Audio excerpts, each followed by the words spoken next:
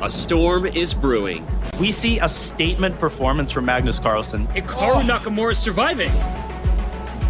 Knight H3! Queen, Knight H3, what a tactic! Holy smokes, my brain is exploding. He's gonna land! Oh, he lost a time! Oh, he blundered the rook! Oh my gosh!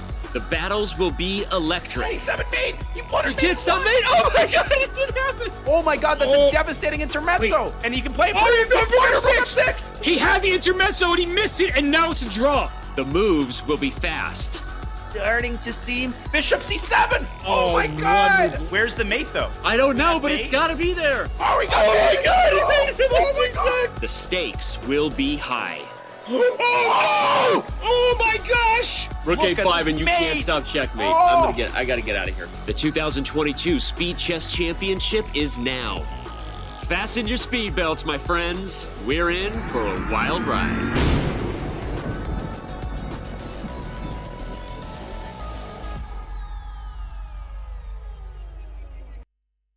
This is Championship Sunday. The World Cup concluded earlier today. Now it's time for the Speed Chess Championship. I'm Grandmaster Robert Hess. Alongside me, my good friend, my co-commentator in crime, Grandmaster Daniel the Prophet Naroditsky. Danya, it's Hikaru versus Magnus. I can't believe this moment has arrived. I cannot believe it is actually 2 p.m. on Sunday, December the 18th. And listen, Magnus fans, Hikaru fans, chess fans, soccer fans, let's begin by acknowledging that this is one of the most anticipated chess matches ever. It certainly is. There's a lot at stake. The world of chess is at stake. These are the best online players in the world, the best chess players on the planet. And as we talk about what is actually at stake specifically in this match, there is glory, there is fame, there are titles, but there's a lot of prize money as well. So in this individual matchup, $10,000 is given to the winner, and there's a split of an additional $10,000 based on win percentage. Danya, every single game counts in the Speed Chess Championship final. It most certainly does, and the prizes have continued to increase as the field has thinned out. But let's acknowledge another thing. These players, Magnus, Hikaru, they eat $10,000 for breakfast. Hey, they eat $100,000 for breakfast. What they are really going for today is the glory of beating either the world champion or the greatest online blitz player of all time. These players are at each other's throats, and it's not because of the $10,000, but the prize is definitely a nice bonus. And their run to this point has been glorious for both of these players. As we look at the bracket, we started with 16 of the world's top players. Hikaru Nakamura, the number 1 seed, the reigning champion 4 years straight, he was in the top left. He beats the qualifier David Paravian handily. Then he beats Levon Aronian by 7 points. He beats Nihal Sarin by a 4-point margin. That was actually quite a close affair. And now he finds himself squaring off against Magnus Carlsen in the final. It's been a pretty smooth path for both of these players, but definitely Magnus, he's just blown everybody out of the gym. They haven't even managed to get a shot off. I mean, look at those scores by the world champion. But Hikaru, not to be denied, arguably his only close nerve-wracking moment in his entire run came in the bullet segment against Nihal, when Nihal had that brief chance, Robert, that one move chance to get within 1 point. That's it. Everything else was wire to wire, spick and span. And Magnus, well, his performance speaks for itself. It certainly does. And that moment was in the highlight video. Nihal Sarin missed an opportunity, but Hikaru Nakamura punishes everybody. Will he be able to do that today? That's the big question, because in today's matchup, we have Hikaru Nakamura, age 35. Happy birthday. He just had that recently against the recently turned 32-year-old world champion. Danya, it's the Fischer Random world champion against the classical world champion. These are two of the most experienced players of all time, and they have lost none of their strength, none of their luster, none of their speed, none of their ambition, none of their drive, none of their resilience. They've got all of the skills at the ready. They've got that ambition. They've played so many games head-to-head, Robert. You can see Carlsen leads the overall blitz score by a pretty healthy margin, but that record doesn't tell the whole score, because in the past few years, really since the dawn of COVID and the start of those rapid tournaments, Hikaru has turned their record around. He used to lose almost every classical game to Carlsen. Magnus was his most uncomfortable opponent, but ever since around 2017, he's struck his fair share of blows as well. And you mentioned 2017. That's when Magnus Carlsen doubled Hikaru Nakamura's score in the SCC final. But this is a new Hikaru, as you're pointing out, and it's a new SCC final. This is the Clash of the Titans #3. It's their third time meeting in the SCC final. Magnus won in both 2016 and 2017. But Danya, something that sticks out about the year 2022 is Hikaru has not lost to Magnus Carlsen, no matter the variant, no matter the time control. It's been one of the best years of Hikaru's career. Wherever you look, I mean, it's been achievement upon achievement. Obviously, the Fisher Random World Championship, which is going to be underestimated. That was not an easy tournament to win. It featured the participation of one Magnus Carlsen, as well as a couple other decent players. A great performance in the CGC. Hikaru has been indefatigable this year. He has jetted from one corner of the globe to the other, and wherever he has gone, he has put through either tournament victories or, at the very least, Robert, extremely stellar performances. Well, he'll need to be indomitable today because against Magnus Carlsen, he makes people pay, that's for sure. And, well, we need to remind everybody of what's going on. If you're new to the channel, welcome. Subscribe, do your thing. But in all seriousness, we are looking forward to today's action because we started this event with 16 players, and they play in a format across 3 different time controls. If all is tied, when it's said and done, we will get 4 games of 1 minute plus 1 second increment. And if that still remains tied 2-2, we'll go to Armageddon with bidding. But that's not for the moment. We want to talk about the overall format. A full hour and a half of 5 minute plus 1 second increment. Then we get an hour of the Title Tuesday time control, 3 minute plus 1 second increment. That's Hikaru Nakamura's bread and butter. And then we have 30 minutes of bullet chess, 1 minute plus 1 second increment. So Danya, as you see the 3 different time segments, how do you see this panning out? Who is the favorite in each time control? You're asking the difficult questions, the million-dollar questions. And listen, normally I'm slicing it up and dicing it up and saying, well, he's got to get off to a good start, and this player has an edge in bullet. These two are the most consistent blitz players and bullet players of all time. They've got all of the ingredients. Speed, they've got strength, they're good at 5+1, they're good at time scrambles. So I really think it's futile to talk about who's the favorite in each segment. I really think this match is not going to be decided until the final seconds of the match clock tick down. And it's one of the most evenly matched matchups ever, Robert, ever. It certainly is. And for a change, seems like you're agreeing with Smarter Chess. No, never mind. No. I think one of them's going to win. Too late. It's already out there for the world. Smart Chess predictions brought to you by chessgoals.com. It is an even split in the 5+1. Then a 1-point margin in Magnus Carlsen's favor in the 3+1. And then ties it up. Hikaru Nakamura, this is the prediction, before winning it in the 1 minute plus 1 second increment tiebreak for a final score of 16.5, 15.5. So, Danya, I have to say, this surprises me. I think when Magnus Carlsen plays, he is always the favorite. Definitely is. And I think there's 2 factors at play here. He is the world champion, and the world champion almost always gets the benefit of the doubt. Should he get the benefit of the doubt? Well, that's a debatable question. What's not debatable is, as we discussed previously, Carlsen's path to the SCC final has been unbelievable. It's been wild. He's crushed everybody, and his form has been, it's been unthinkable. And if he repeats the form against Fabiano Caruana, even Hikaru Nakamura will have to admit that he will have a difficult journey. But Robert, Hikaru is Hikaru, and he is always a safe bet. He never goes down without the fightiest of fights, and that's not even a word. But I enjoyed it anyway. We'll pretend that it is. And we must say that even the biggest Hikaru Nakamura fans seem to suggest that Magnus Carlsen is the favorite. The community got involved. Over 15,000 brackets were submitted, 65% of which predicted this very final matchup. And the nod goes to Magnus Carlsen. It's a slight nod, 56% to 44%. But still, the nod, the edge is given to Magnus. It is indeed. And to those who filled out the brackets, thank you for your engagement. The chat and the community really adds that additional element of magic. 65% predicting this matchup. We all wanted it, Robert, and we all got it.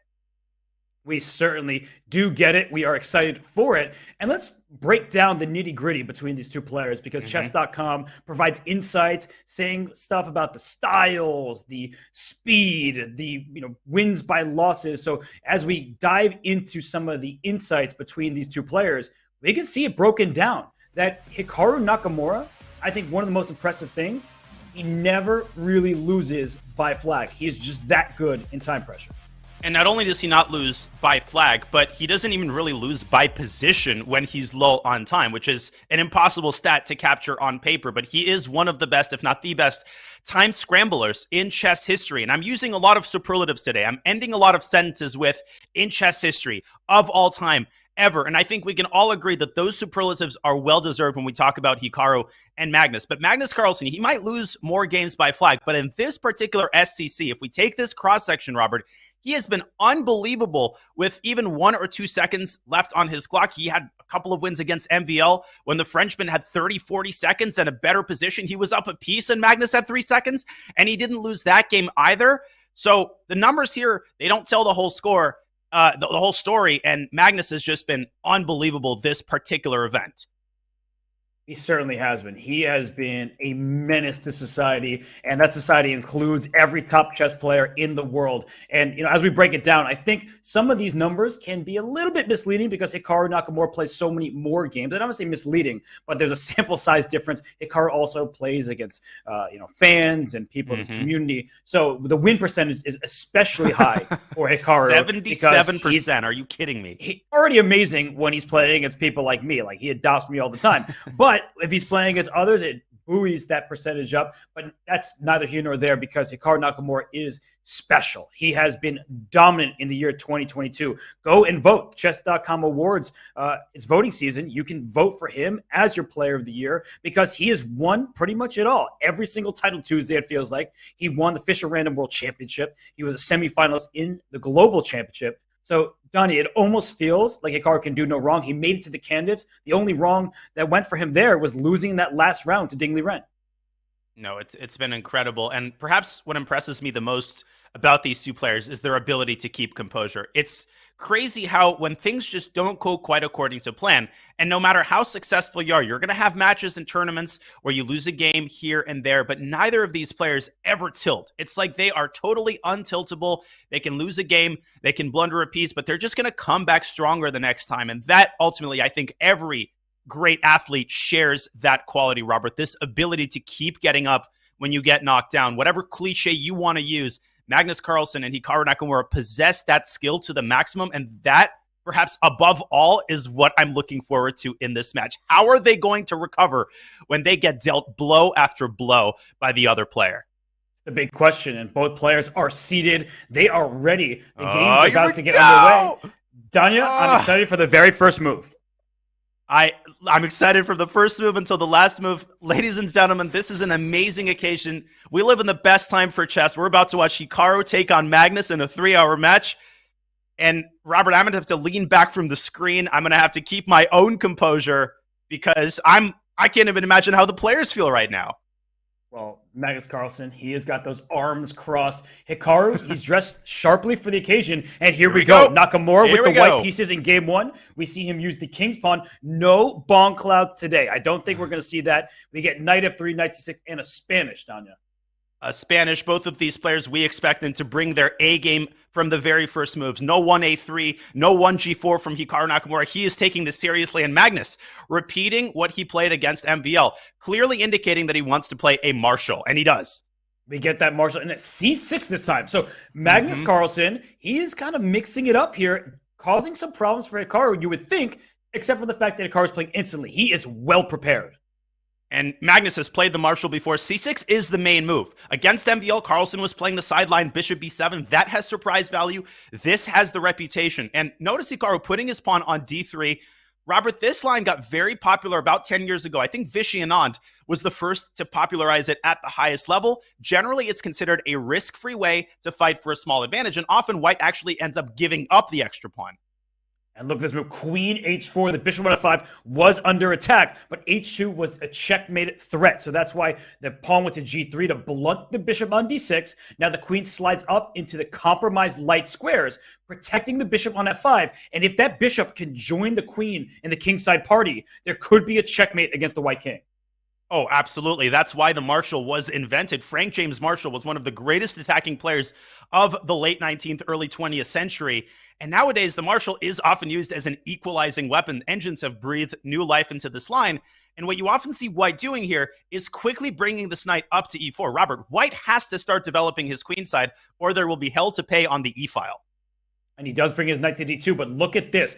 Black is taking advantage of the fact that white lacks development. The move f5 is played. The rook on e1 is loose, but the bishop on d6 is also loose. But you take a bishop, you lose a rook. That might not be a good trade. And wow, what a concept here. Sacrificing a piece to win it. Whoa, look at this. Oh, Whoa. they're following. I had a game just like this against Ding in the Pro Chess League 2 years ago. I remember this move. Bishop f3 check catches a card by surprise.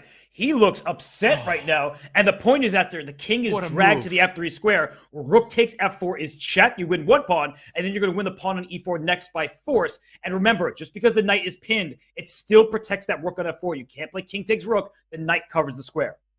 P. Pinned pieces protect. You cannot take the rook. The rook takes the pawn. Material equality has been restored. And I hesitate to use the words dead draw because both of these players, Robert, they are known for their ability to squeeze a win out of the most unlikely types of endgames. They can win rook versus rook. Hikaru has won a lot of rook versus rook endgames throughout his career. But with the 1 second increment and plenty of time on their clocks, I think this first game is likely to end in peace. Now, is Hikaru the one actually fighting for the edge here as he prepares c4? Some people like the rapper Hoodie Allen. Others might like Hoodie Carlsen over here. He has his hood up over his head. He wants to be the Grim Reaper. Right now, it's even material. You're talking about the move c4. But let's talk about the king side. Black has a healthier pawn structure on g7 and h7. So it's clear what Hikaru's intentions are. He wants to push that pawn, go after the targets on the queen side. And I have to say that if white isn't careful, if the game is prolonged, I feel like the knight being able to hop from color complex to color complex can be very dangerous in this position. That's a fantastic point. The bishop obviously has to stay on its initial color, and the knight with every move switches to a different color. And speaking of switching to a different color, the knight hops back to e7 and then forward again to f5. And I think the point of this move is to keep the integrity of black's queenside pawn structure alive. If c takes b5, black can actually take either way, but I like a takes b5 to keep the c-file shut. I like the look of that as well. The knight on e7 is doing an important duty. And this king went to f8, right? It's out of the bishop's path. The king can keep marching towards the center. King e8, king to d7. And the white king at some point would probably want to go the f3 square, but the rook can even go over to h4, putting pressure on that isolated pawn on h2. So I feel like for Hikaru, he doesn't really have something to threaten just yet. And because black's pawn structure is healthier and Magnus is a healthy minute and a half up on the clock, I prefer his chances. I agree, and Hikaru should, I think, take the first opportunity to repeat moves if he can make that happen. There is a repetition with king f3, rook h4, and then king back to g3, but black does not have to oblige. He can jump into f5 with check and simultaneously defend the rook. So with every ticking second, the likelihood that Magnus starts playing with this for a win, Robert, I'm totally on the same page, increases. Yes, there it is. I'm so there. King goes after rook h4, if king g3, knight f5 check. It starts to feel like black is gaining some of the momentum in the position. So Hikaru cannot just make a draw here. And I want to give a shout out to the over 65,000 people watching this match. This is the clash of the titans. It's Hikaru Nakamura and Magnus Carlsen. And you do not want to miss the rest of it. I'm so glad we're just getting started. And the rook is just getting started. That is a checkmate threat. The bishop covers f7. The knight probably has to jump out the way. But Danya, the knight on e7 is doing an important duty. It's protecting the c6 pawn. So the knight jumps to, say, g6. Maybe the white rook will slide into the d6 square at some point. Or even to d7, but not yet because of the fork on e5. So knights being tricky pieces, you have to watch out for checks and forks. Took the words right out of my mouth. You don't want to miss the rest of this match. You also don't want to miss a checkmate in game 1 of the SCC final. And something tells me Magnus sees the threat. He's thinking about how to parry it. There are alternatives. You could slide the king over to e8. You could push a pawn to g6 and create some luft on g7, but that allows the rook to run amok with rook d8 check and then back to d7. Carlsen does entrench his knight on f5. And will Hikaru now try to infiltrate the 7th rank and threaten rook f7 check? Robert, what do you think is the most clinical way here to secure the draw?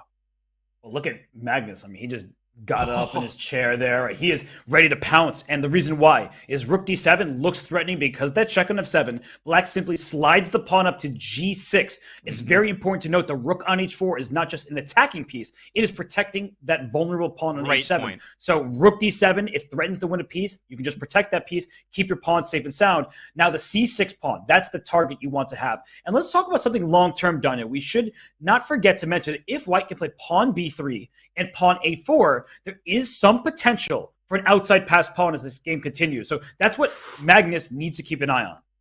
That's a great point, and what you're showing is that this is still a 3-result game. It's not like Black has target practice here. Magnus has to keep that in mind. Bishop c2 by Nakamura. No, he is not blundering a fork on d4 because the king will slide over to g3, and Magnus will have to spend a tempo, as he just did, to defend the rook. The bishop is going to move away from c2. You can also protect it with rook d2. You can just sense that Magnus has the initiative. He's calling the shots, but for the time being, Robert, there's basically nothing to attack. That king on g3 is perfectly situated from a defensive point of view. And at some point, you have to be on the lookout for bishop takes h7. Oh, because the rook on h4 like now gets distracted. What's wrong with it? Nothing. It wins a pawn. And it forces Magnus to enter the defensive. Right. If the rook takes... And they both miss Missed it. it. They both completely missed that option. I mean, oh my gosh. That was a pawn that, if captured, distracts the rook away from the defense of the knight. So I'm a little confused what the players are seeing. Maybe we are missing something, but I don't think so. I think that was just a hanging pawn. I don't think so, Robert. I think this is pre-match jitters. The match has just started. Listen, these players... Hikaru's noticed it. Yep, you can just tell in the body language, how could I have missed bishop takes h7? A little bit of jitters here to start the match from both players. And Magnus Carlsen's talking to himself. He's like, where do I get these winning chances from? I'm up a minute on the clock. I'm better. c5 looks like a great move. He takes the bishop, which is surprising. I like it. But objectively, it might be best. Look at the evaluation bar. Better for Black. What's his idea? King activity. In the end game, the king is a weapon. It's an aggressive piece. He doesn't go up. Why not? King d5 and rook d4, and the pawn endgame is winning due to the massive disparity in king activity. Now, Robert, you pointed out that white could create a passer on the queen side. Well, black can do the same thing on the other side. Imagine if the rooks are off the board. c5, c4, and then b4, c3. That's a lot of pawn moves, but white is nowhere near creating a pass pawn either. So I think Magnus should go for the win here, but he's black. It's game one. Maybe he wants to play with an abundance of caution, and I'm kind of surprised. Yeah, it doesn't really seem like the Magnus we're used to, where he just beats everybody no matter the position. But I think it's a fine choice. He's like, I'm only slightly better. I get the white pieces now, and I think he believes that with the first move advantage, he could take down Hikaru. And a King's Indian from Hikaru Nakamura in game two. If you're familiar with Hikaru's career, you would not be surprised at that choice. At some point, Hikaru was playing the King's Indian almost exclusively. He scored countless brilliant victories in over-the-board chess. And the big surprise, Robert, is not the opening choice. It's what Magnus has just played, bishop to d3, rather than the typical bishop e2. What do you make of this? And it's the small things that make the biggest difference at the highest level. Look at that. Bishop d3, dragging the bishop out to g4, and then bishop e2. That looks like a loss of a tempo, but what is gained?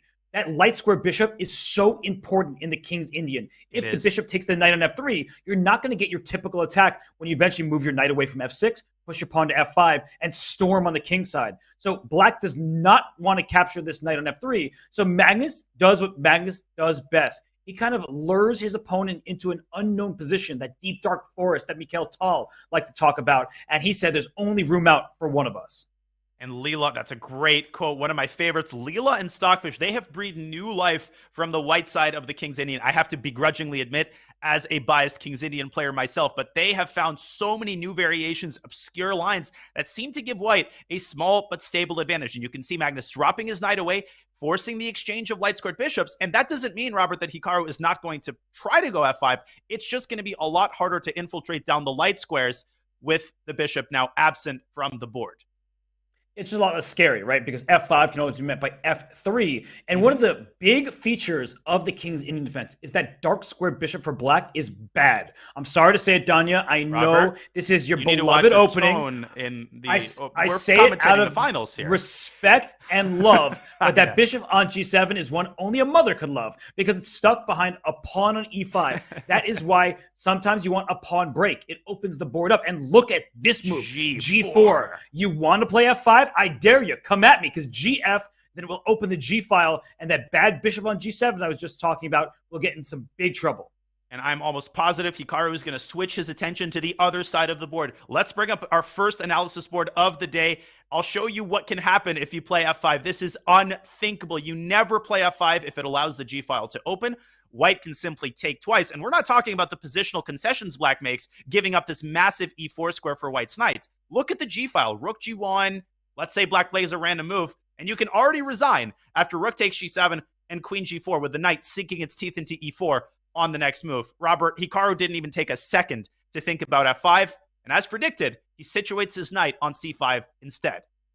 Yeah, it's why we study our openings, right? Hikaru Nakamura hasn't memorized this position, but he has a great fundamental understanding that f5 is too dangerous. Now, he might need to play that move just to get some semblance of activity, because what can you do on the other side of the board? You would like to push your pawn a5 back to a6 and play the move b7 to b5, but you can't do that. Pawns don't go backwards in chess, unfortunately. How else do you crack open that side of the board? Maybe c6, but c6 comes at a cost. The d6 pawn will be a long-term weakness. You're still not getting the move b5 in, so white has a free hand on the king side, Danya, where black has absolutely nothing to show for on the queen side. And black needs to get down to business to defeat the Huns here, because if he doesn't, the attack is coming at a furious pace. Magnus is about to play h5 and open up the h-file, and you basically have, if you're Hikaru, 3 or 4 tempi maximum to create some intrigue on the other side of the board. You can see Hikaru desperately trying, but Magnus, he calmly brings his knight to b1. Why is he doing that? Why is he contorting himself like that? It's to stop b7, b5, which is one of the only options that black has to open up the queen side, and the knight on c3 is integral in stopping that advance from happening. You know, contortionists usually freak me out. It scares me what they do with their bodies, but I'm loving the way that white is maneuvering those knights. The knight back to b1. Wesley So did this against Maxime Vachier-Lagrave. We talked about it a lot. He knows where to put his pieces. The knight is best placed on c3 here. And now, again, white has nothing to fear on the queen side. King b1 looks like a generally useful move, just in case black has any ideas of opening up the queen side. And you're just pointing this out. Black now closes the king side, and look at the Petrosian king march. That king is going away from the queen side to e1, to f1, to g2, where it will just sit safely on the king side. And then when white is ready to strike, will Magnus try to push pawns on the queen side. And I think the real reason he's marching his king, as you point out, is to go from defending to attacking on the queen side. But it's also to liberate this knight. Where does the knight really belong? Where the knight is eyeing this beautiful f5 square, where it's going to lord over the entire king side. Well, you couldn't do that easily with your king on the queen side because of b7, b5. And Hikaru is reminding Magnus of what is going to happen the moment he moves his knight away from c3. But Robert, I just want to point out, h6 by Hikaru was a necessary move. That was a really, really strong idea that freezes the king side and gives Hikaru the time he needs to set things up on the other side of the board. The engine might give +2 here, but it's actually incredibly hard to make progress even though you're positionally dominating. You're going to use that word fortress. Magnus Carlsen of years past may not believe in it, but Hikaru Nakamura certainly does. And the reason why, how can you make progress? You need a pawn break. Where's the pawn break going to come from? You can never play the move f2 to f4 because black has both of the pawns staring there. And similarly, black can never play f7 to f5 for the same reason. So the king side remains completely locked. What about the queen side? Maybe an eventual pawn a3, pawn b4, but that seems forever away, especially because black is ready to meet that. And he plays a4. There we go. If you play a3, you'll never play b4. If you play pawn b2 to b3, thank you for opening up the queen side. My rook on a8 is developed in its starting home, and then knight moves out the way, and there will be some activity. And Magnus has to be a little bit careful because 2 can play at that game. He strikes first with b4. He waited until the precise moment that Hikaru was ready to play b5. This is white's last opportunity to push the b pawn, and he does. I love that decision from Carlsen. Robert, I think if Hikaru could squeeze b5 in, we could soon start having a completely different conversation. With the king side locked up, it might very well have been black who would have held all the cards on the queen side. As it stands, Magnus will get a rook to b3 in the event of an en passant. And then b5 will once again be virtually unachievable, especially if a pawn lands on a4. This is getting very bad for Hikaru, so he plays the move b6. I think it's a very smart play. He wants to keep the position as locked as possible. If the move b5 is played by white here, the knight goes back to c7, and then the question becomes where to make progress. There are no pawn breaks. The issue for black is this pawn on a4. It sticks out, and that's why the move a3 was played, both to defend the b4 pawn. At some point, as you're highlighting, the queen is going to come to c2. That pawn may go from b4 to b5, and the a4 pawn may collapse. So that's the thing that needs to be looked out for. However, Tanya, we should not forget the g4 pawn. You beat me to it. You know where my mind's going, that the queen on e2 is doing an important task. And we know where Magnus's mind is going, and we know where his king is going. It's going to defend the g4 pawn to free up the queen so that it can move to c2 and attack the a4 pawn. And Robert, engines are still very bad in these types of positions. Stockfish was myopically suggesting the move b5 leading to a totally locked positions. Engines don't always understand the concept of not being able to make progress. Magnus, of course, is going to keep his pawn on b4 in order to open up the possibility of reopening the queen side at his convenience. Hikaru is in dire straits here. He certainly is, but our viewership is sky high through the roof. Over 100,000 viewers across YouTube, Twitch, and all the platforms. Thank you so much. We are just getting started. The fun is just beginning. And the fun may be getting started for Magnus Carlsen, because it's right now, it's tied, a draw in the first game. And after A takes B4 here, Black is sitting very passively. The pawn on A4 will be captured, I believe, right now. But if Knight takes A4, Danya, there may be the response B6 to B5. Yep. C4 pawn is pinned to the queen over there on C2. There's an incredible idea that involves taking on A4 and then actually sacking the knight, driving the C pawn up to C6 and banking on the protected and connected passers. But we'll cross that bridge if we get there. Magnus, he needs to defend the C4 pawn. Robert, I have been very impressed with Hikaru's defense here in the early going. He is challenging Magnus. He is posing problems, and he's trying to get this into a time scramble. Right, and B5 played by Magnus. Saying your knight, if it goes to B8, it's trapped there. It's not getting out anytime soon. But if it goes up to C5, then White can take on C5. And I actually think this is quite ingenious in many ways. The A4 pawn is dropping, but even if it weren't, Danya, that knight on C3, we like to think of dream squares. The knight might land on F5, and guess what? Or C6, as you're pointing out. C6. And yeah, light squares, dark square bishop. Good luck parrying off that threat. It is going to be very unpleasant. You got Bali on F5. You got Hawaii on C6. That knight has prospects. And right now, Magnus needs to get rid of Hikaru's knight on C5, take the pawn on A4. And Magnus, well, he's got to make sure that he keeps the C4 pawn defended. This might be the only tender spot in White's entire position. Most importantly here, White is really in no hurry. Magnus could take his time to get this knight around, again, either to F5. C6, I think, is a little bit more accessible, although it's not too hard to get to F5 either. As long as you defend this pawn, which he just did, you could start the maneuvering process right about now. But Hikaru, he prepares to grab control of the A file, which may be his only asset at this point. Well, there's a dual threat. The A file and rook takes B5 was a threat because the queen was loose on C2. So if White makes a move, let's say White a free turn with knight D1, immediately rook takes B5 is available because the C4 pawn is pinned to the White queen. But the queen moved to E7. It wants to go to F6 and up to F4, causing that White king some problems. But Danya, I think it's just scary looking, but not scary in principle. And Magnus down to 18 seconds. He's got to find a way out. Listen, scary looking things actually become scary when you've got 10 seconds on your clock. The enemies become magnified, and Hikaru is second to none at twisting you into a knot, even if you're completely winning when you're down to those last seconds. Rook to A3 pins the knight, and suddenly Black getting really active here. Queen F4 coming next. Rook B3, you lose the C4 pawn. We swap rooks, the C4 drops. Queen F4. He goes backwards. Queen F4 is a huge move, and Black suddenly has the upper hand, but he goes Rook A. That was a big missed opportunity for Hikaru Nakamura. Queen F4 forced the favorable queen trade because the E-pawn would have captured, opening up a pathway for the Black bishop. But we've moved on from that. This is still a game, and Magnus is very close to getting his knight to that promised land on F5, and he does. Oh, this is terrible for Black because now you're just getting squished. You have no space for your pieces. And don't be surprised if White makes the move C4 to C5 at some point, a la Vasil Ivanchuk, Garry Kasparov. It's a clearance move. You get a pass pawn. So look for that option at some point for White. But Magnus, he's dilly-dallying. He's trying to build some time up on his clock. It's time for C5. I think it's his only break. He has no other way to make progress. He can play the move. I understand he might be a little bit nervous about it. He's just trying to keep consistent on the clock, moving his rook back with Queen E3 again. Now C5 repetition is on the cards. Strong. And he's got to be careful to avoid 3-time repetition. I think he'll be okay with it. I think he sees the position as being locked up. He just wants to escape without losing. Ooh, rook B3 to C4 pawn's a little bit loose, but not actually capturable. And I don't know, with 2 seconds, is he going to decide on C5? He decides to exchange rooks, but he gives up the pawn. Oh my gosh. And he's given up another one. I think it's just a draw. Queen E1, and we have a draw by repetition. Oh my lands, and Magnus doesn't decide on C5. It was difficult to calculate the ramifications, especially against Hikaru. It's a draw by perpetual check.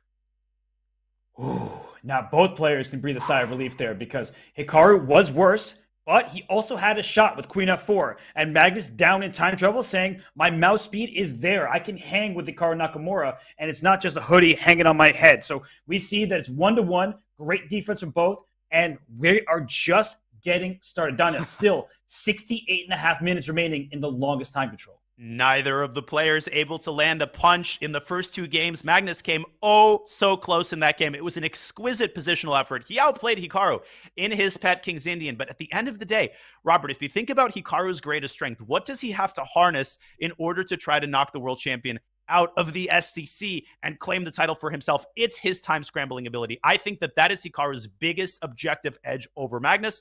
When Hikaru is in top form, his time scrambling is unbelievable. Yeah, it's really tough to match up with Magnus Carlsen, but Hikaru Nakamura proving he's capable of doing just that. We are in our third game of the match. We see that we had a Queen's Gambit accepted. So what's the dynamic right now? White has an extra pawn in the center, e3 and d4, versus just a single pawn e6. White is castled. The Black King is in the center. But what does Black have going for him? No actual targets, no weaknesses in the position. Well, Danya, Magnus is thinking. He's spending a lot of time here. Is he unfamiliar with this setup? Well, I'm sure he's had this before in OTB chess. I think what he's really trying to decide is whether to push b5. And I'm going to echo a point you made in an earlier broadcast in a galaxy far, far away. If you play b5 prematurely and the bishop drops back, White has this idea of pushing a2, a4 and carving out a very nice c4 square for his knight. So you actually see Magnus delaying the move b5, and you might even see him playing the more modest b6. Right. b5 is an idea for Black, and that's why White plays a4 to stop it, but it gives up a key square. So let's see what Hikaru Nakamura has in mind. He's also being a bit slow, deliberate here, taking his time, longest time control. He's used to winning with 5 seconds on the clock. When he starts with 5 minutes, well, that's quite a lot of time. He chooses a4. So what this was an approach. Does he want to give up control of b4? The answer happens to be yes, but he is taking squares away from Black on the queen side.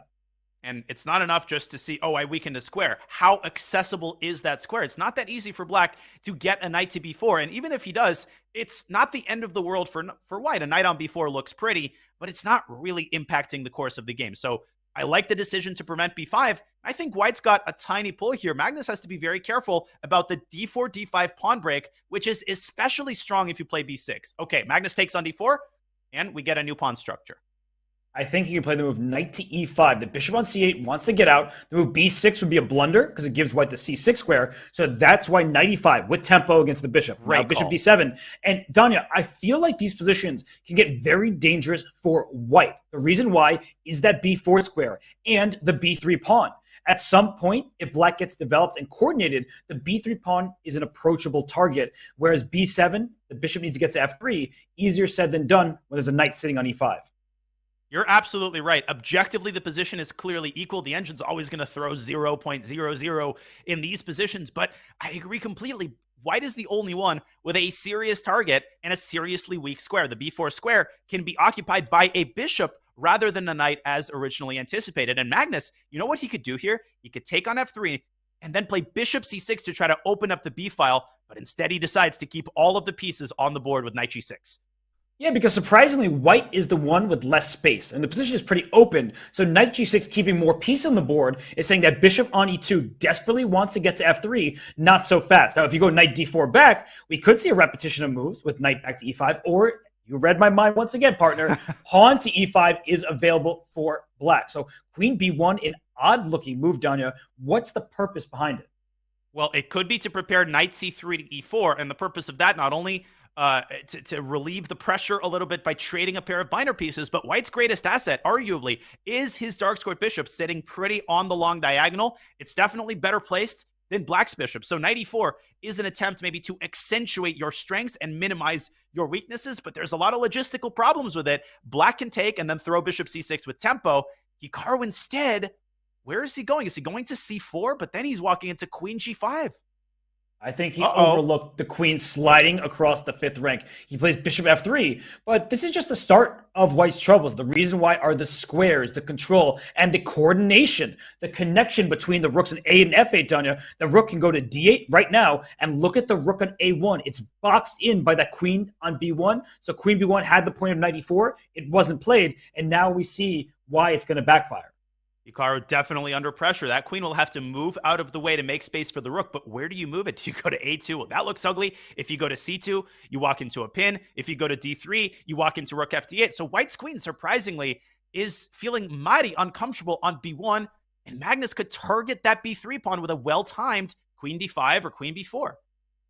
Queen d5 looks like the next move for black. So I think white should play the move rook to d1, challenge the d-file, because if you can start swapping off pieces, your problems are not as significant. How do you attack b3? You need queens on the board. It's the only piece for black that can attack it. So if you could first trade rooks, then trade queens, you just feel like your problems are not so significant. So rook d1, an excellent choice. And a move for black, I don't know if it's good right now. I was going to say knight to d5. He chooses queen d5. Then I feel like Magnus, when he has the black pieces, he's not necessarily trying to win. He's just trying to play good, solid chess. And if it's a draw, he gets the white piece in the first move advantage next game. You read my mind. Again, I was literally about to say, is it fair to say, and I don't like to make these general pronouncements, but it does seem like Magnus is playing with an abundance of caution early in the match. He wants to get his feet under him, and he really wants to press with the white pieces as he did in the previous game. I think he judges that he's got the edge on Hikaru's opening repertoire with 1d4. And can Magnus force the rook trade with rook d8 here? Is that the best option?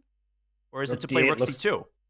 Rook d8 looks like just a simplification, forcing the rooks off. The problem there, though, is it's a dark square bishop. White has light square pawns. So does black. So that means if the knights can hop in, maybe white has a chance to win that game. That is not going to happen because it's nowhere near attacking those pawns on the queen side. But at least from a practical perspective, it's only white who would have winning chances at rook d8. And that's why I'm always worried about these approaches. When you try to go for simplification and you're essentially playing for a draw, you're giving Hikaru exactly what he wants. Maybe a tiny, tiny pull in the end game, but Hikaru's got to be feeling really the most comfortable he's felt all game, Robert, especially compared to what he had in the middle game. And there he goes, grabbing space with a furious pawn march. He might follow up with g5 and h4. I love it and hate it at the same time. And the reason why, I like the aggression, the ambition. What I don't like is the overextension, because that pawn on g4 could be a target if you're not looking out for it, especially pushing to g5. Then your knight is stuck in place on f3 defending that pawn. So I feel like with black's last move, king to f8, king e8 next, that rook is going to be booted from the 7th rank. And then I feel like most of black's problems are behind him. And then it's maybe Magnus who can say, I'm going to play for a win now. The pendulum continues to swing. I was really under the influence, under the spell of that rook on the 7th, but can you really blame me? Bishop to d8 sends the rook packing.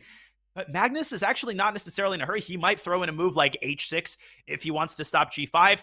You could also consider knight e7 to d5 because bishop d8 does compromise the activity of black's bishop, if only temporarily. Knight e7 is on the board. Knight e7 to d5, going from the king side towards the center. And if g5, knight d5, there might be g takes f6. It looks like white's about to get a new queen, but unfortunately for him, once the king slides off the last rank, that pawn is stopped. But it's close there. You need to be very, very careful, looking out for the tactics. Let's show that on the analysis board as Hikaru ponders his next move. He's definitely calculating g5, knight d5, g takes f6. You give up the rook on c7. It looks like promotion is unstoppable, but whoop! In comes the rook to the rescue, and white can play something like knight f4 or knight h5, Robert, but it's become very clear that white is firmly on the defensive here, and something like knight d5 to f6 knocks the knight out of h5 and picks up the g-pawn. This is not an option. You can play g5, but you definitely can't give up the rook. Back to the live position, where Hikaru is still contemplating his next move. Yeah, no, this g5 is played, and it's just like what we're talking about. The pawn on g5 is actually quite a strength because the rook can come to h4 if black's not looking out for it, and then h7 falls. But if you retreat the bishop on its diagonal, to say the square e7 or d8, as he just played, if rook h4, you have this move pawn h6, but the reason why you have it is the same exact idea, where the king slides up at the end, and so the passed pawn doesn't become a queen. I forgot that bishop actually moved away from d8 for a second, got excited there. Rook h4, h6 is a tactical mechanism. Otherwise, black would lose that corner pawn.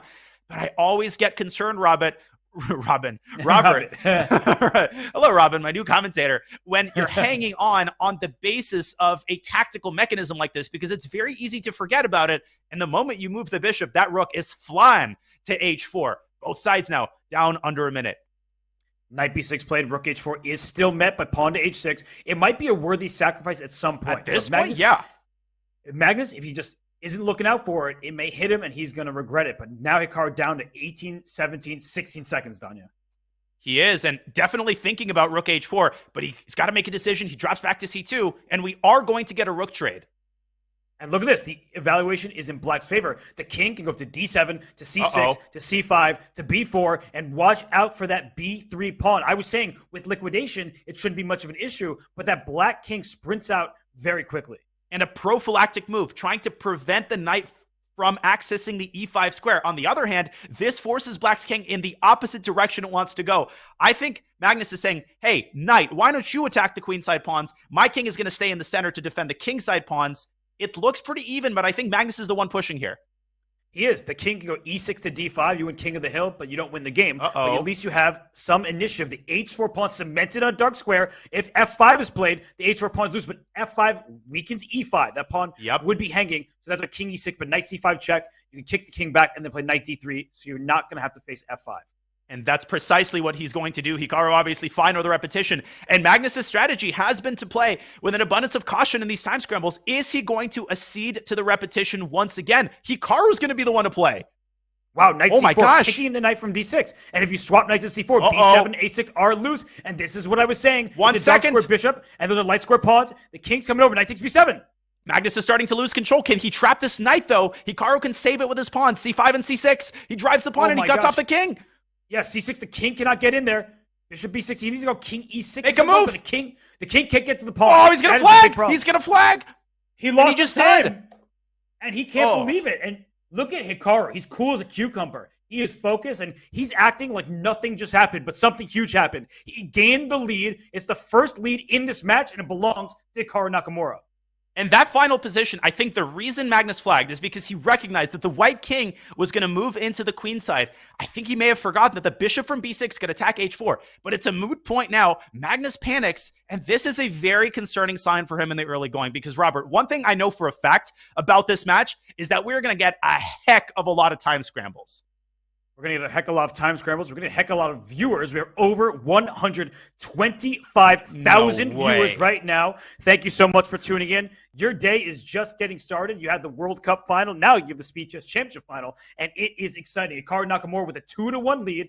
He's looking to the side like he does, vintage Hikaru, trying to figure out this position. And Magnus with the white side, the Catalan. Danya, I think it's a good opening choice in a blitz match. And it's a good opening choice after a loss. You're sort of stabilizing. You're playing something on the safer side, something that you're comfortable with. And, man, facing Magnus on the black side of a Catalan, I know of few more appetizing prospects. Maybe facing a penalty kick from Lionel Messi. That's right about comparable. Yeah, that was not very fun, right? Lionel Messi scoring for Argentina multiple times today, leading them to victory. Congratulations to all of Argentina. But right now we're focused on the chess. And what I'm focused on, Danya, is the activity of white's pieces and the relative passivity of black's. Now, black controls the b4 square, just like in that previous game. That is an important one to keep in mind. And the knight goes to d7, often they go to b6, maybe to d5. When you have less space, you have less control. You want to exchange pieces. If the knight on d7 is exchanged for the knight on c3, that gives black control of the e4 square. And you don't want to see white push e2 to e4. Right now it's covered by both bishop on c6 and knight on f6. But if white could play rook fe1 and pawn e4 in one move, then white would have the advantage. Great insight and explanation. In these types of Catalan structures, you also sometimes see the light squared bishops get traded, and on paper that favors black. It weakens white's king, and obviously piece exchanges favor the side that's more cramped. But there we go, Robert. That doesn't tell the whole story because knights are incredibly good at chiseling their way into the opponent's weaknesses, especially in these close positions. And apart from that, I think Magnus is now fully ready to play e4. But will he? Yes, he will. There he goes. There he goes. He can play f4 as well, just start throwing up all of his kingside pawns. And one thing to note here is this should be reminiscent of the previous game, where there was a dark square bishop that couldn't really make an impact against some knights. Now, that bishop can take the knight on c3, but there's a huge problem. You play bishop c3, white plays pawn takes c3, the b file is open, rook b1, rook b3, rook other to b1, hitting the b7 pawn. So pawn chains are only as strong as their base pawns. The b7 pawn is safe and sound as long as that file remains closed. And Hikaru bringing his queen into b6 and putting pressure on the pawn on d4. He is going to follow up with rook a to d8. And it concerns me that black's play in this position just seems very easy. It's free-flowing, rook d8. Then perhaps you can bring the knight back to d7 to exchange white's strongest piece. On the other hand, what is Magnus's plan? He doesn't seem remotely capable of pushing d5 here. I don't think that's the way he should go. Maybe he should bring his knight back to f3 and play e5. Robert, do you think he's just going to tread water with some of these improving moves? For now, he will. And it's often what it requires in this kind of position. Knight f3, you mentioned it. He retreats, he defends. e4 to e5 is something to keep in mind. You don't want to rush that decision. No. Because as soon as you play e5, you give the d5 square and your pawn on d4 is a long-term weakness. That said, you vacate the e4 square for your knight. So what white sometimes does here is pawn h4. After e5, pawn g4, and start an attack on the king side, because look at black's pieces. Bishop on b4, queen on b6, rook on d7. They're playing on the other side of the board. So if you can get a timely attack, you may devastate, obliterate the black king. A lot of players, a lot of fans, they think of these positions as boring, but they're not. It's a slow burn for sure, right? Nothing happens fast in these types of positions, not even the moves played by the players themselves, but there's so much going on behind the surface. There's so much tension on the board. Look at the pressure the black exerts on d4. Look at the potential that white has on the king side. Something's going to happen here, and it's only a matter of time. But I'm on the same page. You should not play e5 until careful consideration, because as a very wise man once said, pawn chains are only as strong as their base pawn.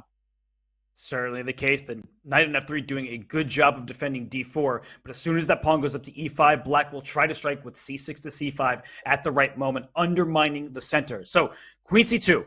Let's keep everything defended. But where to next, Donnie? Is queen b3 an option? I mean, where is that queen going?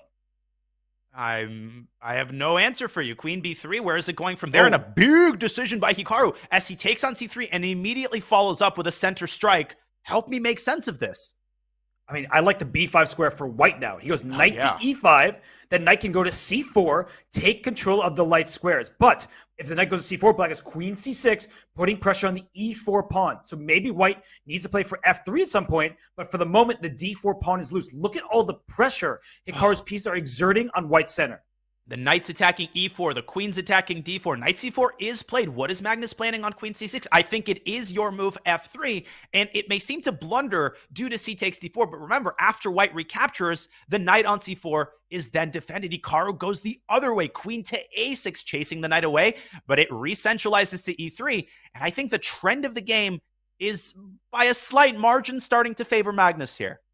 And I thought he was going knight a3 to b5. Like that b5 square was an outpost for his knight. Instead, he centralized. You can't really blame somebody for keeping their pieces in the center of the board, but that b5 square was juicy because it also defended the d4 pawn. So knight e3, and we're past that point for now. And as I look at this position, Danya, I'm thinking, do I start pushing my pawns? Is e5 on the agenda? I don't love it because it allows the black knight to slide into d5 again, but I'm just trying to figure out what Magnus has in store for Hikaru after Hikaru starts trading pawns. Well, if it was Magnus's move on the previous position, he would have played d5 and then cemented that pawn with c4. I think that's a big reason why Hikaru has traded on d4. Now, the move d5, it's still possible. It may still happen, but it loses a lot of its luster because after the exchange, that passed pawn, it's all alone, and passed pawns in the middle game can be a serious liability. It's true, though, that knight would love to jump to f5 eventually. So if you do trade off the pawn on e6, you get clearance for the knight to land on f5. That's something to keep in the back of our minds. But, Danya, right now, Hikaru done a full minute on the clock. I was about to say it. Once again, partner, you're reading my mind. Can Hikaru strike with b5? Because right now, that pawn is a backwards pawn. And if you play rook b1, you stop that pawn in its tracks. Now, Hikaru is saying, I've defended b7. I'm going to go after the d file. And he does just that. But Magnus claiming that he's safe and sound pushing for a passed pawn. Well, he's going to have to reinforce this pawn because Hikaru is actually threatening. I'm busy counting the attackers and defenders, but I think he is threatening to capture 4 or 5, however many times on d5.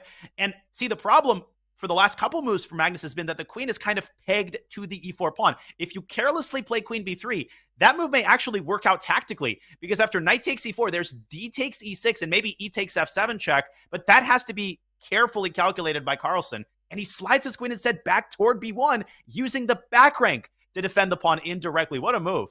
And stops b5. It's defense by attack. The h7 square is covered. So if we swap everything on d5... I'll show this. Let's show it because it's very instructive. The white rook lands on the c8 square with not just check, but checkmate because the h7 square is covered by that white queen. That would be mate. That's why Hikaru, he took on d5 once, but he is not going to keep capturing. Back to the live board we go. He has indeed taken on d5. Magnus not rushing to recapture. I would have assumed that he could pre-move e takes d5. Maybe he's thinking about starting with knight takes d5, weighing the pros and cons of keeping the knights on the board versus taking them off the board. And because of the prospect of knight f5, he decides to keep them on the board. But Robert, now knight takes d5, that threat has been renewed.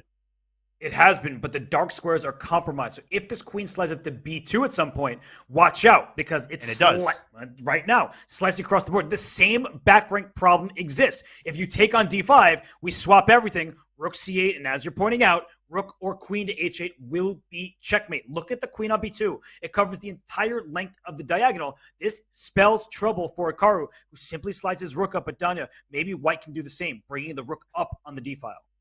He can, and you mentioned it, a slightly different defensive mechanism, but the same result. The pawn on d5 was untouchable, and Magnus continuing to tighten the screws. This is where he is best, as he tightens the noose from all sides. The rook moves up to c5. It can slide over to b5, and this is right around where Hikaru is seriously regretting not pushing b5 when he had a chance. And you said all sides. I'm also looking at the clock. That may not be on the board, but it's definitely on Hikaru's mind. 22 seconds to over a minute. He goes queen a7, attacking the rook. The rook can simply slide over to b5. White can also make the move queen to c3, but you have to watch out because there's knight e4 with a fork. So watch out for these jumpy knights. You do not want to blunder here if you're Magnus Carlsen. And queen a7 is a classic Hikaru move. This is what he does. He poses problems. He forces you to make decisions. And before you know it, he's dragged you into another time scramble. Rook to d to c1 by Magnus, the eval bar disapproving. b6, and Hikaru's going to go after the pawn with queen a8, but rook c6. I was expecting rook c7. Okay, so knight d5, rook takes d6, knight takes e3 is check intermezzo, but there's queen a8. Back rank problem. He goes queen a8. Wow, what a move, because if rook d6, d5 will fall. Oh my goodness, and if it falls, white can end up a pawn down. Maybe queen takes f6 here is a good practical try.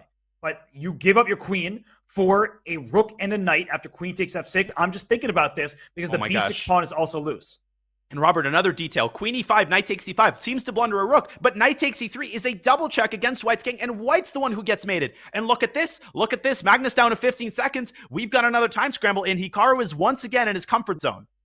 Yeah, Max needs to move. He's still thinking. He could sack the queen. He could take b6, but d5 will fall if he doesn't move that knight off the board. So the pawn is gone. The rook is protected on c6. Rook G6 but that king is in perpetual trouble. He goes h4 instead. He wants to win. He wants to win, but he's down to 4 seconds. We've seen this story unfold before. It's an equal position objectively, but both sides making threats. Magnus down to 1 second. The rook can't move from d5. The f7 pawn is loose. The queen hits the rook. Queen lines up with rook on f7. Watch out. The second rook for white can come into the game. It can come in the game through c4. There goes black's rook. Hikaru offering a queen trade, and that's basically a peace offering by Nakamura. Well, white and black both have one active and one passive rook, but white's passive rook on f4 is still more active. There's nothing to attack. The player shuffle. Hikaru gets a draw. Magnus shakes his head. It is still a 1-point lead for Nakamura, and we're just about halfway through this time control. We've had 3 draws and 3 of the most exciting games I've ever seen. All of these draws have been so combative, so professional, so interesting, so full of detail. And Hikaru with yet another incredible defensive effort, Robert. And look at Hikaru. He's surprised by Magnus. Whoa! E5. And look, Hikaru. Was that a mouse slip? I don't think so. Gotta be a mouse. It's like a souped-up Budapest gambit with a bishop already fianchettoed. Also, Hikaru's like, I'm the one who plays these lines.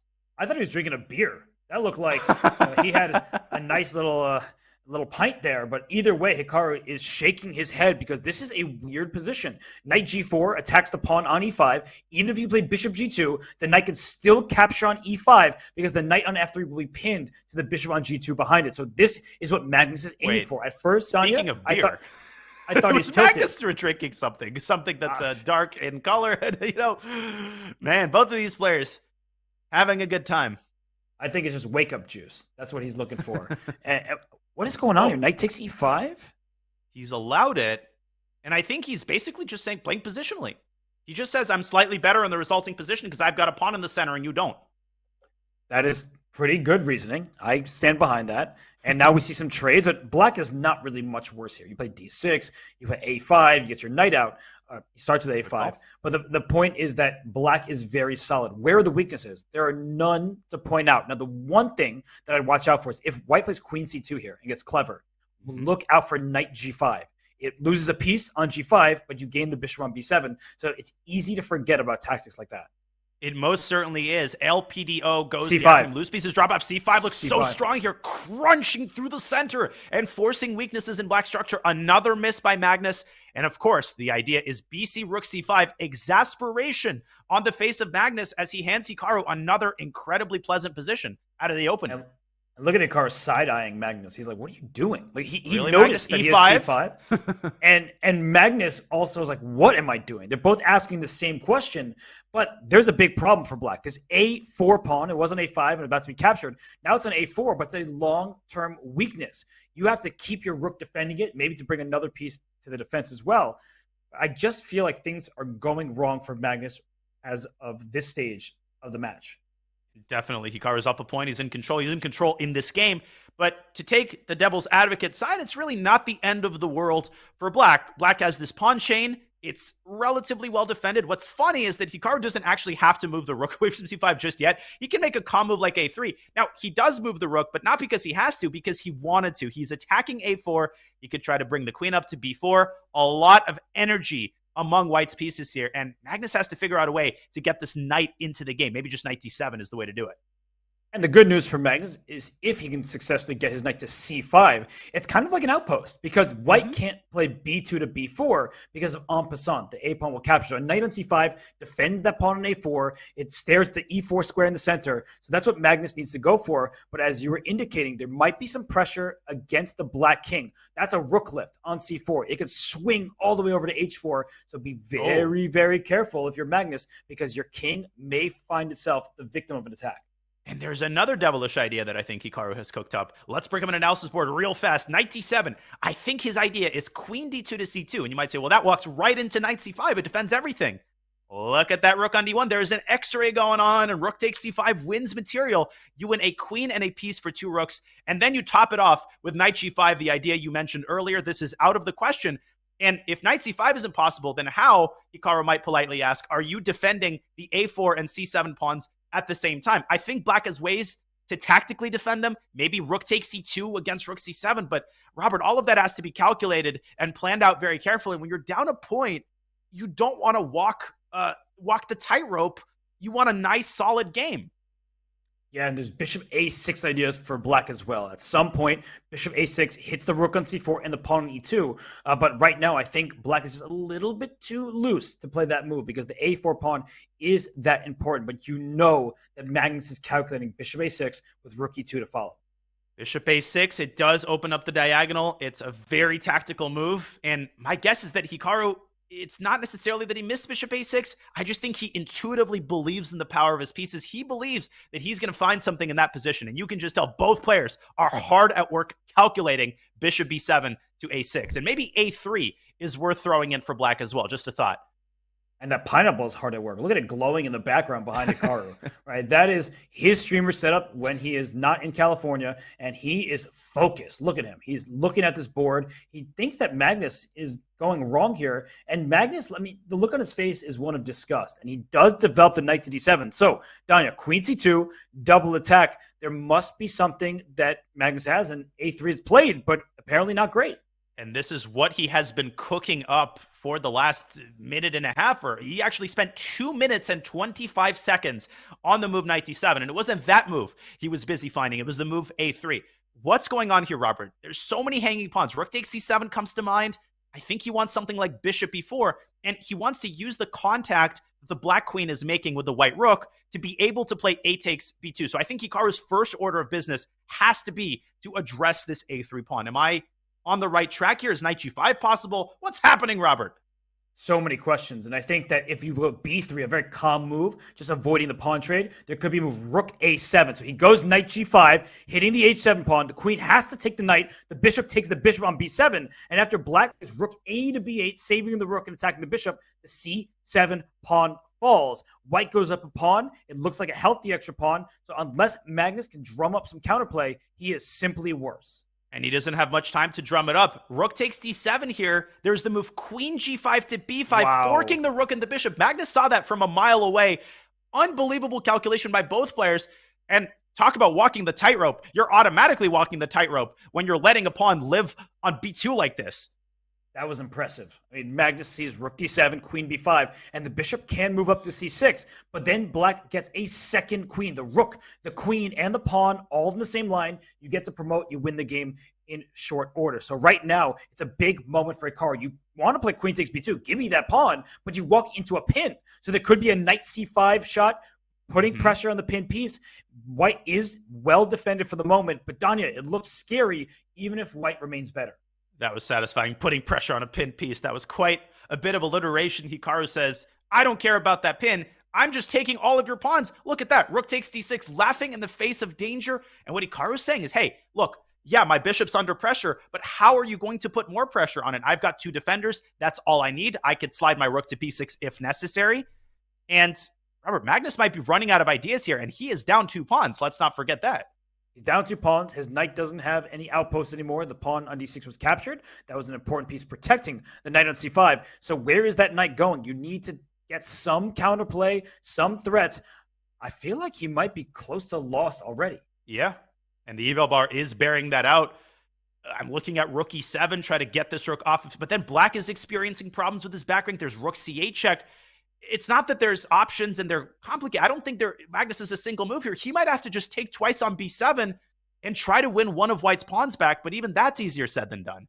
Well, if he could trade on b7 and win the a2 pawn, if we just toss that pawn off the board, that does give black pretty good chances to survive. Because a rook and 4 against a rook and 3, that's white with a rook and the 4 pawns from e2 to h2, and black having a rook and 3 pawns, that is a theoretical draw. It's not easy. Jeroen Piquet beat Garry Kasparov in that exact endgame. So if Garry Kasparov can lose, then anybody in the opponent can lose. But that said, that is the aim for Magnus Carlsen, and he's down to 20 seconds. 20 seconds. I feel like he is a bit aimless. He definitely is, and Hikaru doesn't even need 2 extra pawns to win when the opponent has 20 seconds on the clock. He drops the knight back to e6. I like that from a practical standpoint. I think Magnus's only real source of counterplay is going to be that knight hopping around. It can hop into f4 using the pin. So Hikaru's not out of the woods, and he doesn't think he's out of the woods. He drops the rook back to c4. And look at the attention to detail, Robert, in Hikaru's play. What does that move do? It stops knight f4. That's why he put it on c4, and he can move it to b4 to finally unpin the bishop. And then he's free to roam about the cabin. Although rook b4, there could be like queen c5, just keeping the pin alive. He goes rook b6, queen a5, queen e1 check is kind of a threat. Doesn't lead to anything significant just yet, but the e2 pawn may collapse. Be very careful. I see a tactic, actually. If black can move queen e1, king g2, knight f4 check, giving up the knight, taking on e2, things like that, great it recognition. looks a bit worrisome. And Hikaru sending the queen to e1. I think after knight f4 check, the rook takes on f4. I know you were talking more hypothetically, but what's not hypothetical is that Magnus has 5 seconds on his clock. His counterplay is getting just brutally extinguished, and Hikaru just a couple more accurate moves away from solidifying his material advantage and winning this game. Is he going to move his bishop? Is this the time to move it to d5 or c6? I think it seems like a great time. Bishop d5 looks very good. There may be a swap on b5 because there is no knight c7. The rook on e8 is loose in all these positions. Oh, look at this clinical technique. But Magnus desperately wants that d4 square, and Hikaru doesn't play e3 and allows the knight in. And the reason he played a4 was in order to meet rook takes b5 with a takes b5. This is a passer, and he's going to push it. And Magnus has no choice but to get a pair of rooks off the board, stopping knight d4. Hikaru eliminating every sliver of counterplay that Magnus is coming up with here. This is brilliant play from Hikaru Nakamura. He could have played rook b8, but then a4 would have dropped, and Hikaru does not want to give up that pawn. Just and now he can progress move by move. And then knight d4, push though. And meet queen b6. Trying to trade the queens. Good call by you. Keep pushing, or rook a4, get behind the pawn. Magnus has literally 2 moves to drum something up because that pawn is reaching a8 in a tizzy, and Magnus flags. It's over. He actually resigned before he flagged with 0.2 seconds left. Oh, but it doesn't matter. Hikaru Nakamura jets out to a 2-point lead over the world champion Magnus Carlsen. Hikaru Nakamura saying, I am here to fight, I'm here to play, and I'm here to win. So Magnus, you may be higher rated. You may have been the world champion for a long time now, the highest rated player in the world the last decade, beating me in classical chess. This is the Speeches Championship, and this is Hikaru Nakamura. this was an incredible start. I was impressed with Hikaru's resilience, his time scrambling ability. But this game, Robert, I think we can all agree, took the cake because this was a wire-to-wire victory. He took that E5 opening experiment in stride. He responded with a conservative approach. He got a slight advantage out of the opening, and he twisted the screws and twisted the noose, and he played Magnus style until Carlsen ran out of counterplay, ran out of time, and now he's staring down the barrel of a 2-point deficit.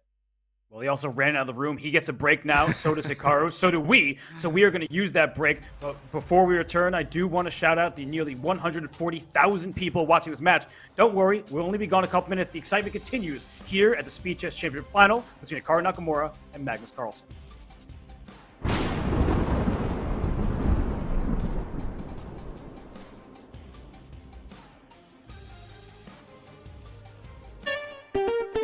What is this? This is duck chess, you guys. This is a new variant. It's called duck chess. Chess, but with a duck. Quack, quack. How to play duck chess. The duck is a brick. Pieces cannot move through the square occupied by the duck. Click on a square to place the duck. Oh, you put the duck to prevent moves of opponent, not yourself. Yeah, so basically you do this, and this cannot move. I'm gonna go knight f6, and I'm gonna put the duck in the most inconvenient place for my opponent to move. No bishop, no queen, so no Londons can permanently stop the London. Capture the opponent's king to win. Oh, wow. Oh, there's no stalemate. Wait, there is stalemate. But the stalemated player wins. Ooh, if only that was real chess. I think I'm getting the hang of this game now. I think I actually am getting the hang of it. I think this works. Oh, that's a horrible blunder. Oh my god, I just blundered. I have to move something else first, then duck, and knight will take my king. This is the best way to lose the duck chess.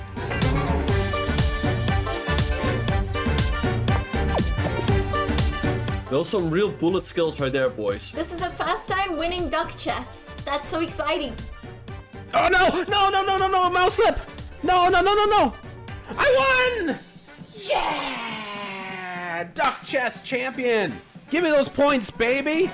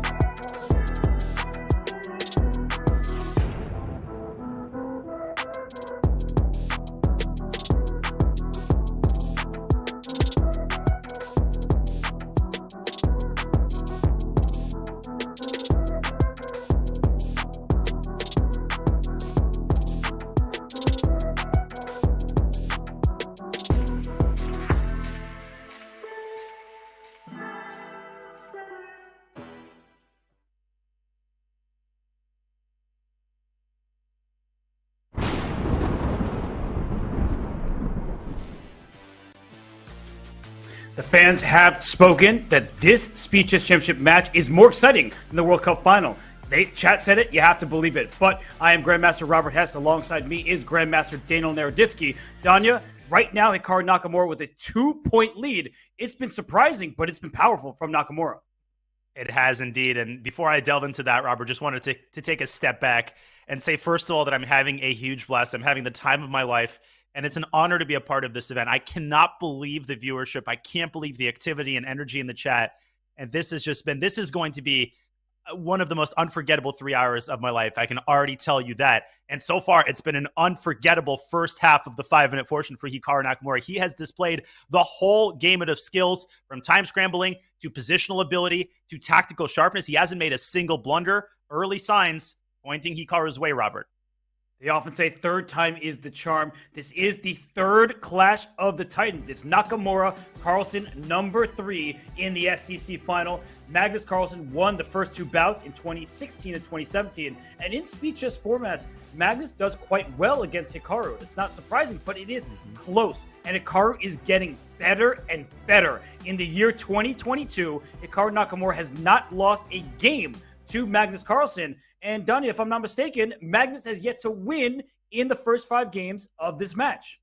And he's come close. He came close in the first game, and he played with an abundance of caution in the early part of the match. And maybe he's starting to regret that. And maybe that's the change that Magnus needs to make. In those 50-50 situations where he's got a tiny edge in the end game, he's been kind of opting for those drawish continuations. And maybe we're going to see Magnus consciously start to take on more risk. He's got plenty of time, right? There's an eternity left on the match clock. But you just know Hikaru has a way of stepping on the gas pedal when he smells blood.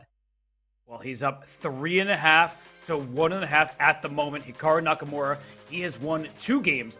3 games have been drawn. Magnus has won none. And Magnus Carlsen has changed. Quite literally, he has changed his attire. We are going to bring him on screen now. And you can see that something was not right. Chess players can be quite superstitious. And now Magnus is in green, and he wants to win that green by taking down Hikaru Nakamura in this final. That's hilarious. It reminds me of those psychology studies where they show that you're actually not attentive to change at all. I'm impressed you noticed that, but I was like, green? Magnus Carlsen? We definitely didn't see that before. Am I crazy? We have seen Berlins before in the chess career of Hikaru Nakamura, haven't we? We certainly have. And we see A4 played by Magnus, and Hikaru looks to the side. He's like, what is Magnus aiming for? What is my preparation? And let's not confuse the matter. Both of these players prepare. And maybe they don't prepare it right before the match for this specific game, but they are so well prepared throughout their careers that when Magnus plays some sideline, Hikaru says, yeah, I've seen this one before. They're locked and they're loaded and they review their lines constantly. And this move A to A4, it might strike you as puzzling. It was the recommendation of opening specialist Grandmaster Darius Schwirch in a recent book that he wrote on the Ruy Lopez. This is what he recommended against the Berlin.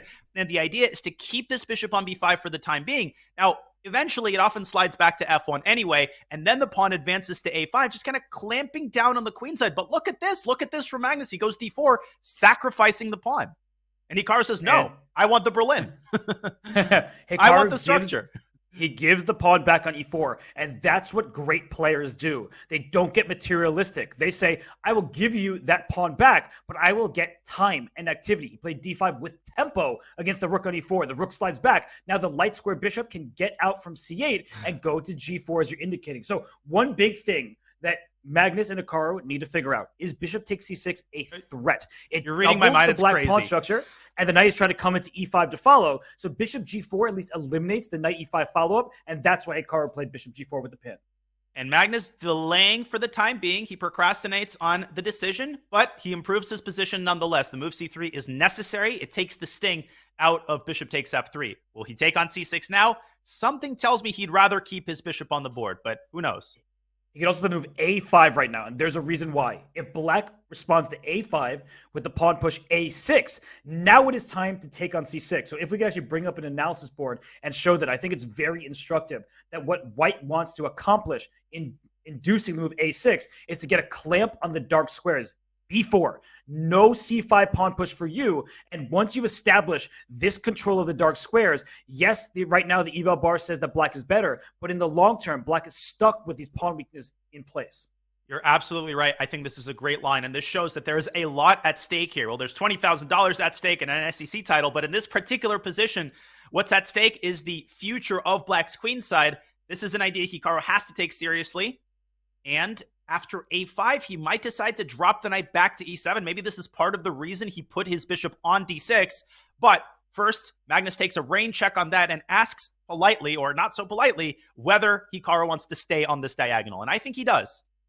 Well, if he wants to play bishop h5, he has to be ready for the move g2 to g4. We often tell our students, don't push pawns in front of your king. It makes your king weaker, less safe, but sometimes you want to break a pin. It's that important. So g4 is a possibility in some positions with knight e5 galloping into the center. So right now, Hikaru plays bishop f5. He drops it back. Knight e5 still a possibility here for Magnus. It is indeed, as is bishop b5 to d3 if you really want to bail out. But if you want to fight for the advantage here, I think you need to introduce some form of imbalance, Robert. I don't think you're beating Hikaru with the pawn structure as it currently stands. Bishop takes c6 and knight e5 looks pretty tempting, and it's funny that Hikaru is actually provoking this. I think he's doing that consciously. I think he senses that Magnus isn't quite as comfortable as he normally is taking these kinds of positional risks, and he's inviting it and taking the Hess approach. Is there knight a5 and c6, though? Wow, that's a big tactical shot, and if it's available, that would be huge for Hikaru. And he's going to look at it. I mean, he's looking quizzically at the board. He plays a6. He missed That's it. a big opportunity for Magnus. Hikaru doesn't see that little tactical shot here. And now, Danya, bishop c6 and pawn b4, it looks like you get the clamp that's desired on the queen side. That was a fantastic call, and you get an even better version of it because the knight is now free to jump into e5 when necessary, supplementing the potential move queen a4. And that pawn on c6 is going to be under fire from all angles. Right. And so Magnus hasn't moved yet. He might play your bishop d3, just try to gain space on the queen side first, then trade bishops. But I like bishop takes c6 with knight e5 or b4 first. The point is that you are just getting the activity that you desire. There is no pin on that knight any longer. And correct me if I'm wrong, it doesn't seem like bishop takes c6 is that much of a risk. Yes, you're giving up the bishop pair. Yes, in the future, you might have to consider some sacks on h3 and you have to watch for the safety of your king. But it's not like bishop takes c6 burns any bridges, and Magnus doesn't want to burn any bridges at all. Is he playing a little bit too conservatively? Not to criticize the world champion, of course, but I think you kind of get what I'm saying here, Robert. Of course I get what you're saying. I think that he is just a little bit sloppy in the early stages. He'd be the first to say that. That's not undue criticism. And for Hikaru, when he's been making mistakes, it feels like they're not as consequential. I mean, that game where Magnus won a pawn, he had some great chances, but he just couldn't make the most of it. And Hikaru, on the other hand, he won a game on time. That was big. It was a must. And then he won another game by stealing a couple pawns and converting it with precision. So queen d7. Is bishop takes h3 a threat? Magnus didn't want to find out, so he takes plays knight h4, and he's going to play queen g4 and try to get that knight into f5. And this is the kind of chess that we are accustomed to see from Magnus Carlsen, tightening the screws, playing on both sides of the board, and he moves the queen up, not to g4, but one square behind on f3. You're not threatening queen takes d5. Don't blunder bishop h2. But what you are threatening is knight h4 to f5, and that is why Hikaru engineers pressure on the e-file to distract White's attention away from the f5 square and force White to address the subtle threat, Robert, of rook takes e1 checkmate. Well, a5 is a weakness. That's a big point here. Bishop d2, rook takes e1. You'd love to take back with your rook on e1, get the open file, but a5 falls. You cannot afford to lose that pawn because not only is it a pawn, but the knight will sink its teeth into those light squares on the queen side. So big choice for Magnus. You can play bishop e3, blocking the rook's access in the e-file, but you're also blocking your own rook on e1, and that just doesn't feel very pleasant. The black rook can slide up to e4, and suddenly it's Hikaru who has all the fun in the position.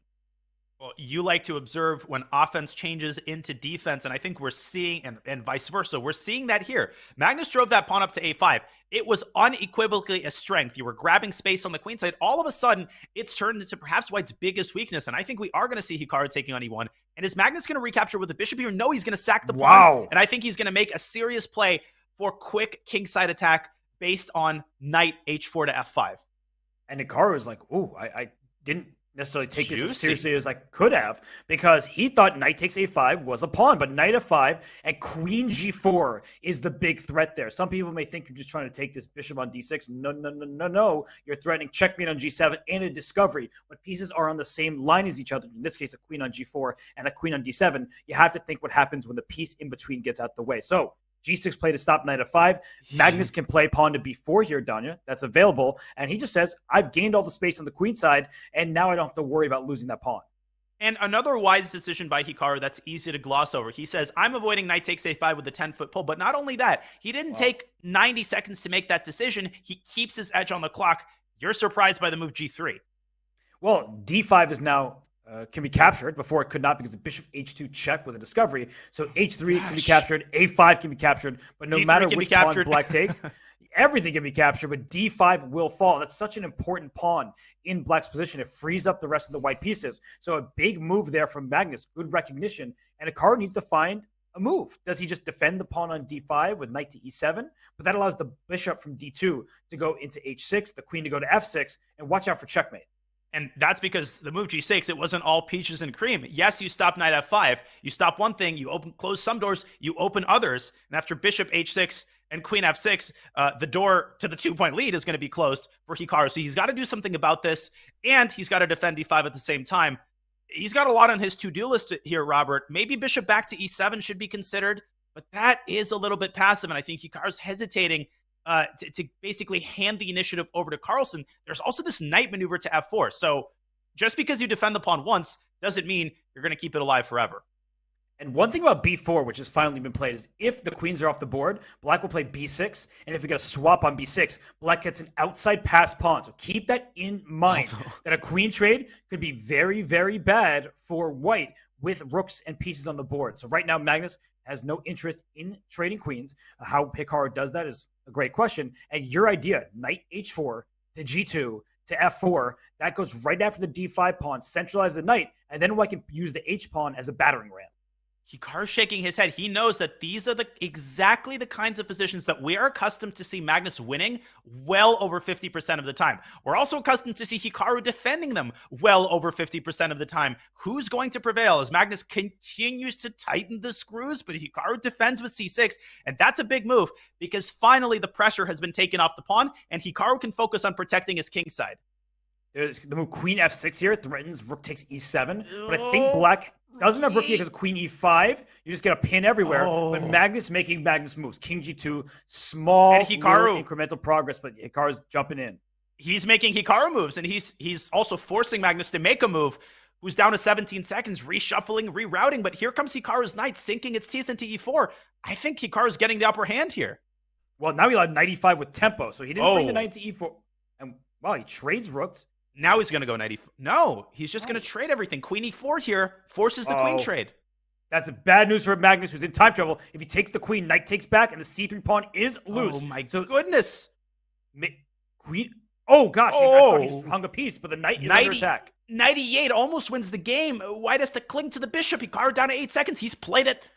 Where's the queen going? Back to f4? Wow, goes back to f4. Bishop h6, trade, and then bring the knight in. He wants a repetition. I don't think he minds a repetition. He's up 2 points in the match. No need to do anything crazy. But we know Hikaru. He's thinking about it.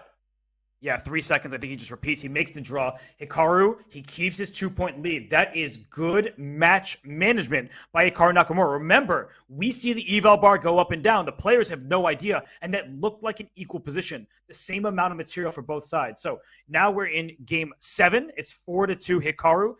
Are we going to see a King's Indian from Magnus?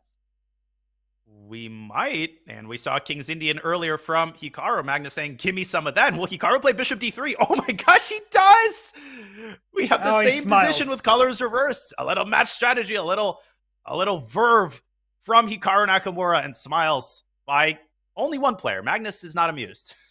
And just like the recent movie, that smile is not pleasant. That is going to haunt Magnus Carlsen because bishop d3 induces bishop g4, looks very logical, and then the bishop would have gone back to e2. So he says, anything you can do, I can do better. And he just says, let's go, Magnus. You're going to have to come up with something new. And another perk of putting the bishop on d3 is that it can slide back to c2. And later on, once the knight appears on c5, as it frequently does in the King's Indian, the pressure on e4 often forces white to contort himself. With the bishop nicely sitting on c2, white can just keep going about his business. In this move h3, we saw Carlsen play g4. Hikaru says two can play at that game.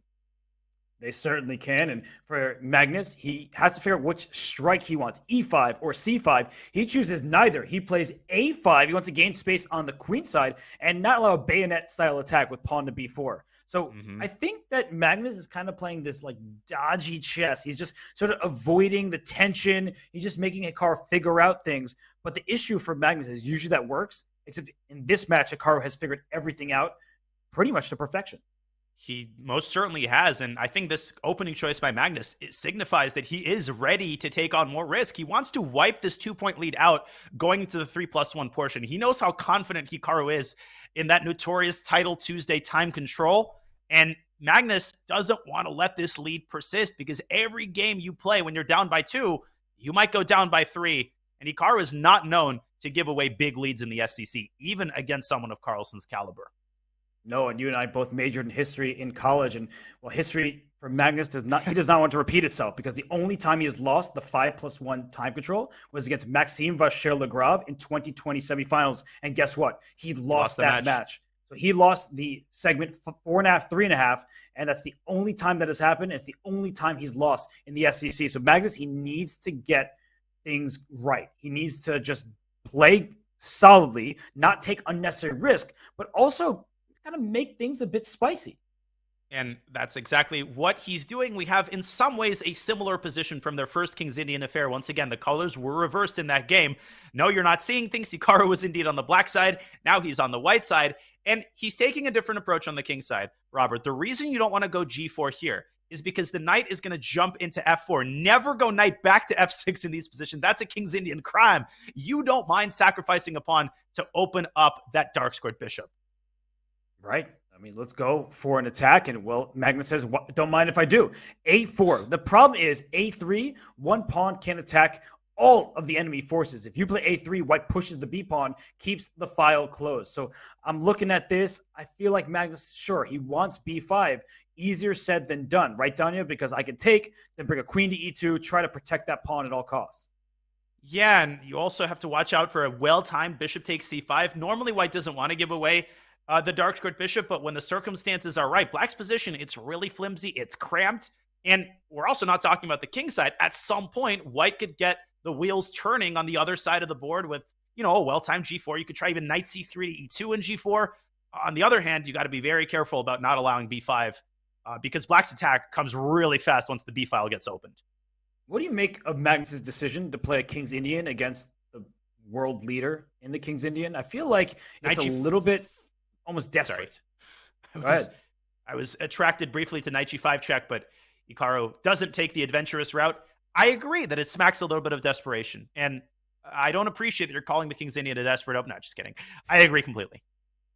Yeah, I just feel like Hikaru is so good at the King's Indian when he is the black pieces. So, you know, he knows how to parry off the immediate threats, and you're pointing out knight h4 to f5. The reason why that's a viable option is the knight on h5 is loose. Hikaru plays it. But something about the move is not favored by the engine. And I wonder what it is, Danya. Like, how does black proceed here? c6 is a typical plan. It doesn't look so ideal right now. So what can Magnus do? So I did cheat a little bit. Apparently the best move is knight h5 back to f6. Now, it's a logical move because it parries knight f5. But the reason knight h4 is a little bit awkward, I think, is because it's just hard to get things going after the knight moves back to f6. It's kind of a one-move threat, and if black parries it, black's not playing for f5 in this position, but Magnus does not parry it. He allows knight f5, and I don't like that one bit. Even though the bishop is bad from an attacking perspective, Robert, it's integral from a defensive perspective, and I really think Hikaru can get things going on the king side once he eliminates this bishop. And I think Magnus is trying to use your plan. He'll play queen, I think, e8, and then try to go b5 as quickly as possible, right? The queen, the bishop, the rook on b8 all stare at the b5 square. So I believe that's what Magnus is aiming for, but he keeps pausing. He's down 2 minutes on the clock. There's a knife on f5. It's daggers, and he goes queen e8, but I feel like he's just a little bit slow right now. And Hikaru's definitely not so. He can now play the move f2, f4, assuming black takes with the knight. And why can he play that move? Because there's no longer a bishop on g7. So that bishop, it had a lot of potential energy. It was preventing white from striking on the king side. Now, I think Hikaru's got to step on it and play f4. Throw those pawns forward, go for an attack. Black is very much trying to do the same with b7 to b5. Like, that's Magnus's big idea. But as you point out, bishop e3 takes knight on c5, will shatter black's pawn structure. So b5 doesn't just get you an attack, doesn't win the game. It gets you a really bad pawn structure, and you better hope your attack is in time. And there we go. Ladies and gentlemen, fasten your speed belts. This is a good old school attack on opposite sides. Clearly, Hikaru much, much better. The engine isn't a fan of what Magnus is doing. But at this point, Magnus has no choice. He literally has one idea in this entire position. It's to open the B file, pile up on the B2 pawn, maybe look for some knight B3 tactics. But largely, he's playing hope chess. Yes, yeah, it's wishful thinking that he is going to get an attack, but look at the clocks. Hikaru had a 2-minute lead. It's now dropped to 1. That's still a hefty margin for him. He's well ahead in the clock, but I just feel like Magnus, he could scare people, and Hikaru's only human. He may play like an engine. He's still a human being, and look at this. He strikes in the center, takes on c5, goes d6, and the eval bar doesn't love it, but I think from a practical point of view, it gets white activity, and that's exactly what you want. Whoa. And it also gets white a huge fork threat and another fork threat. And how do you parry both at the same time? Because f takes c5 is also on the docket to open up the d file. Oh, I think f takes c5 and queen f2 just looks terrible for black. Everything's falling apart at the seams. I think that was a brilliant try from Hikaru. A pawn sacrifice. He didn't even take back on d6, which he could have. He hops his knight into d5. It was a clearance move. And now knight f6 checks a big threat. If d e5, as you said, rook f1 or queen to f2 actually looks even stronger. Hitting c5, going to f6, hitting f7. Oof. Everything is under attack. And apparently, Robert, I'm going to rewind for just a second. The only move in this position was knight to h5 to keep in contact with the e5 pawn. This is such an engine move, just dropping the knight back toward the corner. Magnus played the obvious move. He's down to 30 seconds. He's backpedaling furiously and trying to keep the center patched up. I think Hikaru can play ED. I think he can play queen f2. This is like the worst kind of position to have against Nakamura with 30 seconds left on your clock. Although b takes c4 is an option, the b file is open, and be very careful if you're Hikaru. Do not take your eyes off the b2 pawn. If black can line queen and rook up, there are checkmate threats, but the knight on d5 covers f6, so the queen can't get there. It covers b6, the queen can't get there. Bishop e6 is trying to eliminate white's best piece. All you can eat. Hikaru just grabbing and grabbing and eating, but apparently the eval bar didn't like this move. What's the defense? I don't think Magnus can find this in 14 seconds. No, he goes knight takes e7, queen d6, knight f6 check. Gets the queen right back. Knight c7, as you're pointing out, also looks very strong, but queen h8. Wow, that is so easy to miss. And then things get crazy. You can go e5, the knight jumps into c4. If Hikaru had 15 seconds at this point, hey, this would have been a game, but he's got a minute 40. He's got an eternity on the clock to figure this out, and he starts with e5. Okay, oh my gosh. Not loved by the engines. Rook b5, if queen takes d6, you swap queens and win the d5 knight. So, you got to keep your material. And speaking of material, white is only up 1 pawn. Queen takes f6. And queen takes b5 as a desperado. He's got to move his... gosh. Wait, what does Magnus do? What a shot. He sacks his knight. And then rook takes e5 at the end. And then knight... No, knight's not trapped. It's rook b8. Wow. He just goes right for the pawn. He just wants an attack. And Hikaru could even play like king a1, bishop b1. He can curl up into a ball. Instead, he eliminates the attacker. And is rook takes a2 a possibility? But Hikaru going for mate. He wants rook d7. Oh my gosh. Oh, this is over. 1 second left. Magnus loses on time. Hikaru Nakamura sticks a knife on f6, and it is knockout. 5-2 is the score. Nobody's counting Magnus Carlsen out, but who would have believed that Hikaru Nakamura would jump out to a 3-point lead this early in the match?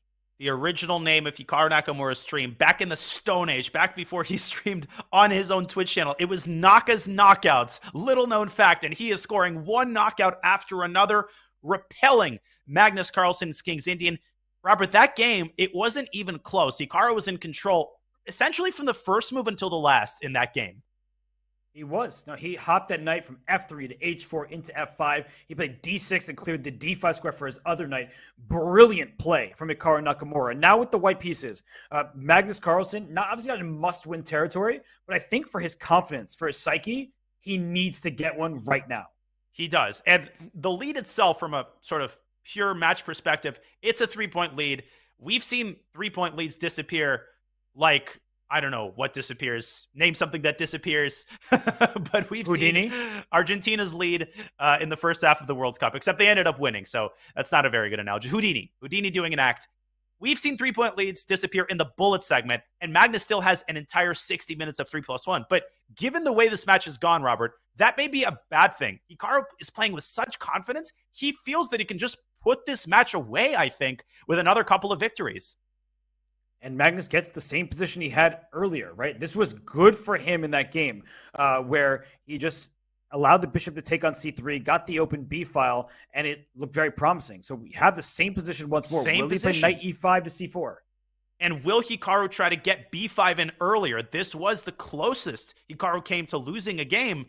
What I'm implying here, Robert, is that Hikaru still hasn't lost a game. Wait, is that true? That is true. Hikaru has not lost a game in this match. He's pulling a Magnus, and he's taking another swig from that. I think it's called a Stein, S-T-E-I-N. Yes. I learned that word recently. It's like a big, big mug. Yes, but usually you drink beer out of the Stein. So no, you I don't know what Leonid he's drinking. That is an old school chess reference, a good one at that. What a legendary player. But c5 is a good move. Hikaru played it before. And I just have to say really quickly here that Hikaru Nakamura, he's looking poised. He's looking like he literally doesn't care. And he's definitely not fazed by playing Magnus Carlsen. He definitely is, and you can just see it in his body language. We've tried to put less of an accent on body language. We don't have the ultimate Hikaru expert, Danny Wrench, here to guide us, but still, I mean, you don't need more than a perfunctory glance to just sense that the confidence right now is in Florida. It's not in Norway. And Magnus Carlsen, he's got 10 more minutes in the 5+1 to chip into this lead. He does, and I just want to give a shout out to the over 140,000 of you watching on Twitch and YouTube. We appreciate it. I think the players, they love the support, even though this is a stressful time for them. But rook to b1, played by Magnus. He is putting some stress down the b file because the queen on b6 is under attack behind it, the pawn on b7, and the b5 square is just one that the rook would like to jump to.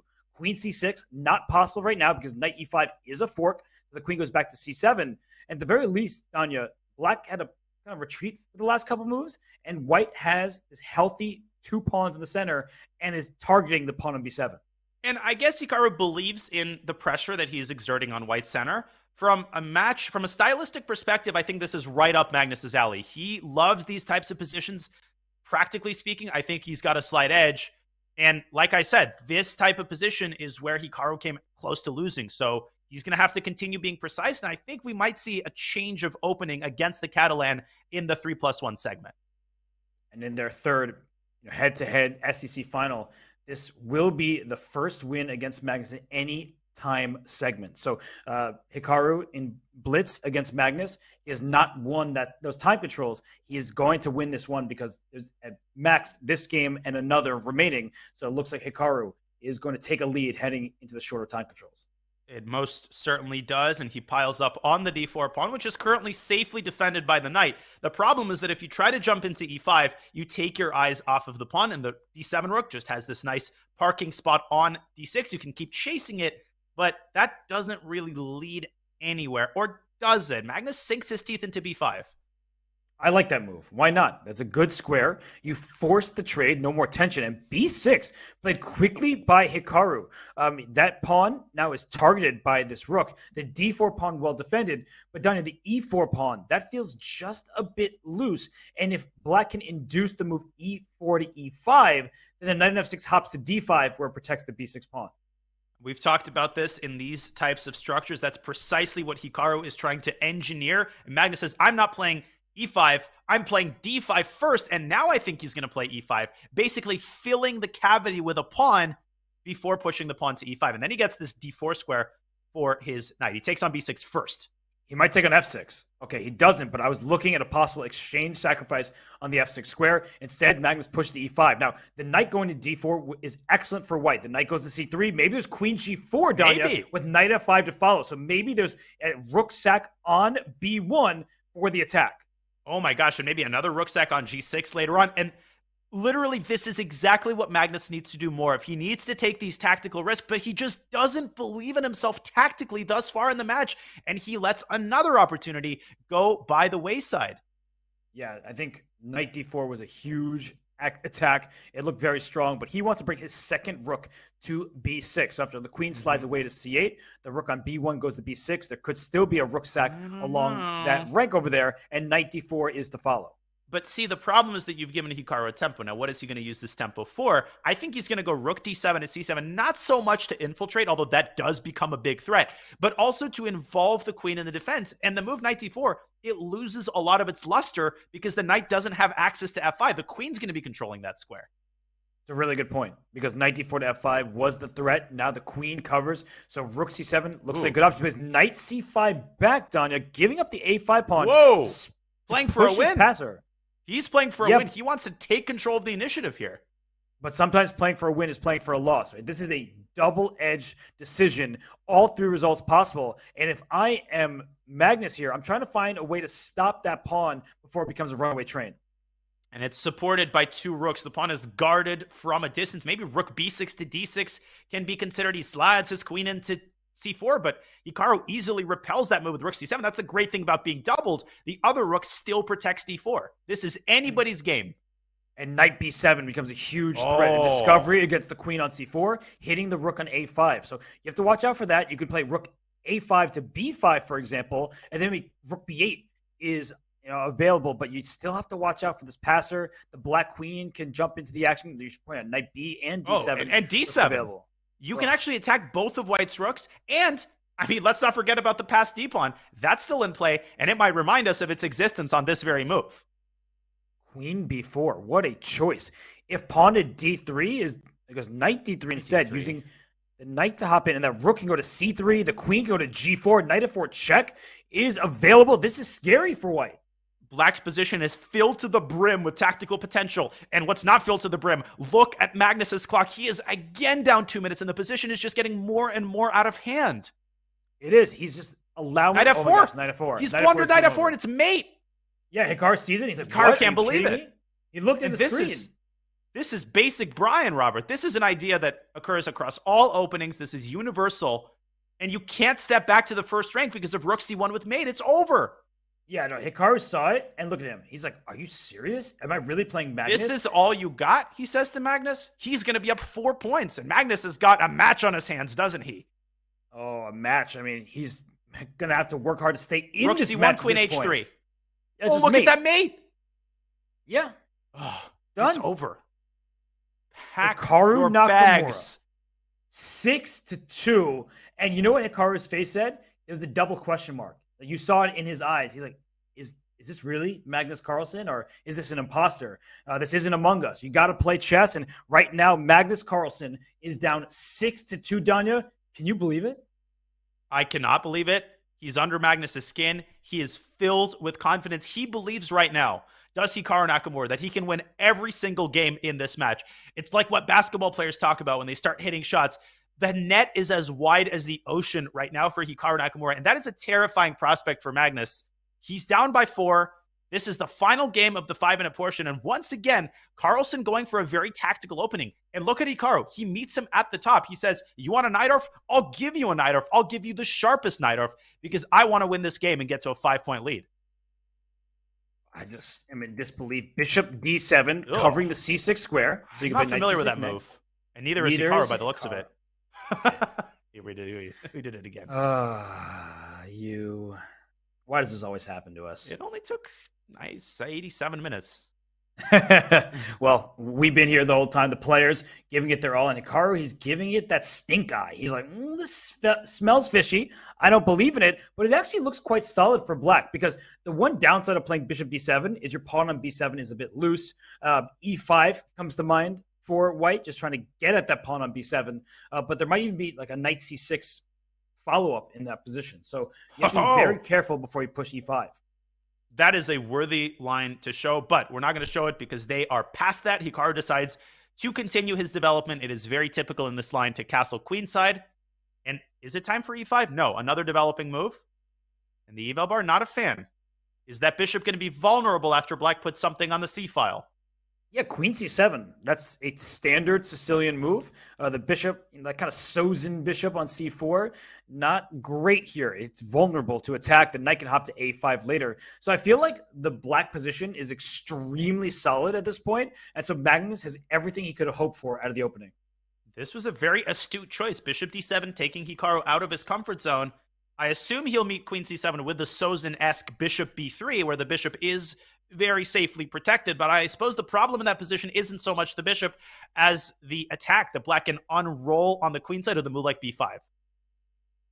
It can get really scary. So I like the move queen c7, just getting off the d file. I just don't like the look of e5 with some kind of like knight takes e6 at some point. It just looks scary to my eyes. I know it doesn't work, Danya, right? You get too many pieces, but I just don't like the queen staring down the line towards an enemy rook. No, you're absolutely right. I don't either. And Magnus doesn't like the placement of the bishop on g5, which can now drop back to h4. But then you have to start reckoning with tactics based on the fact that the bishop will no longer be defended. Of course, the immediate knight e4 in that position fails because you take the bishop first. But you got to watch out for that. That's just another thing for Hikaru to keep track of. And the queen lands on b6. And Hikaru does not want to take on c6. That will improve the light square bishop. The light square bishop on d7 and the knight on c6 fighting for the same square. I see an argument for knight to b3 here, just trying to play on the queen side, but bishop f2. Great awareness from Hikaru. He improves the location of his bishop because you didn't want to take on f6 anyway, and he defends the center.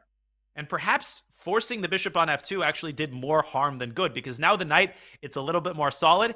You can consider taking and playing e5. There's always this prospect of bishop g4 pinning the queen, but that involves making too many weaknesses. And Magnus sidesteps the tension with another typical Sicilian move. We see this in the dragon and the knight or very frequently. Knight a5. And the big question is when or if black will castle, right? Castle kingside, you may be walking into an attack because you created a hook. The pawn on h6 wishes it could push back to h7 so that when g4, g5 happens, the king isn't open. So he castles queenside, and it was an objectively terrible choice, apparently, but I think practically it could be hard to punish. Yeah, but look at the c-file, Robert. Look at the c-file. He's going to get a rook to c1, and he's going to harass the queen, forcing it to the side of the board. This just looks terrible. What you need for black is to trade that dark squared bishop away. Because if you could get your queen to e5, that would be excellent for black. But you can't get over there. So this is a big problem. This is a really, really big problem. Rook c1 already threatens discoveries like knight to d or b5. The queen will have to go on a journey. So I'm not liking this for Magnus, excuse me. I feel like castling queenside was too wild. It looks so flimsy. It looks like he's already barely hanging on. I don't like to show engine lines, but if I may make this one exception, it'll be worth it. Let's bring up an analysis board as Hikaru contemplates how to continue this initiative. Rook c1 is what he's thinking about. And if the queen moves up to a5, look at this subtle move, a3. And you even say it quietly, a3. Preparing b4. Where's that queen going to go? Is it going to go back to b6, walking into one discovery? Is it going to go back to c7, walking into another? Black might have to play rook c8. You play b4, and now, Robert, you called it queen e3. Oh, that walks into a fork. No, it doesn't. Knight c6 check with queen a7 coming to a theater near you. The attack is decisive, and white's going to pick up the queen after that with bishop b6 check. Well, I don't think Magnus wants to await that theatrical release. That looks horrible. That looks scary. And Hikaru, of course, is aiming for just this variation. He plays b4 right away. Wow. What a Hikaru move. He said, please take my pawn on b4. I'll play a3. And if you go queen a5 back, there's knight b3, and the queen might get trapped. Knight d5. What an idea. This is amazing. He reverses the order of these two moves so that both of them occur with tempo. And the queen has to take the pawn. You have no choice. And maybe you have to go to c4. But, oh my God, black is walking on some red-hot coals here. You have to. Look at Hikaru's face. He's stunned. I think he's playing it up for the fans right now, but he truly is stunned that this is happening to Magnus Carlsen. And if queen c4, these knight d5 discoveries, you may be able to take on d5.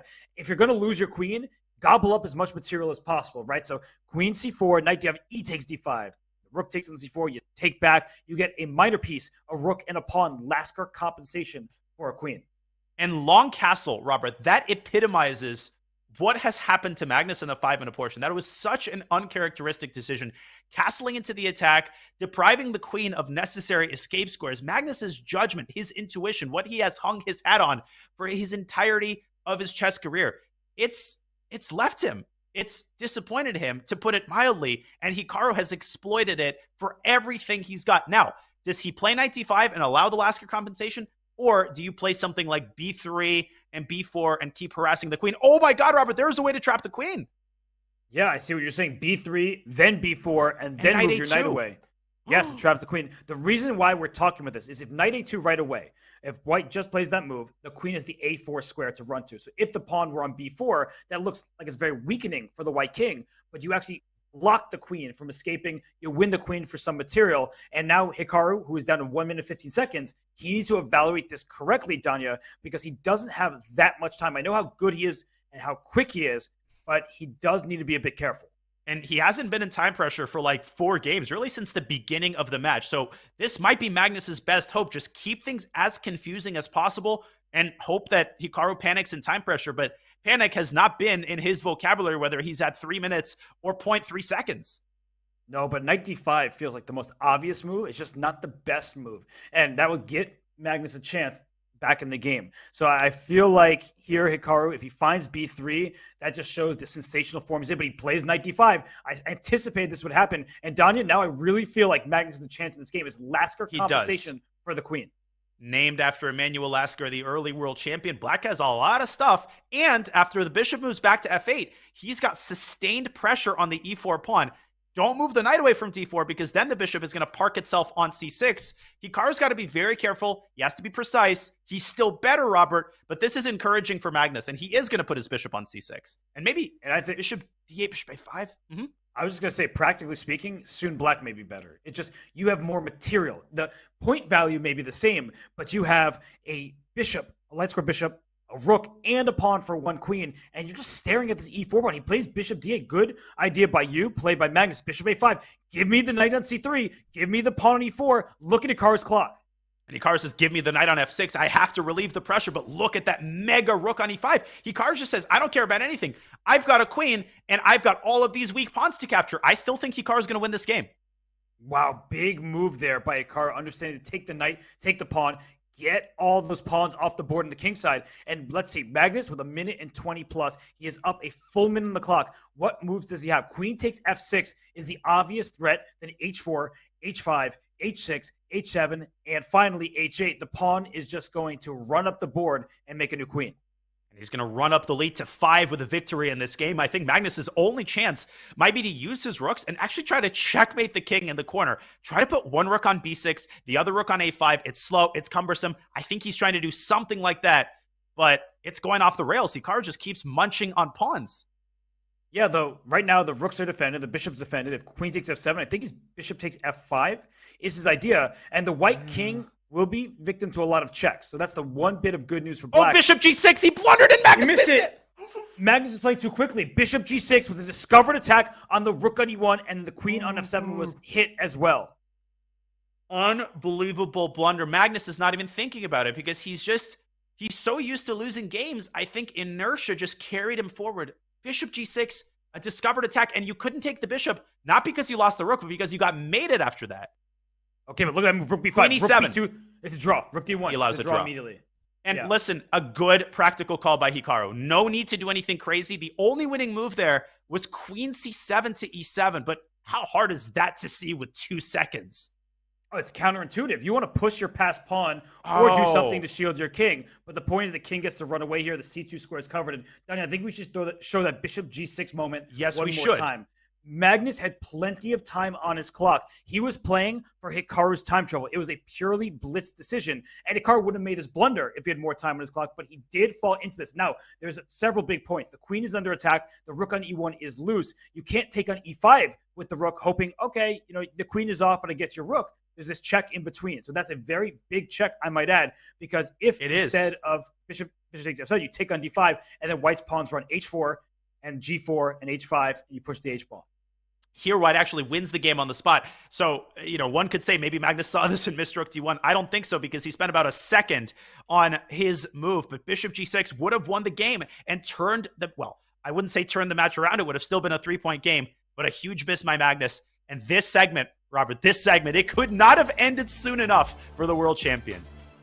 He is down by 4 points. I repeat, Magnus Carlsen trails Hikaru Nakamura by 4 points. That is surprising as surprising gets. You don't expect to see the world champion down, let alone by 4 points to anybody, but that is where we sit. Magnus has never been down by this much to anybody in any Speed Chess Championship match. So while we're here, 150,000 nearly people watching right now, I just want to shout at you all, and well, it's time to make a kind of a special announcement, because if you have a special somebody in your life, a chess player who would love a premium membership on Chess.com, if you have a holiday party tonight but totally forgot to buy a present, this holiday season, share the beauty of chess with your loved ones. Purchase a premium membership now and ship it off to its recipient anytime, whether that's tonight, next week, or next month. Don't get into a last-minute time scribble for this year's greatest gift. Drop the command GIFT in the chat for all the details. We'll be right back for more from the Speed Chess Championship final. This is Hikaru Nakamura versus Magnus Carlsen.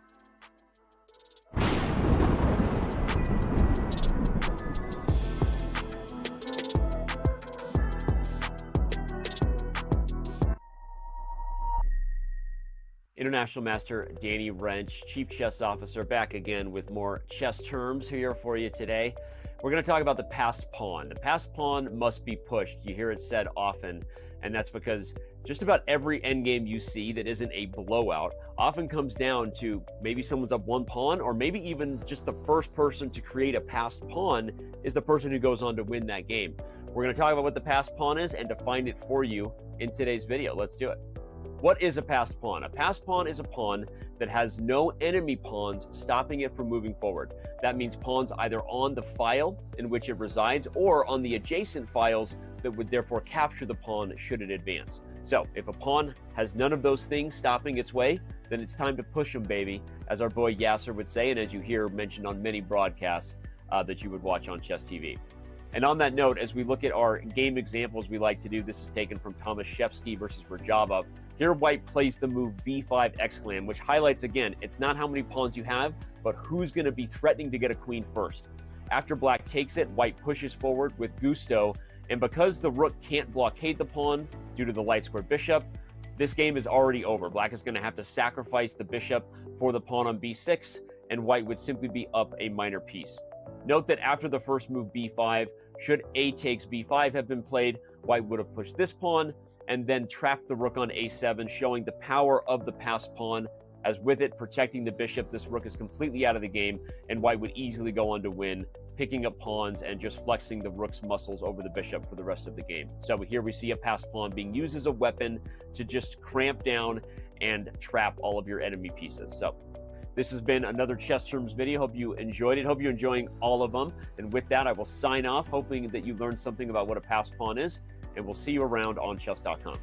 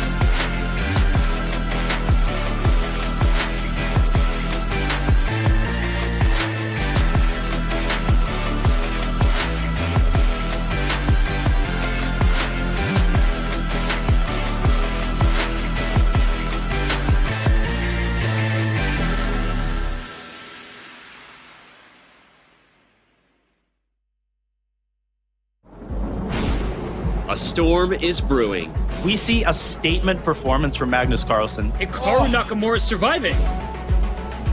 Knight H3! Queen, Knight H3, what a tactic! Holy smokes, my brain is exploding. Oh, he lost that time! Oh, he blundered the rook! Oh my gosh! The battles will be electric. Hey, 17! He blundered You can't stop me! Oh my god, it didn't happen! Oh my god, that's a devastating intermezzo! Wait. And he can play Oh, for 6! He had the intermezzo and he missed it, and now it's a draw. The moves will be fast. Starting to seem Bishop C7! Oh my god! Where's the mate, though? I don't know, but it's gotta be there. Oh, he got my god, he made it! Oh my god! The stakes will be high. Oh my gosh! Rook Look at A5 this and you mate. can't stop checkmate. Oh. I gotta get out of here. The 2022 Speed Chess Championship is now. Fasten your speed belts, my friends. We're in for a wild ride.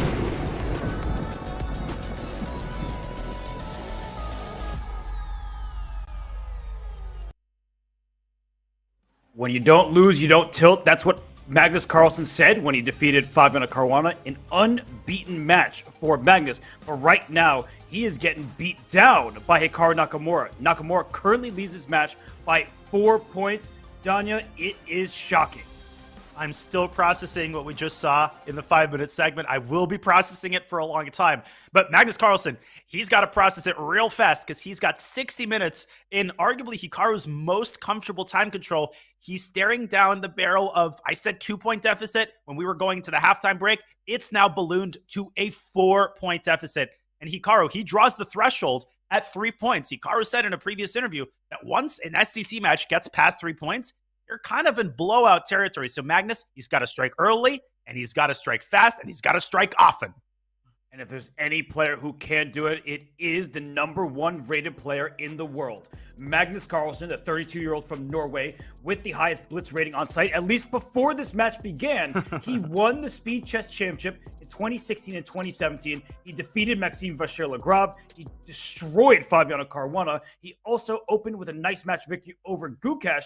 And his strength, Danya, is everything. But today, his kryptonite is Hikaru Nakamura.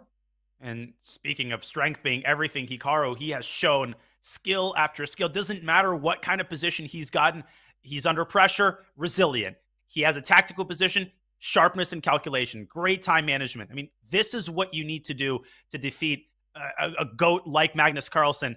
And Hikaru Nakamura has done all of it. But it's a clean slate, Robert. It's a clean slate. There's an hour on the clock. And as we look at Magnus's speed chess resume, I mean, mouth-watering stats and the resume of a champion. He is a champion. He actually was rooting for France to become World Cup champion. That did not happen.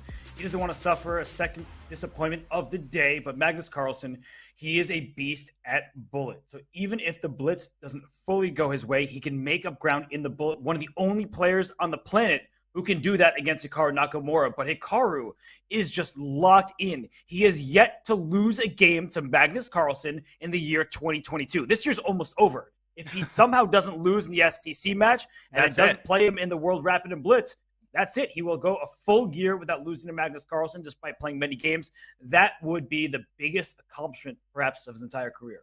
And let's see what changes Magnus Carlsen is going to make, both in terms of his opening play and in terms of his match strategy.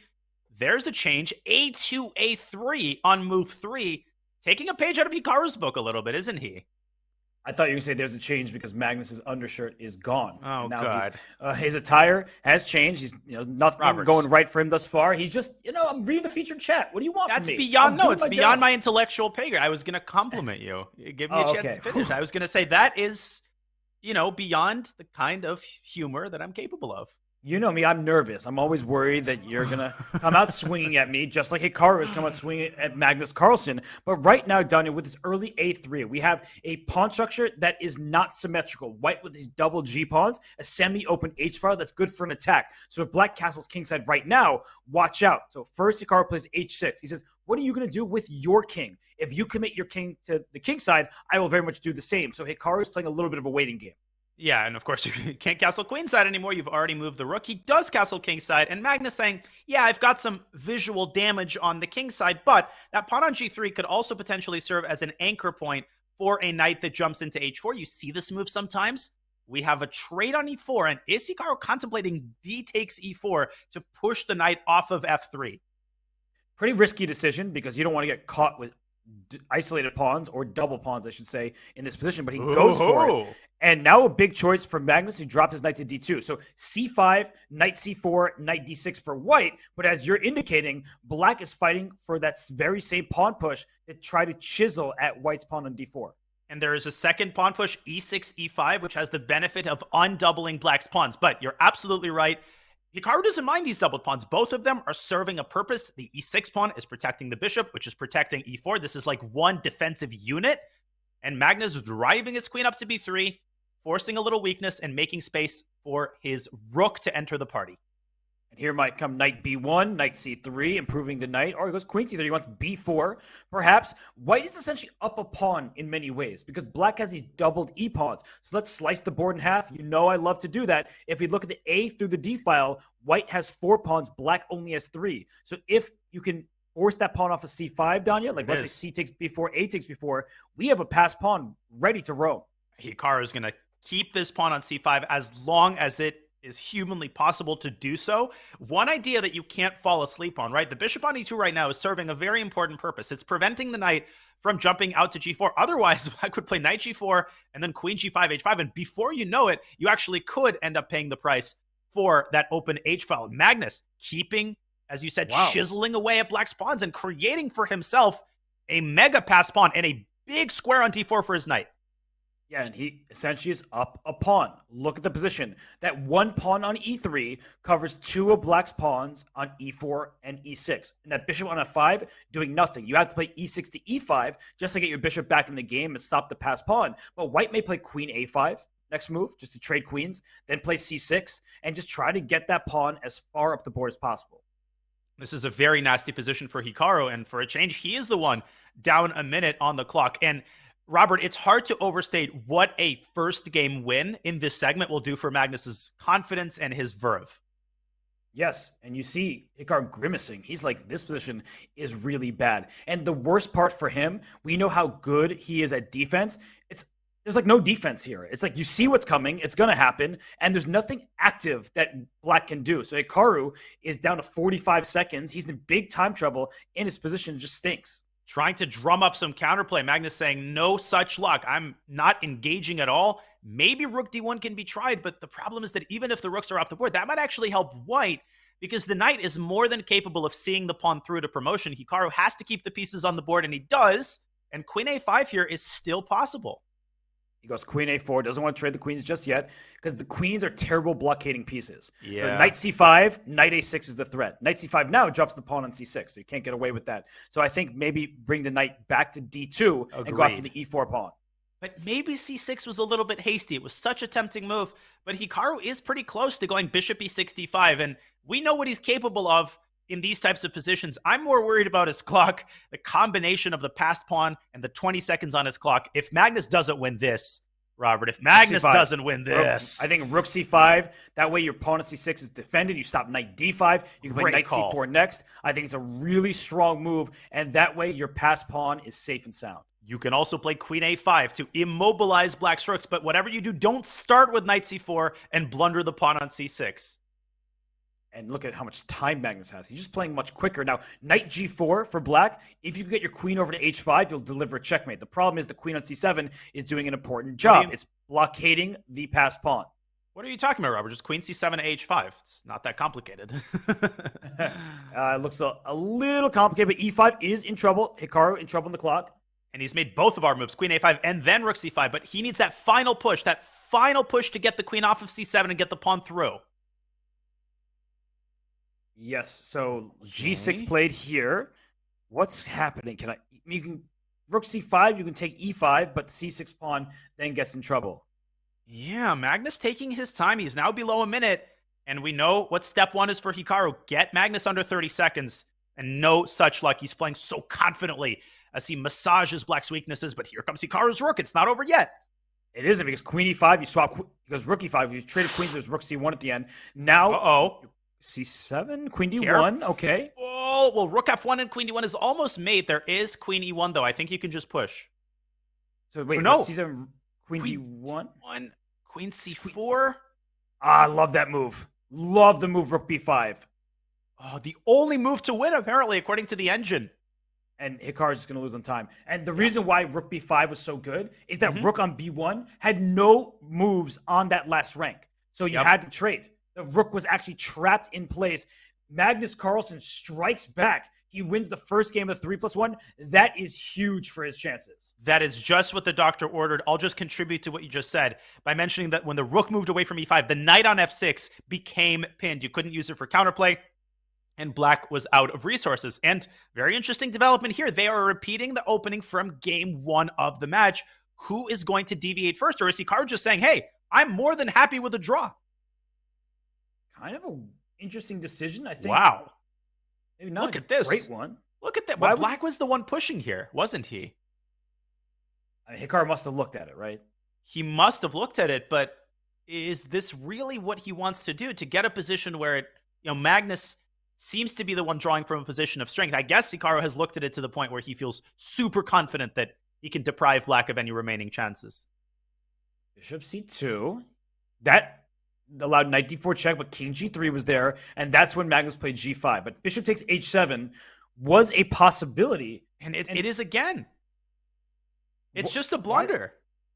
Knight e2 check, I guess, is his point, but then you go king f3, and white's better in that endgame, because at the end of the line, Robert, you're going to go rook d6 and hit the pawn. Magnus looks puzzled. What's he doing? I don't really know, because when you play something, you expect your opponent to look at it. So I think Magnus could have spent a little bit more time before venturing into the same exact variation. Now, it's only one pawn. And I say only, not because it's not a big deal, but because in many rook endgames, being just one pawn down still gives great chances to draw. So, Donnie, I do think that this game is much closer to equal than any sort of advantage for white. I just am a bit confused by this whole repetition of the game. And this was unnecessary, right? You didn't have to do this to yourself. And now Magnus is on the defensive, but handily drawing with that knight being as active as it is. We should point out, Robert, to those just joining, first of all, welcome to the party. We're glad you're here. But the reason they played this quickly is because they had the exact same opening up to move 24 in game 1 of the match. So as impressive as it looks, they're following a well-trodden path, a path that they themselves had laid out before. That's right. Bishop goes back to d3, and knight to f3 will win the pawn on h2, but white will then slide the king up to g2. That's very important. You don't want to get checkmated in the corner, because knight f3 actually threatens checkmate in 1. An Arabian mate is not going to be on the menu in this game. Knight f3, king g2, and if you greedily capture h2, white can play f3, locking the knight, and now the knight is checkmated on h2. That would not be good at all. So Magnus thinking he could play pawn to c5 just to protect the knight on d4, but that does loosen your control of the b5 pawn. I like c5, but I think white should respond with b3, and that way you are not allowing the pawn to keep pushing. And perhaps white can play b4 to beat black to the punch. Of course, the pawn on b4 then becomes itself a liability. So game is kind of hanging in the balance. The Magnus that we're used to, Robert, has no problem drawing these kinds of positions. I think he will have no problem holding, but something makes me a little bit nervous. Yeah, it's the fact that he repeated a line. Bishop takes h7 happen. He's playing relatively quickly. His king goes to f6. Look at Hikaru. This is the type of game that he wins against most anybody, but the problem is Magnus Carlsen isn't just anybody. He is the best player on the planet. He plays c5 the night he's defended. So, Donnie, let me ask you, are there any winning chances for either side here? At first I was going to say yes, and I'm influenced by the course of this match. I look at the knight on d4 a little bit more carefully, and, the Soviet GM inside of me would say, with such a knight on d4, you cannot lose. It is crime to lose with knight like this on d4. So perhaps I can play b4 and lock up the queen pawns entirely. Of course, the drawback of that move is that your own pawn chain loses its mobility. So Magnus keeping his options open and preparing to swing his rook to a8. Which might win a pawn if you're not careful. And the one pawn on g5 takes care of both of white's pawns on the f and h file. That's the problem with having split pawns. Isolated pawns are not ideal. And if rook a8, I guess bishop b1 is Hikaru's plan. A very passive defense, but it's a defense that gets the job done. Now, wait a minute. Hello. The pawn appears on c4. That's the first passed pawn of the game. And white's going to get a corresponding passer on a2. Robert, not the greatest pass pawn in the history of pass pawns. If white's not careful, I could actually see Magnus making a sudden push to play for the win. Am I delusional here? You're not delusional, but I do think there are ways to force a draw. For example, even if it costs white a bishop, as long as you trade off the remaining black pawns, it would still be a draw. So I think you can take it by rook e4, as I say, rook c3. Ooh. What now? Is he going to try to trade the pawns preemptively so that you can then give the bishop up for c2? And listen, a knight and rook versus rook, it's not a given that you draw it with 5 seconds on your clock. So can Magnus milk Hikaru's clock down? I think that'll be his only chance to turn this game around and actually win it. So should he go rook c8 here? Just try to push B8. that pawn? Rook b8, I guess he can go back to e4 even, counterattacking the knight. Yeah, that's just equal. So this rook e4 idea is frustrating for black to deal with. And you can't play c3. There are no forks. The king is very well placed on g2. It's out of the checking zone of the black knight. Rook c8, your call. And if knight b5, there might be rook f3 check, and then a4. But now if rook f3, there's knight f4 check. So you just block the check with another check and then push the pawn. But now can you check and play c3? You got to be careful not to lose that pawn, because white's king could suddenly make a mad dash toward the queen side. Black is definitely better here. This is uncomfortable to play with 47 seconds. Oh, yeah. And Hikaru trying to whip up some counterplay with his own passer, distracting black from the c8 square, but the king can move into d4. Oh, and then there's h4, undermining the knight. Watch out for that tactic. Although c3 is so tempting right here, then bring the knight back around. He goes, watch out for 91. That's a fork. Hikaru avoided that with a 10-foot bull. He's like, I'm moving out of there. But king takes g5 is not a threat, because rook g8 check, the king has to go to the side of the board. That seems uncomfortable. Magnus recognizes it. Rook e2 check opens up an attack on the knight, but the king slides into d4. Here comes Hikaru's pawn. We've got a good old-school pawn race. And 20 seconds on the clock for Magnus. King d4, finally king takes g5 looks good for white. You probably have to take that at some point. But Magnus, by the way, down to 18 seconds. Yeah, this is a 3-result game. I know it sounds crazy, but Hikaru is known to create crazy chances in these positions. There's a case in point. Rook e4 is the threat. You got to move the knight. And he does. King g5, knight takes f3 is check, and the knight goes to d2. Uh-oh, intercepting the rook and stopping rook e4 check. Still a draw, but Hikaru's got to be careful. a5 is falling. Maybe throw in rook a6 first, but he takes the pawn at h4, Here h5. comes the other pawn. Yeah, it's crazy. I think Magnus has to be careful here. That pawn moves really fast, and c3 is restrained by the bishop. So rook f1 check first, and he wants rook h1 at some point, but maybe he's just making a draw here. I think it's time to make a draw. With 9 seconds on the clock, no need for Magnus to do anything crazy. No. And he won the first game of the time control, so he draws the second with black, repeating a variation from earlier. This bishop takes h7 pawn didn't amount to anything, but I'm still surprised to see them repeat the opening. But that was a good result for Magnus Carlsen. And tentatively, a good start to the 3-minute segment. He wins the first game with white. He draws from a position of strength with black. And the lead hasn't reached the kind of proportions where you need to go crazy in every game. I think he's realized that. He's departed from, King's Indian and e4, c5. He's doing what makes him comfortable. And I think that's Magnus's path to coming back in this match. For sure. He doesn't need to take huge risks at this point. So much time is left in the match. Let's remind everybody, there are 45 minutes, you see the top left of your screen, remaining in the 3-minute plus 1 second increment time portion. After that, we get 30 minutes of bullet chess. So many games remain in this match. Magnus does not have to just throw everything at Hikaru just yet. Absolutely not, but he might have to throw something at Hikaru. They've had this pawn structure before. That game ended up in a very heated draw. Is there anything for white here, or is it a purely symbolic advantage? The eval bar seems to claim that white has a little something, maybe due to his control over the e-file. Don't play knight c7 here. Bishop takes knight, queen takes queen e8 would be check and mate. So watch out for your last rank. And it would be a logical move. Try to get the knight around to e6. Knight d6 is a better move because now if you do the same thing, it merely leads to a queen trade. You can pick up e8 and then block on f8. Magnus poking and prodding and shuffling and chiseling. And he's trying his best to milk a little advantage out of this position. Okay, don't play f3 because there's bishop h4, something to note. So he just trades light square bishops and he's going to take the e-file. No, this actually is a nagging advantage for white if black is not careful. Because king f8, you would like to play rook e8 after, but there's bishop d6 check in some of these positions. You just have to be careful here. And he does play king f8, so he sort of fakes Magnus out. Rook e8 could still happen. Bishop d6, amazingly, there's bishop e7, Robert. I'm not actually sure that that's that bad for black. Yeah, good point. That you just are trying to trade off these pieces there, and everything is protected for Hikaru. And I'm looking at the ratings. Hikaru 32-17, Magnus 32-13. They're 4 rating points apart. They will jockey for position on the Blitz leaderboard. So I think the big question here, if we pull up an analysis board, we won't do that a lot, we promise, in the 3-minute segment. But real fast, g3, rook e8, bishop d6 check, bishop e7. The question actually is the pawn endgame totally lifeless? Probably the answer is yes, but these pawn endgames can be deceptive. I was also thinking about a move like bishop e5 here, but black just pushes the bishop away and then moves his bishop back to d8. And if you go back to d6, there's just king f7, Robert. So I feel like this is hope chess. I think rook e8 is unstoppable, and the advantage is going to evaporate. Good recognition from Hikaru Nakamura. Bishop d6 check may look scary at first glance, but it leads to nothing. So we're going to get a pawn endgame, king and pawn endgame that is, and there should be no advantage for white there. And something Hikaru does very well, Danya, is waste match clock. So g3 was played, by the way, that if there is a draw, he'll play it out for the full 50 moves. He's not just going to get a draw. And they're playing this line out. Now, bishop e5, f6. Of course, if white wants a draw, you trade everything on e7. But you're absolutely right. Hikaru is good at forcing that clock down.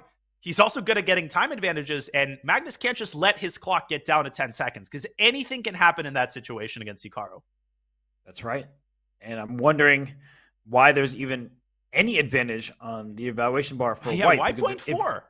If you swap everything on e7, the only difference is that white is upon g3 and black's king is a little bit more active. So why would white be better? That's the question I don't have the answer to. And bishop f4 played, bishop f6, we might just see a draw.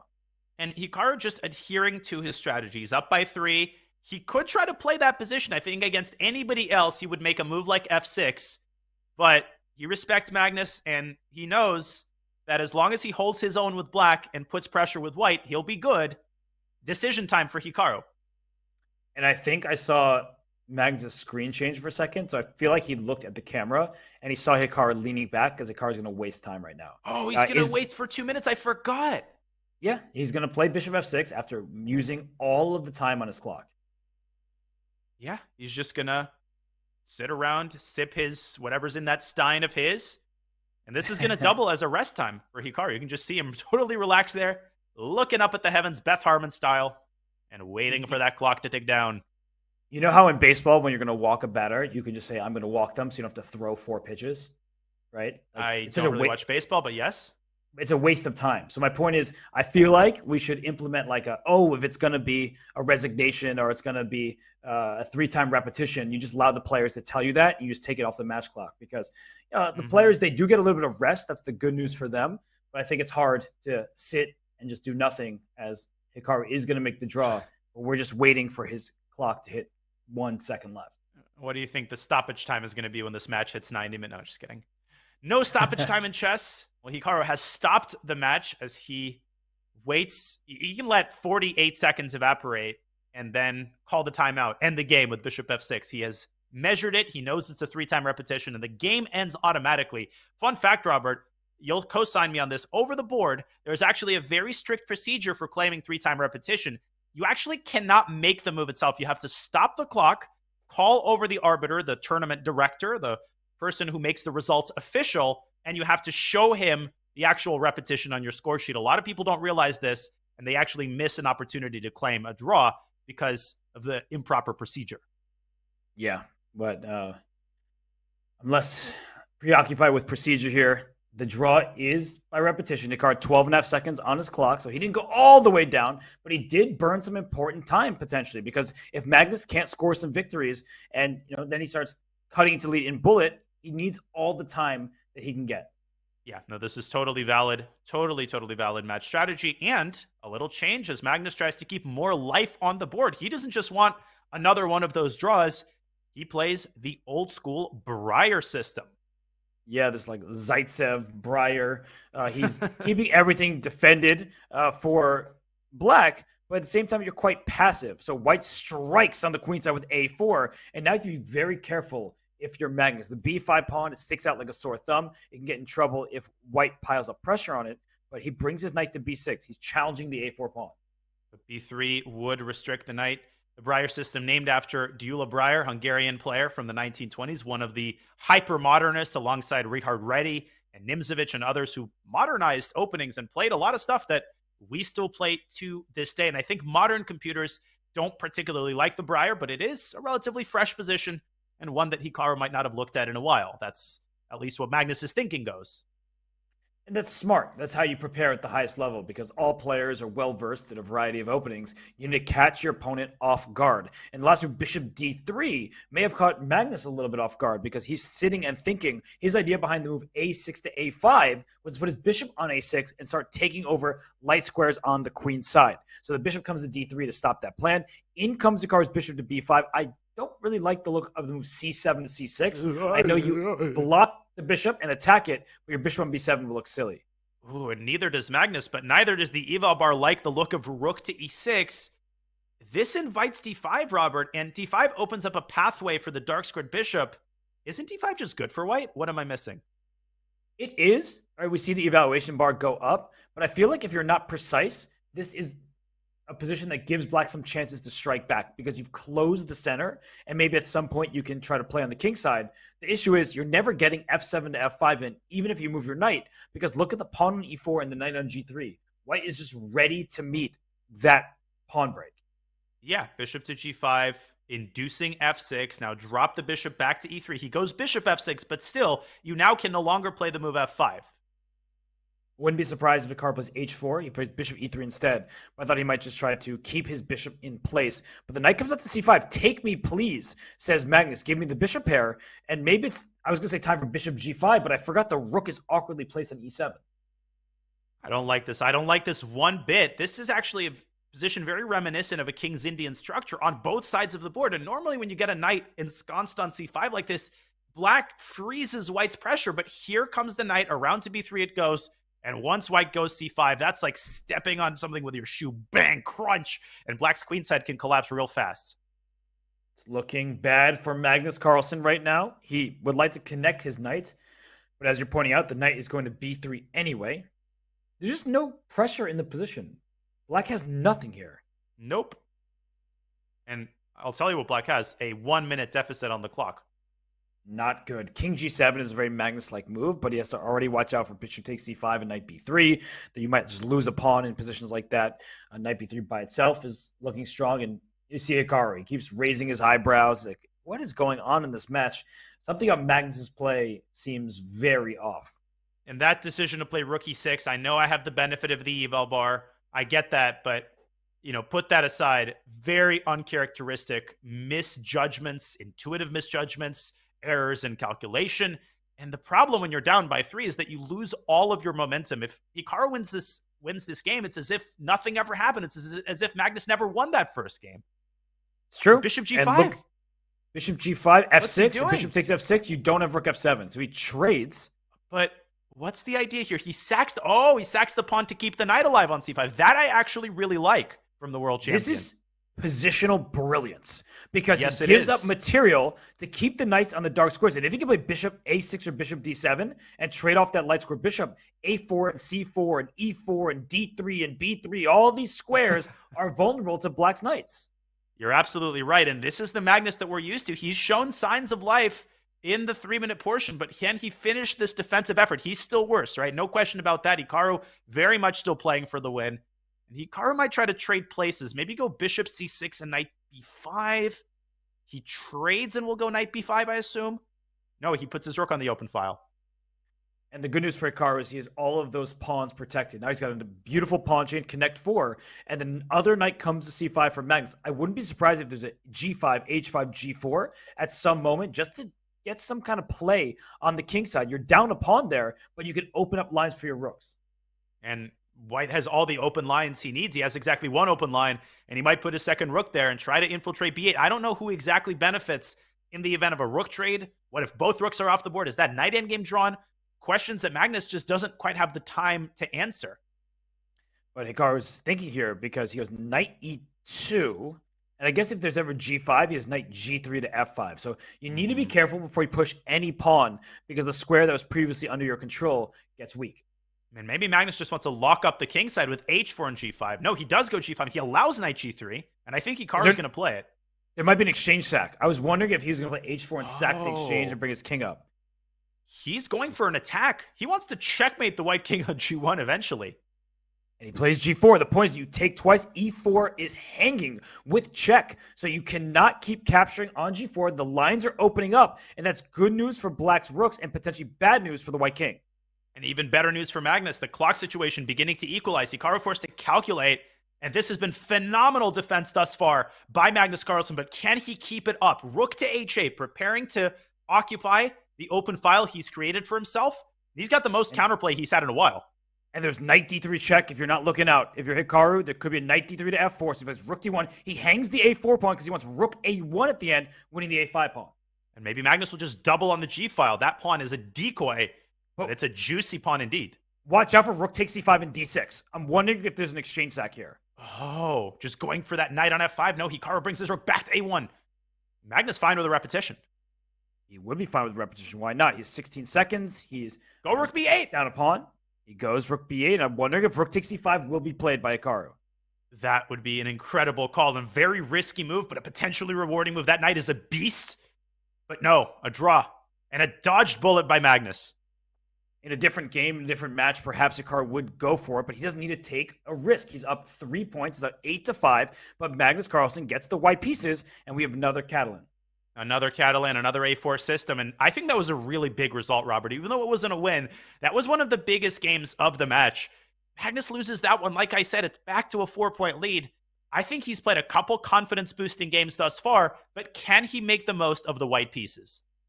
That defense was unbelievable, right? He just gives up the F pawn and then makes it look easy from there. So a great job from Magnus. He's getting this position again. We keep seeing this opening played. And this time there's a knight on B4 and the dark square bishop remains for white. It does indeed. And have we had a slight deviation from the 5+1? I feel like they haven't had this exact position. They've had this exact structure. The rook usually comes to D8. We know the drill by now, don't we? Yeah, the bishop on F4 is gone for that knight on B4. So it is a different position. More pieces remain. And that should be good news for white because black is a bit cramped. And H4 by Magnus using tactics to defend the pawn. The bishop will drop back to E3, pinning the rook to the queen. And queen A6. So if you trade queens, the knight goes back. And look at this, knight C4, bishop C7. You might just win a pawn. Not quite yet, though. The knight defending that square. But at the moment it moves, you are leaning into C7. No, I got you. I That's hung a piece there. Yeah, but, you know, it's my rule as a commentator. You always have to be willing to be incorrect. I blundered a piece. It happens. But no, bishop C7 would be great except for the... Oh, no way! Oh, my gosh! Oh, my gosh. Are you kidding me? I think I should apologize to Magnus Carlsen. Is this a dream? If it is, Hikaru never wants to wake up. Did you just do what I thought you just did? That is the ultimate commentator's curse. I don't think I have ever seen a call like this. I think I should retire. I think Magnus probably prefers that. I think you should republish the new edition of Nostradamus' Prognostications or whatever his book is called. That was insane. Oh my gosh. Well, if anybody wants predictive advice, I'm GM Hess on Chess.com, so you can find me there. No, but that was just crazy. When does Magnus blunder a piece like that? Name a time that he's done that. And look at him. I mean, he just looks just confused, upset. He's not like that was a one-move blunder in a good position. There was a knight on A6. He played bishop F4 to C7, putting the bishop on pre. We don't have to show it again. That's literally all that happened. He's still shaking his head. He's got to put it behind them, though. Right? The good news, 30 more minutes. This lead is what it was at the start of the segment. So it's important for Magnus not to blow this up into greater proportion than it was. But, oh my lands, what a blunder. And I'm looking at Hikaru. He remains very focused because I think when your opponent blunders, Yeah, it's easy to laugh. It's like, okay, that's not going to happen again. But it's also easy to lose your focus. So Hikaru, he's still evaluating every single turn that's played. And this position is one where I would say Black doesn't really have problems. Look at the coordination of Black's pieces. The bishop on b7 is stellar. The rook on d8 staring down the line towards many of White's minor pieces. So I actually like Magnus's position in this game. And what I would compare this to in a weird way is the match with MVL. The first couple games of the 3-minute portion where Maxime was in control every single game, and all 4 of the first games ended in a draw. He was not able to cut into the lead, and ultimately I think that was the match-deciding storyline. We're seeing something similar here where Magnus is playing much better, but he doesn't have anything to show for it on the scoreboard as of yet. No, he does not. And we see the queen go out to e2. Rook goes to 8. That's the only open file. The d file is open, no pawns in its way, but there are minor pieces in the path. So I still like Black's position. White has a long-term advantage. And what I mean by that is you have 2-on-1 on the queen side. That's good for a pure endgame. But with many pieces on the board, it's often good to have more pawns in the center because that restricts the enemy pieces, gets you good control of important squares. This is essentially a dream setup, and Magnus inducing yet another weakness. F2, F3, Ben Feingold cringing somewhere. Hopefully he's watching the match. Where is the knight going to go back to? Because you actually have to be careful. There are some knight takes e6 tactics hanging in the air. That would be just an absolute shot if you can get knight takes e6 to work. And knight c5 protects well, b4, not out of the question, though it's very loose, right? b4, knight a4. Even if it works out, it's scary to play. It's hard to see all the way through. Hikaru making some progress. Knight to b5, knight c4 to e5 opens up a line of contact between the queen and the other knight. And it just feels like Hikaru is more comfortable in all these positions. Magnus just seems discombobulated, and so do his minor pieces. Yes, they are connected with one another. That's the good news. His rook's on a8. That's an open file. The push does hurt White's dark square, so you can count your blessings in that way. But as you're highlighting, the queen is in the rook's path. If it goes to d1, you can get that open file. The rook a1 for Black, maybe at some point, is worthy of consideration. But also look out for knight takes f7, and then the e6 pawn collapsing. And you can preface that with b4 to knock the knight out of c5. And actually, I think White is very close to making that work. Hikaru definitely going to spend some time to calculate it. But if he doesn't want tactical complications, he can just play a calm move like rook d1 and keep the tension. Yeah, rook d1 is viable here. b4 looks very strong. I actually don't see what Black's response is after b4, because knight takes f7, while my queen takes e6, and there is b4, step 1. Oh my gosh. You see Hikaru looking off screen? I actually think, I don't know for sure, and I'll ask our team, I wonder if he has Magnus, like his camera there, and he's trying to look at Magnus's reaction. Which is a totally viable thing to do, because at this point, he can still double back. He doesn't have to play knight f7. And if he would see Magnus huffing and puffing and shaking his head, I think that would increase the likelihood of knight takes f7. But let's see it, Hikaru. Come on. Knight f7, queen e6, bishop c4. Looks like a long-term attack and 2 pawns for the piece. I think it's a practical decision, but he doesn't do it. He was a little indecisive when it came to that sacrifice. It was bishop d2, just protecting the pawn at c3. But now he's saddled with some long-term weaknesses. The c3 pawn is attacked by 2 of the Black knights. If you were to push up to c4, b4 falls. So I think that Magnus, he will remain alert to the f7 capture. Wait, now takes and knight d6 at the end. I think I got to stop talking. You're unbelievable. We did it again. Come on. As always. But Hikaru, he has to decide on it. It's still not that obvious after knight d6. There's queen e7. It's messy. But look at Hikaru. I mean, he's spotting the tactics. Queen e7 play. And look at the eval. Wait a second. Was knight d6 the best move? Because I feel like once we got here, the evaluation went down. And the reason why is if queen e7, the bishop takes back, you take this on b7, c3 falls, b4 falls next, and then knight is kind of trapped, stranded on b7. You called it earlier. White is beginning to pay the price for the move before, the positional price. And now Magnus actually keeping pieces on the board. What a move by Hikaru as he squeezes his way into c6. And another blow for Magnus. I don't see him holding this with 30 seconds. Yeah, I because think Hikaru's taking this one. Knight e7. There's bishop c4, threatening checkmate on f7. Oh. Yeah, you stop one idea, but you open a different avenue there. And Magnus, he's down on the clock. He might have to just take on c3. Like, I think he just has to. Don't you dare. Yeah. I was going to say, don't you dare call knight e7, bishop c4. Whatever you're saying seems to become the truth. Where does the queen go, though? Everything's collapsing. Pieces are hanging. Queen a7 on the board. And he found the best move. Take the knight. Okay, bishop takes c6 with a knight on c3. If you take on a8, queen takes a8. You have everything covered. Perpetual. It might be time for white to bail out. You could take on b6, I feel like. Nah, but then queen d5. Is Magnus the one going for it? No, he can't go king g6, can he? Wow, and Magnus just, throws his hand up. He makes a draw, but that is break time here in the 3+1 portion. Danya, I can't believe it. I know I suggested a blunder. I owned it. And unfortunately, Magnus did the same mistake. And now it's Hikaru who owns a 4-point lead once again. He does indeed. This could not have gotten better for Hikaru Nakamura. He's wiped off 37 more minutes off the match clock. And if he can sustain this lead going into the bullet, I mean, we've seen absolutely everything. The bullet is going to be ridiculously epic no matter what Hikaru's lead is going to be. But every second is golden right now. Every game is an opportunity that Magnus has to try to exploit. Yeah, I think Magnus needs to get one of these games down the stretch of the 3+1 portion. He needs to cut into this 4-point lead. He can't allow Hikaru to maintain this confidence. But Hikaru looks just as confused as anybody. He's looking left, he's looking right. He's like, is this really Magnus Carlsen making these mistakes? It is. So Magnus Carlsen, he remains the world champion until he gives up his title in the match between Jan Nepomniachtchi and Dingley Ren. He'll need to find his form, but before he can, the players are on a break. Danya and I will do the same. And when we return, it's the finals here at the Speed Chess Championship. It's Hikaru Nakamura versus Magnus Carlsen.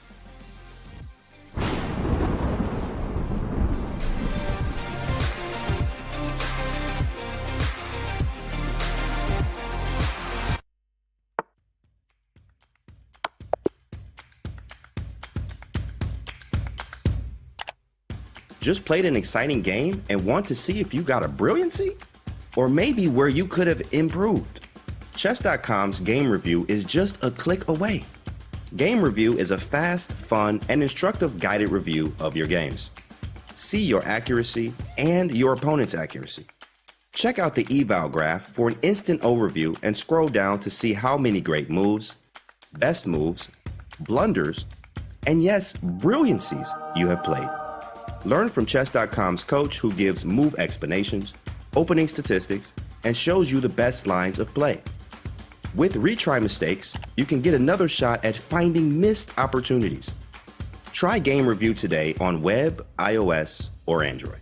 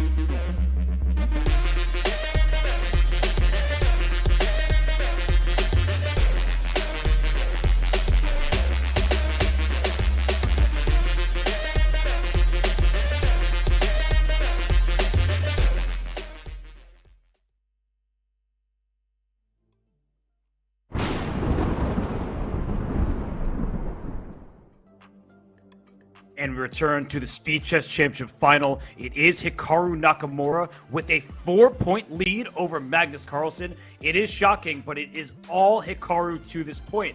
And Hikaru Nakamura, the player, is somebody that the chess fans are very familiar with. Tanya, he has had so many successes to his name, and 2022 may be his best year of all. Indeed, and his dominance over online blitz really dates back to the early 2000s, back with his marathon sessions against Alexander Grishuk and other grandmasters at the Internet Chess Club. And as he's gotten older, perhaps Hikaru has lost a tiny bit of speed in time scrambles, but that's about it.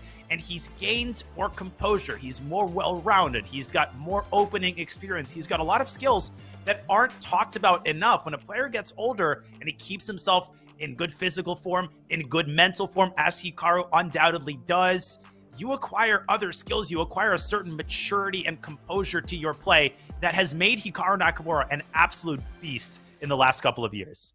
And I think this is very meaningful to him because beating Magnus Carlsen over the course of several hours, that is a big accomplishment. Beating him one game, Hikaru has done that plenty of times in his career. But beating him like this in a match, that has not happened because Magnus Carlsen has only lost one Speed Chess Championship match. It was to Maxime Vachier-Lagrave. And Hikaru Nakamura has only lost to one opponent, and that is Magnus Carlsen. So he has revenge on the brain.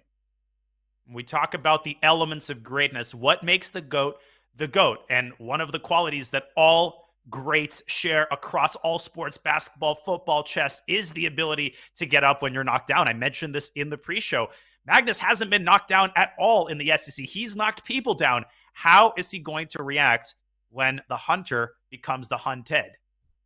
It's a great question. And, well, Hikaru, he's out there. He is pouncing on his opportunities. And right now, Magnus, he has the white pieces. He needs to get this one. He plays A3 again, and you see Hikaru laugh. Yep, A3. And the actual point of the move A3 is to discourage C7, C5, because their white could have grabbed that pawn and protected it with B4. But that ship has sailed. They are once again repeating a very similar line to the first time they had this. The queen comes out to B3, and Magnus, of course, trying to provoke a weakness on the queen side. Right, if you play the move B6, as Hikaru just did, there's some light square problems in the long term. White's pawn structure positioned very healthy. It's not like there's an advantage, but you just hope that at the right moment you take on D5 and try to use the light squares to your advantage. I've been fine with Magnus's opening choice. I think he's just trying to aim for the positions that he feels comfortable in. But Hikaru is just so solid. He's so hard to break down in these types of symmetrical positions. Magnus trying to whip something up on the queen side. He takes on D5. And what's Hikaru going to recapture with here? Big question. And notice how Magnus waited until the rook went to C8, because now the bishop can go to A6 with tempo. It's a shot against the rook on C8 as Magnus tries to gain control of the C file. So bishop A6, there is rook C7. Then you can even play a move like knight B8 at some point just to get that bishop out of there. And we might see just that. You have to be careful about the move B5, locking the bishop on A6. Is there a knight B5? Rook C7, queen D5. That is sick. The bishop on F5 is loose, as is the rook on 8. And look at Magnus. He's looking at the board from the side, and I think he can't miss this. He can't. He has to find the move. And knight takes D5 does the same thing, right?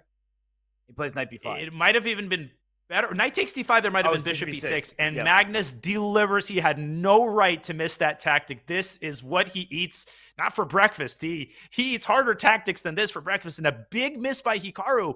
How lost is this, Robert? Is this just a pawn down and you're losing a second pawn and your position is collapsing? Or is there any hope for Hikaru in the ensuing position?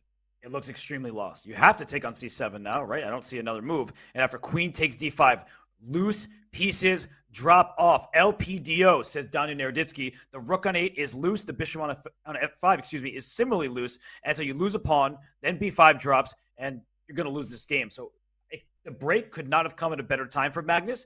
And, well, he's trying to break his losing streak and finally get a series of wins. Bishop A6 was such a devilish move, and Hikaru blunders the rook in the corner. Or does he? He's trying to trap the queen? So bishop E4? No, he didn't blunder that. Okay, bishop E4 is the idea. But what if White plays, for instance, D5 here, just to intercept the diagonal? Whoa, Hikaru, what is he doing? I don't know. You know, he's always looking off to the side, and of course, The Chess.com staff, they're looking at his screen. They know everything's good. But I wonder if he is looking at Magnus. But either way, he is trying to trap Magnus's queen in the corner. And after bishop e4, there is that d5 move. I'm skeptical. And yes, we have the eval bar. I will admit that's coloring my interpretation of this position. It's a creative idea by Nakamura. No, he did not blunder the rook. He saw that it could be captured. But what he might have missed is that after bishop e4, d5, there is the massive, unstoppable threat of knight e5 to c6, pinning the knight on b8 and fully extricating the queen with interest from its perch in the corner. Hikaru actually is going to go king h7 to try to free up the knight, but it's too late. Look at Magnus forcing the exchanges. Yes, and with the lead in material and the lead in the clock, it should be Magnus Carlsen's game. And the reason why Magnus is winning this game is he timed the release of the tension well. He went c takes d5 when he bishop a6 with tempo, and then he found the tactical shot. So this was a really good game thus far by Magnus. If he doesn't win this game, I mean, he just has nothing going his way today. But it's not over. From a practical perspective, that bishop is still imprisoned. Now, it's not in danger of being trapped. Black can't attack it. But listen, the king on g1 is feeling the heebie-jeebies just a little bit, and maybe it's worth bringing the queen to g5. You can grab another pawn, but I think White's got enough of a material advantage already. Magnus's priority right now should be to repel the initiative. Black is kind of threatening bishop e4, maybe knight e4, knight d2. Hikaru is so good at creating complications in these types of positions, and hold on.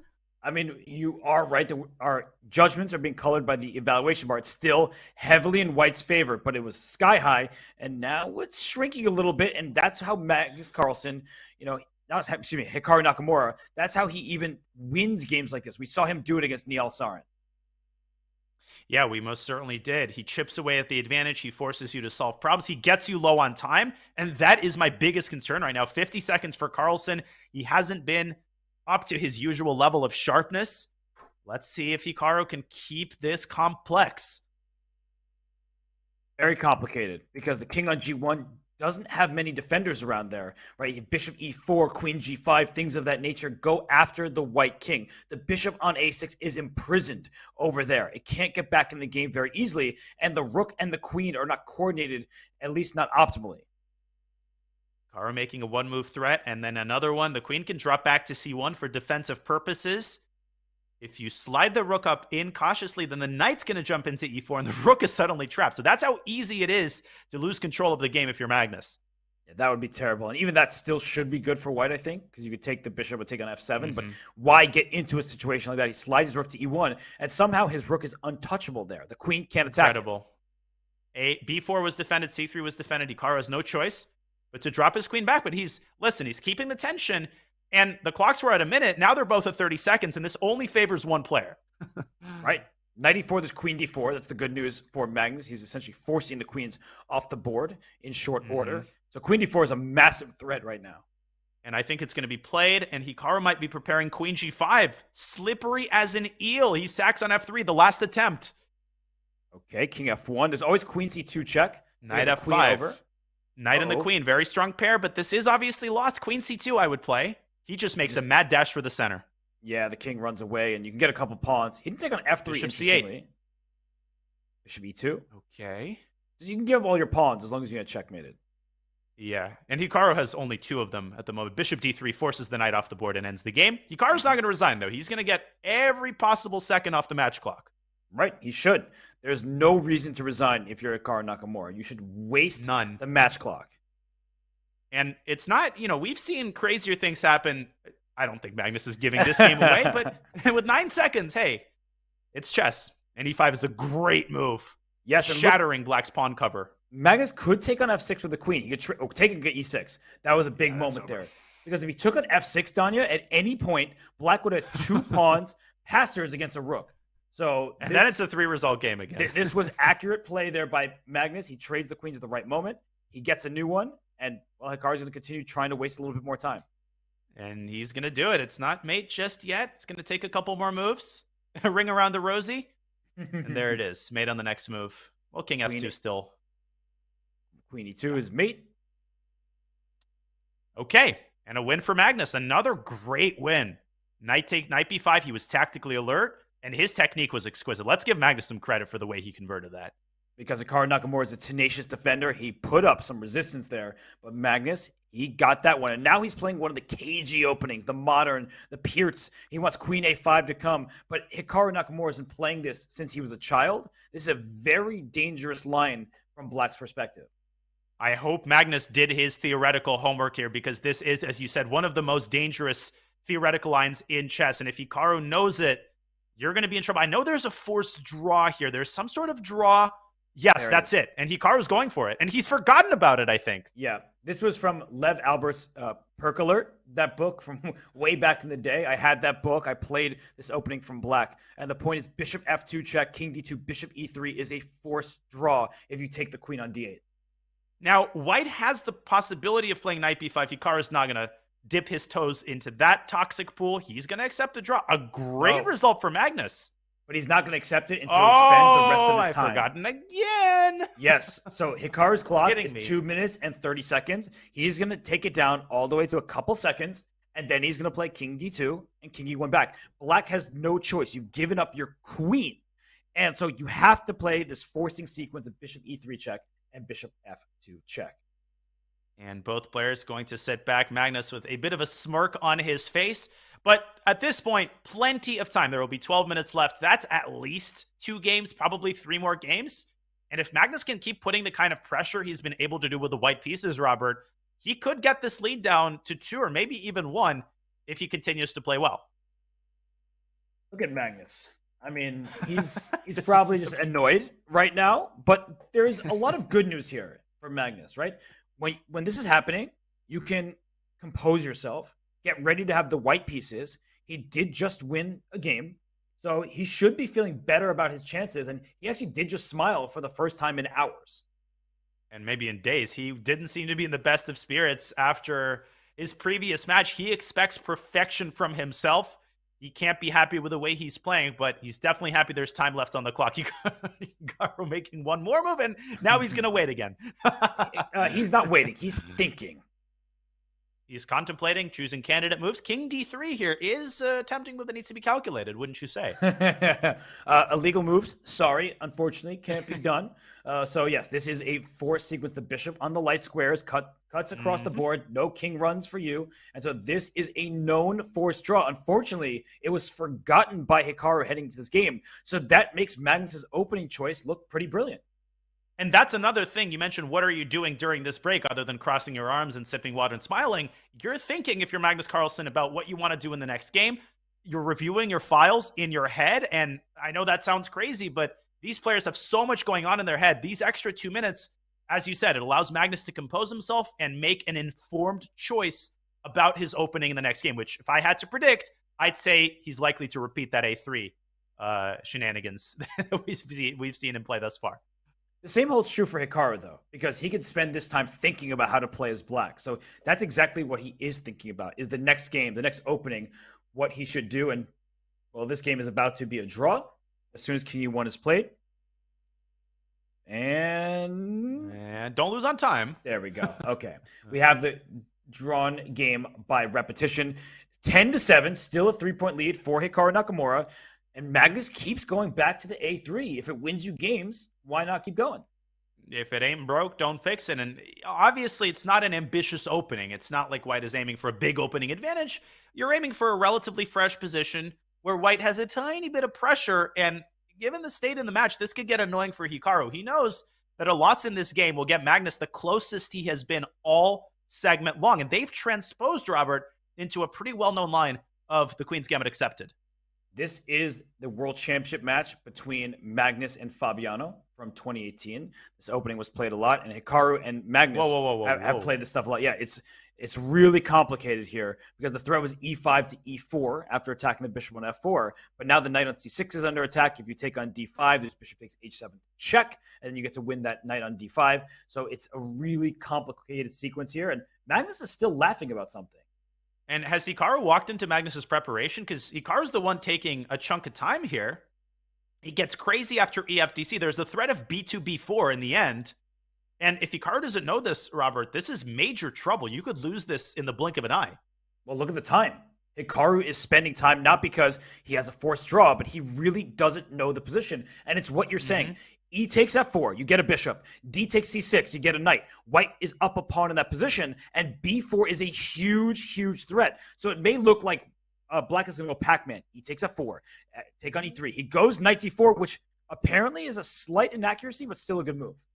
Boom shakalaka. That knight opens up the e-file, and white is up a pawn. It could be recaptured on the next move. Magnus still seems to be in his preparation, which is pretty ridiculous. But, oh, here comes the knight. Knight e5 is bishop e6. But even if you trade the bishops there, Danya, it's clearly an advantage for white. And the reason why is that dark square bishop for black can't really attack anything. And white is kind of up a pawn. It's even material, 6 pawns per side, but we have a passed d4 pawn, and you have this pawn on f4 that's doubled and not going anywhere. And Magnus starting to get into his groove. I like this move by Hikaru. He's going to take that knight and take on d1. But we always talk about this, Robert. Opposite colored bishop positions are a totally different kettle of fish when the queens are still on the board. When they're on the board, it favors the attacker. So Hikaru definitely has a serious defensive task cut out for him in the next couple of moves. Yeah, and this king on g8 is not the safest piece on the board because e6 at some point will be a strike. Rook d7 is also a threat. And b5, speaking of strikes, huge move from Hikaru. He's still my beating heart. Don't take on b5 because then the white king will not have a beating heart. But maybe the bishop can move to d5. Maybe the bishop itself can take. But then you've cut out the pressure on f7 and black can capture this very annoying pawn on e5. What a move by Hikaru.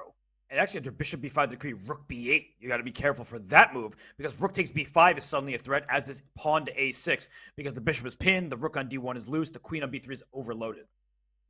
Great point, bishop b5, rook. I think Magnus should just go bishop d5 and then do not go rook d8 if you're Hikaru and walk into bishop takes f7. He's probably going to go rook c8. But then e6. Then there's e6. Oh. So then is he going to go rook b8? I love how we did that process of elimination style. I feel like I'm back in like 3rd grade, you know, like doing a little math problem and not that one, not that one. Oh, okay. So rook b8 is the only move there. It's a very important move to find, and Hikaru will find it.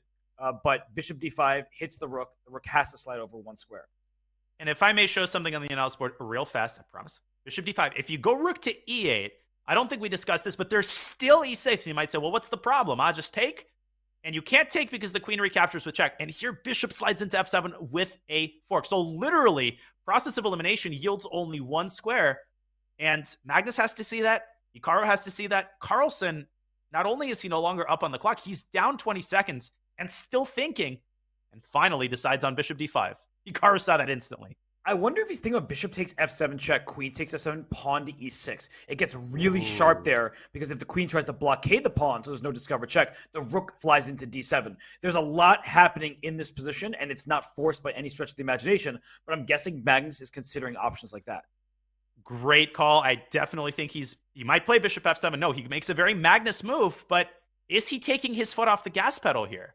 Well, bishop c5 is a great choice. You actually would prefer your pawn to be on b6 if you're black to keep that bishop stable. But the f2 pawn is a target. Queen h4 at some moment can be annoying, or queen to e2, even more threatening. It's unbelievable, but Magnus was up a full minute as they entered the middle game. Now he's down a minute, and he hasn't played e6 yet, and the tension is still building up. Can Magnus handle a position of this complexity with 20 seconds left? So he goes rook c1, the bishop goes back to b6, queen takes b5, bishop f2 does not work. You lose your queen, but you get a checkmate. Wow. What a find by Magnus Carlsen. And queen takes e5 blunders as you're showing. There's discover checks galore here. White's works, black's doesn't work, and that's because white has some luft and black does not. And maybe Hikaru should create some luft, but then you have to watch out for e6. It gets ridiculously complicated. E6? Wait, can you sack the queen? He could have. I think he could have. E6 was winning. Wow. He could have got a new queen and won the game. But king f1, I can't blame him for that. King h8. What a cool move by Hikaru. But I would argue that an on-4 Magnus, we might show this later, would have seen e6. Nonetheless, he's got a big advantage in the endgame. You like to point out the pawn majority. Black's pawn majority is fully crippled, and you might not have a pawn majority if white takes on f7 at the right moment. Although if he took on f7, there would be bishop b2. So he goes rook c4 first. That way bishop b2 doesn't come with tempo. He can put a4, then b5. He has a clear extra pawn. Does Magnus on the queen side. Material is even, but the position is not. And neither is the time. 11 seconds for Magnus. He's got to build some time up here. Can he win this? Basically blitzing out his moves, trying to maximize the activity of the rook. We're accustomed, Robert, to seeing Magnus win these types of games. Can he pull another vintage endgame victory off? Look at this. King c4. His king is going up the board. The king is a weapon in the endgame. Rook a6, pawn a4 coming. First b5. Bishop c6 is possible. Oh my goodness. This looks very unpleasant. Progress being made, but after the king parks itself on d6, you can never really go b6. Hikaru throws off a pawn to cripple White's pawn structure. But the king just comes back. He wants the f2 pawn. He's not getting it. He's not getting a single pawn. And here comes the a pawn. And here comes Black's king. Yeah, maybe. Oh, he trapped the bishop. Trapping the bishop. If that rook can get back around, the bishop is trapped. But look at this. The h6 pawn and the f6 pawn both target. And the f6 pawn. King g4, king h5. King h5. Oh my G6. goodness. He's infiltrating. He's taking. He's pressuring. He winning. Still has time. He's just moving his king around now. Move the bishop back and sack on f6. He wants b6. And if you go king c5, this rook takes a7. It's winning. He's knocking on the door of having this lead. Can he finish it off? Whoa. He goes there because bishop b6 is king takes f6. It's winning. What recognition? And king this f6. Is winning. King f6. And just go back. You can take on Where? g5. I don't... Move! Oh, the h3 pawn is lost, but the bishop moves back, I guess, and then the king moves out the way, and the f pawn runs. But do not trade that last pawn. No, because then it's a draw. Wow. King g7, what recognition? Magnus is the king of that. Rook h4 and rook f4. It's not over yet. Hikaru might Look at this. Bishop g4. Oh, he is this so is insane. Precise. And this was necessary because Hikaru would have otherwise given up the rook and traded the last pair of pawns. And look at Magnus. You see the relief on his face? He gets this last game into 3+1. He can cut the lead down to 1 point heading into bullet. And Danya, that was insane precision. He found every single move that liquidated, that kept the advantage, and let him win the game. This is the Magnus that we know. And I'm not implying that this is normal in some way. Or, yeah, well, of course we're seeing this. Magnus is the only person in the universe who can win an endgame like this with 5 seconds. And he has been winning endgames like this throughout the whole SCC, and they're repeating this again.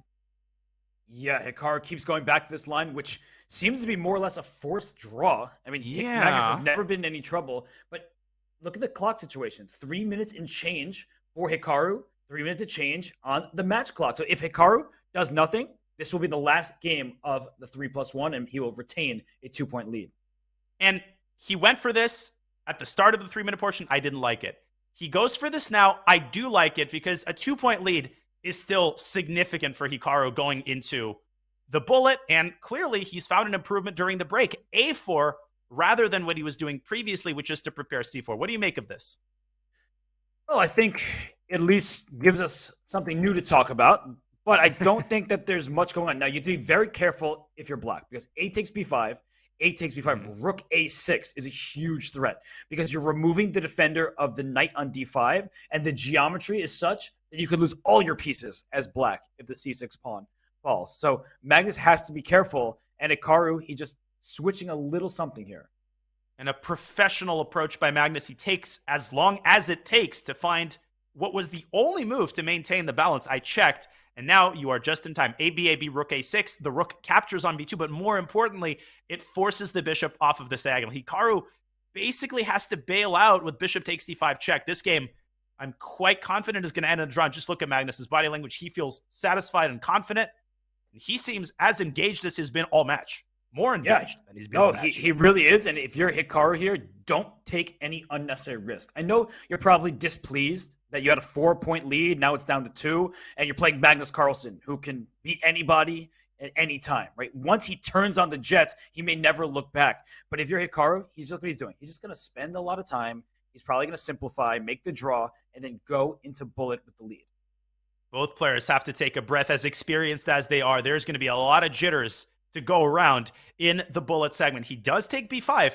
How exactly do we bail out without losing a pawn here? Because rook takes b2, Robert. And after rook b3, don't go rook d3 and allow b4. Move your king or move your f pawn. And this is a draw. Dead draw. Rook takes b5.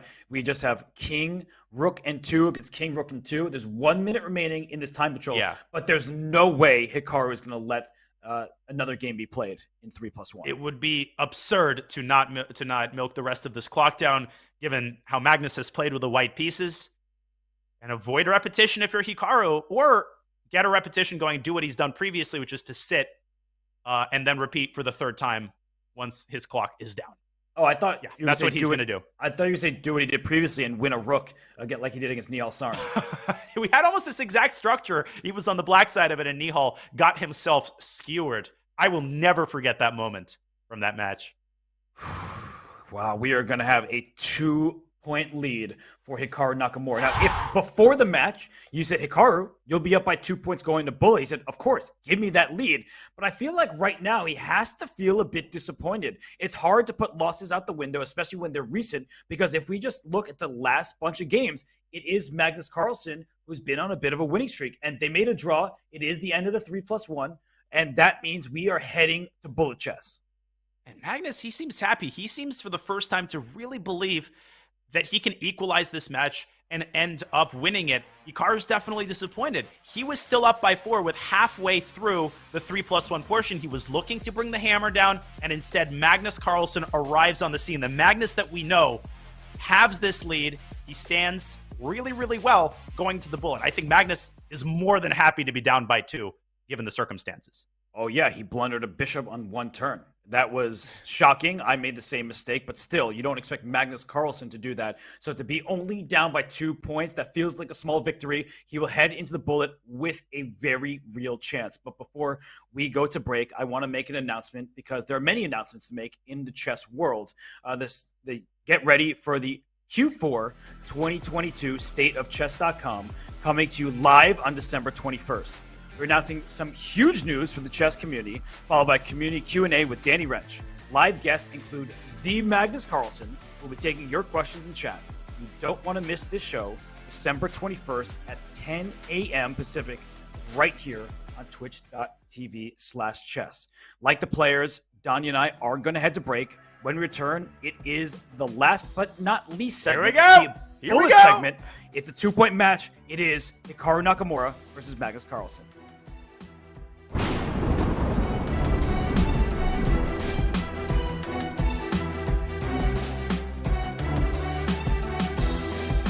Your subscription makes shows like this possible, which is why our Twitch subscribers will never see ads on Chess.com.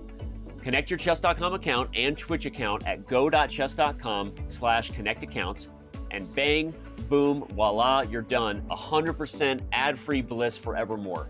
Whether you're following our events on site or on stream, type the command connect in the chat, and thank you for helping bring these shows to life.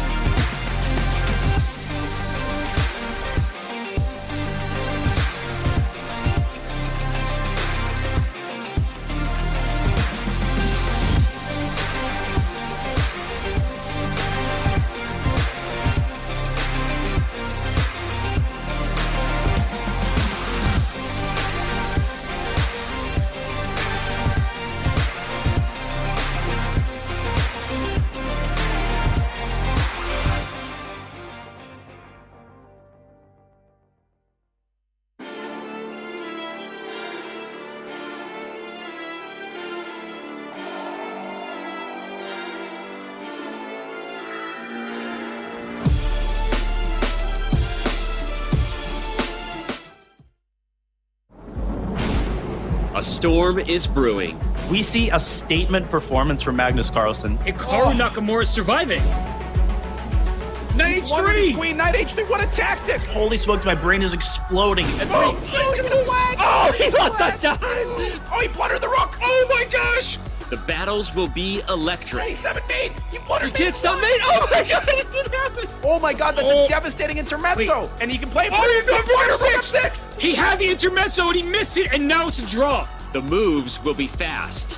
Starting to see Bishop C7! Oh my god! Where's the mate, though? I don't know, but it's gotta be there. Oh, he got oh my god! Oh my god! The stakes will be high. Oh my gosh! Rook Look at A5 and you this can't mate. stop checkmate. Oh. I gotta get out of here. The 2022 Speed Chess Championship is now.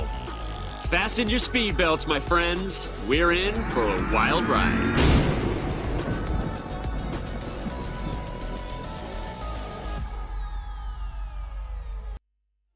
In return, here at the Speed Chess Championship Final between Magnus Carlsen and Hikaru Nakamura, I'm Grandmaster Robert Hess. Alongside me, my good friend Grandmaster Daniel Naroditsky. We have the call. We're entering the final portion of this match. It is 30 minutes of 1 minute plus 1 second increment bullet. And Danya, there is a lot of money at stake. There's a lot of pride, but the prizes, they are huge. Let's take a look at the performers thus far. We don't know who the top two will be. Nihal Sarin made over 10 grand as a semifinalist. So, Danya, as we see down the list here, a lot of money has been at stake and a lot more in this bullet segment.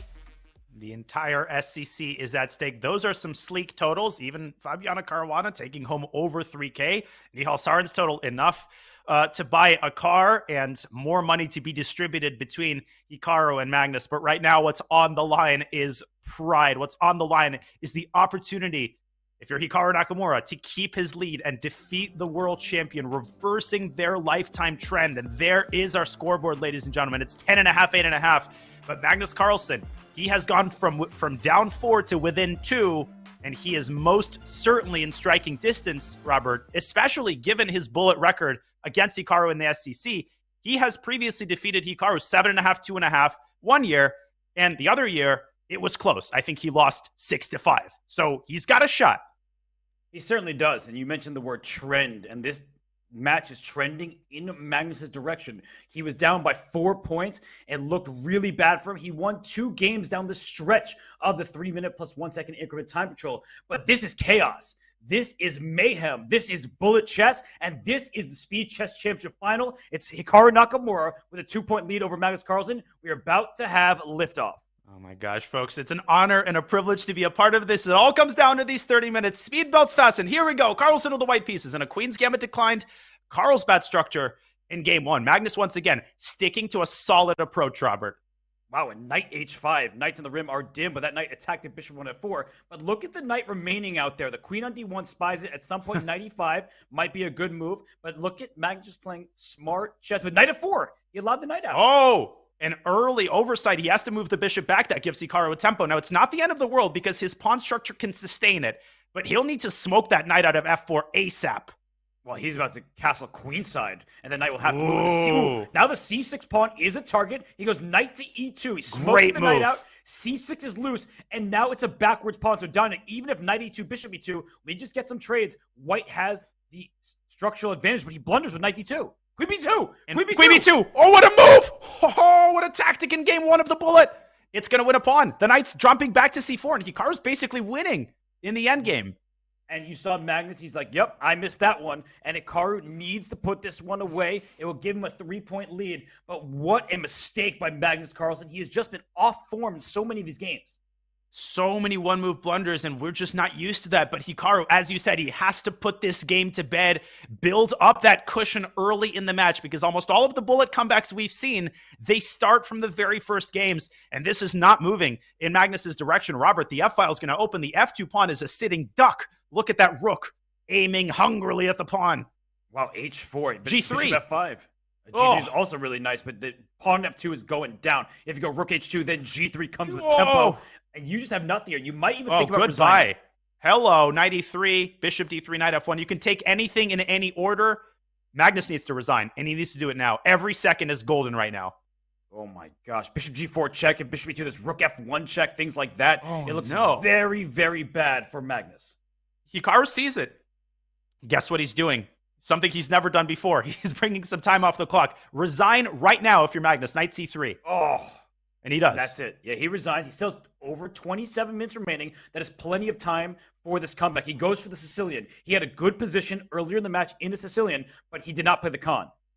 It's very common for players to trade blows at the start of the bullet as they adjust to the new time control. But one thing's for certain, Magnus is going to lose the match if he continues to make these one-move tactical blunders. He had a great position there. He just simply overlooked queen takes b2 and great recognition from Hikaru. And look at this, g4. That is something that strong players do. Even if they just want to draw and keep a match lead, they play like it's any other game. You need to play in your style. You cannot play with fear.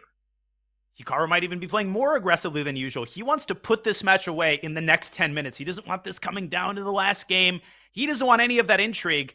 He wants to end this here and now, and he's trying to end it on the king side. Magnus is trying to put his king to the death on the queen side. Here we go, folks. This is almost like the Andrake and Wesley So game from the CGC. And I'm waiting for g6 from white, but queen c3 threatens queen b2 mate. The knight will have to move out the way, so it's a close call. And look at Magnus like bishop f6. He's in gf7. The king might take on f7. The king is out in the open, but he's protecting everything for the time being. It's a messy position. It is, but Hikaru adroitly handling his minor pieces and stopping the queen from infiltrating to c3. It just seems like that g6 pawn is going to wreak havoc once the f7 pawn is eliminated. And we see a swap on c1 and knight c5 played by Magnus. So is there knight takes e4 shots? You need to be very careful here if you're Hikaru. But there's e5 beating him to the punch and smashing through the center. The knight on c5 is now hanging, as is the knight on d4. But you can just recapture. And where's the crusher? Bishop it wasn't it. Still good for white, apparently. But if bishop f3, you're forcing you have knight takes f3, because otherwise you might lose a piece. But then how is black just going to keep all his minor pieces intact? He goes back to d8. Best move by Magnus. That's a huge phenomenal defensive move. Rook c5. You can't take the rook, but you can take the bishop on g5. And I do believe that white's king is less safe. So I see the evaluation bar, but I actually believe that white's position is a little bit more precarious.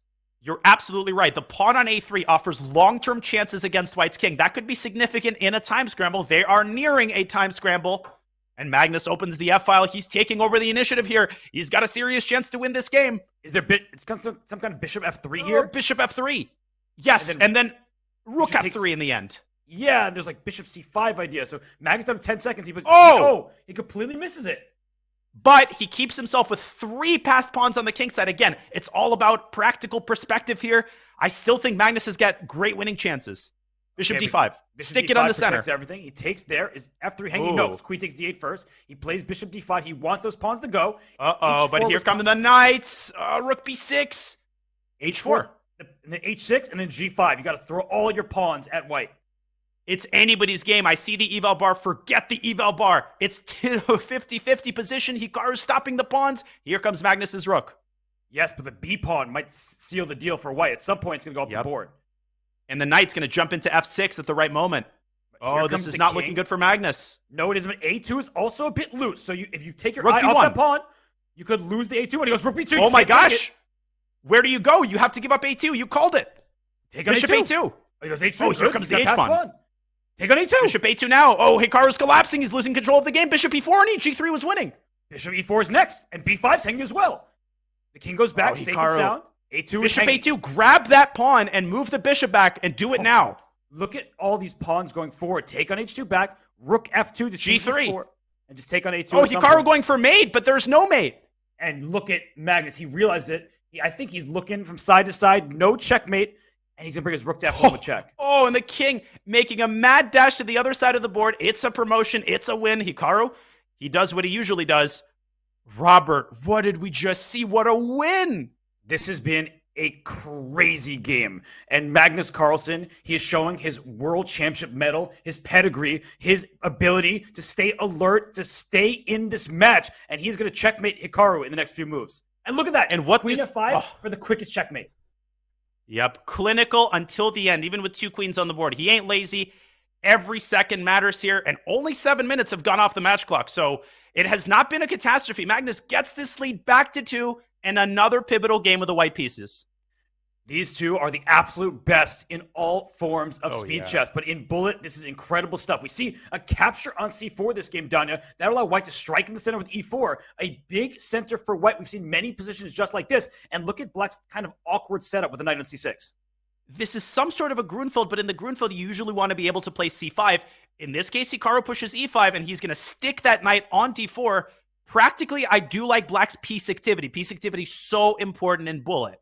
But this is like the most Magnus position ever, right? You have the bishop pair. You're getting in the end game. There's no targets. E5. You're just better here. And I feel like this is trouble for Hikaru.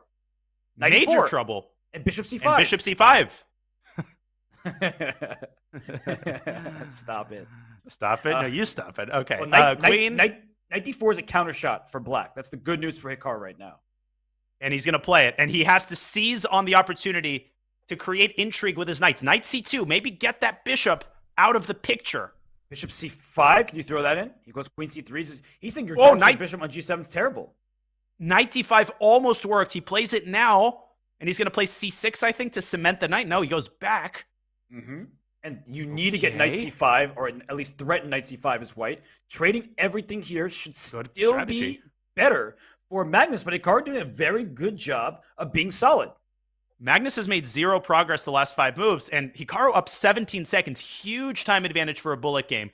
Can he stay afloat in this highly charged situation? I love that move.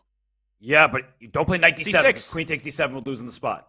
So oh my God, so easy to miss. Move that knight to d7. Don't take on b2 either. There was a fork on b3. Mm-hmm. So knight c5. Get into those light squares.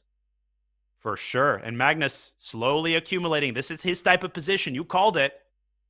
Yeah, this is dangerous because the black king is less safe than the white king. White will play h4 at some moment, maybe h5. Just chisel at the black king.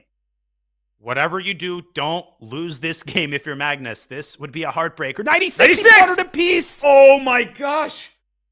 And he resigns right away. So see, I think Hikaru feels that the match is slipping. So instead of just wasting time, he's like, I need to get in the flow. Because right now he is a bit rattled. And Magnus Carlsen has cut the lead to just 1 point. He ties the match with a win in this game. But look at Magnus adhering to his strategy. He's not going to try to do everything at once. He's going to play solid chess. He does not mind a draw with the black pieces. It's the same strategy that finally got him success in the end of the 3-minute portion. Knight takes d3 as a threat. I like the way this is going for him again. Knight f4 threatens. Knight d3 right away. You don't have to take a pawn. Just hit the rook, hit the bishop, and then maybe go queen h4 next. Or queen d7 and rook a to e8. You need to bring that rook to the e-file stat if you're black. He's thinking about queen h4. You can tell. It's a big move, and Hikaru might have to play g3, but the knight goes into h3 with check. Things like that. It looks a bit dodgy, but perhaps the white king is just safe enough. Hikaru is mad. He is really frustrated with how these games have been going. The first 2-game winning streak for Magnus this entire match, and it comes at the perfect moment. But can Magnus produce compensation? He's down 30 seconds, Robert. This isn't looking good all of a sudden. Yeah, Hikaru's just playing easy moves too, right? He pushes pawn at d4 when it was attacked. He is making simple choices and doing it well. c5 striking. You want to open the board for your bishops, and knight e4. So you could take on e4, get opposite colored bishops, but then it's just a healthy extra pawn for white. Hikaru could take a lot of time off the clock. At this point, it doesn't matter. The match is too close.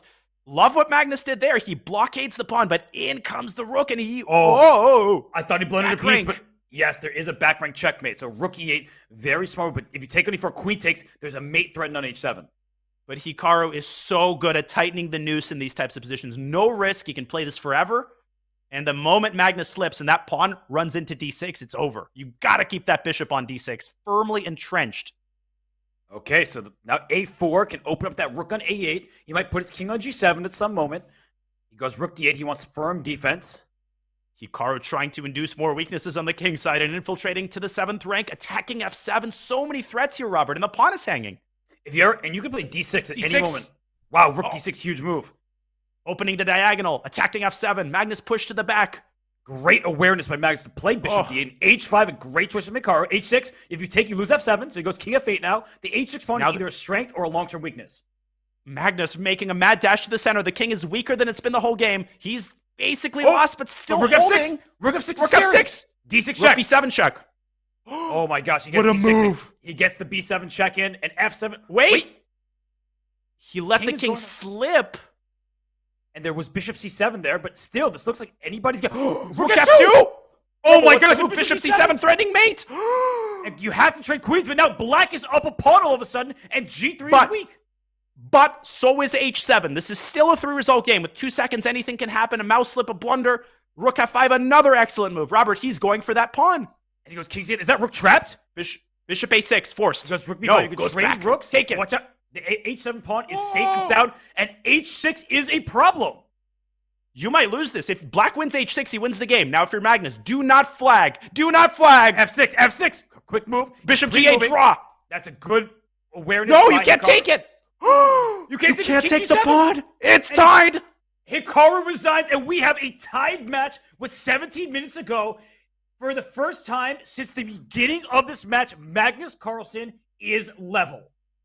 It's 0-0. That was one of the most unbelievable bullet comebacks I have ever seen in the SCC. This is insane. Your speed belts. You need 6 of them right now. Magnus has white and a chance to take the lead for the first time in this match. And Hikaru was telling himself to wake up, to see the tactics, to spot what's going on. He was up a pawn. It seemed like a risk-free position, but Magnus Carlsen is on fire right now. Look at this move, rook d1. He takes on d4. He just has more activity. So, Danya, if the minor pieces come off, watch for the second rook to reach d1, and it is just completely easy chess for Magnus Carlsen. I always say this when there's only one open file. The side that controls it holds all of the positional keys to the kingdom. Black is firmly worse here. And Hikaru, in his rattled condition, he's got to make sure he doesn't make any one-move blunders. Oh, no. You can't make it easy for Magnus, and he's got another Magnus type of position. Yeah, queen e5 and rook g4 was an option. He goes rook d6 instead. Queen e5 now. Black has to shuffle, right? If you push your pawn to e5, which it does, rook d5, give me some squares. And look at this. Now, all of a sudden, Hikaru's out of it. That was an incredible sequence of moves by Hikaru. He drives the pawn to e4 to lock in white's queen, and it hits both of these pawns at once. And suddenly Magnus is in serious. He might already be worse. He's giving up. He gives up the pawn. But I think that was a really good decision by Magnus. He doesn't let black continue becoming even more active. He gives up material. And now if you swap rooks, well, okay, that still keeps the extra e-pawn. Slow down if you're Magnus. You've got to be accurate because Hikaru's not letting this opportunity slip. Or is he? Okay, you fine with a repetition if you're Magnus. So maybe keep going rook d5. Okay, Hikaru now goes for it. He goes rook d6. He just wants to keep control of black's piece. You go rook e5, rook goes to d7. Queen maneuvering, dodging, meandering, trying to chisel its way into white's position. That queen on e3, it moves away to d4, threatening rook d8. But here comes Hikaru's pawn. Okay, he doesn't have to take the rook. That's very important. And f e3, rook e3, rook d8. It looks scary. Or is it queen takes e3? Queen e3. I think you got to go queen e3. Well, it would be nice, but Hikaru can squeeze this out forever.